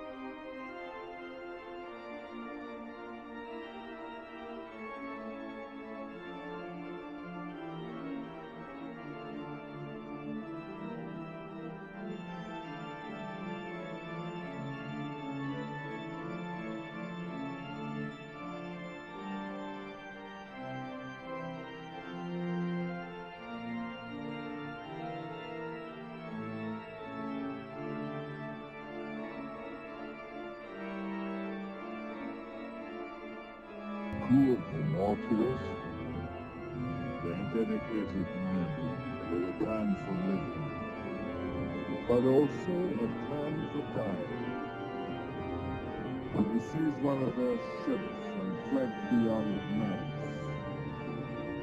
a place now to be simply as Volcania. Volcania sounds remote and useful. There the people of the Nautilus.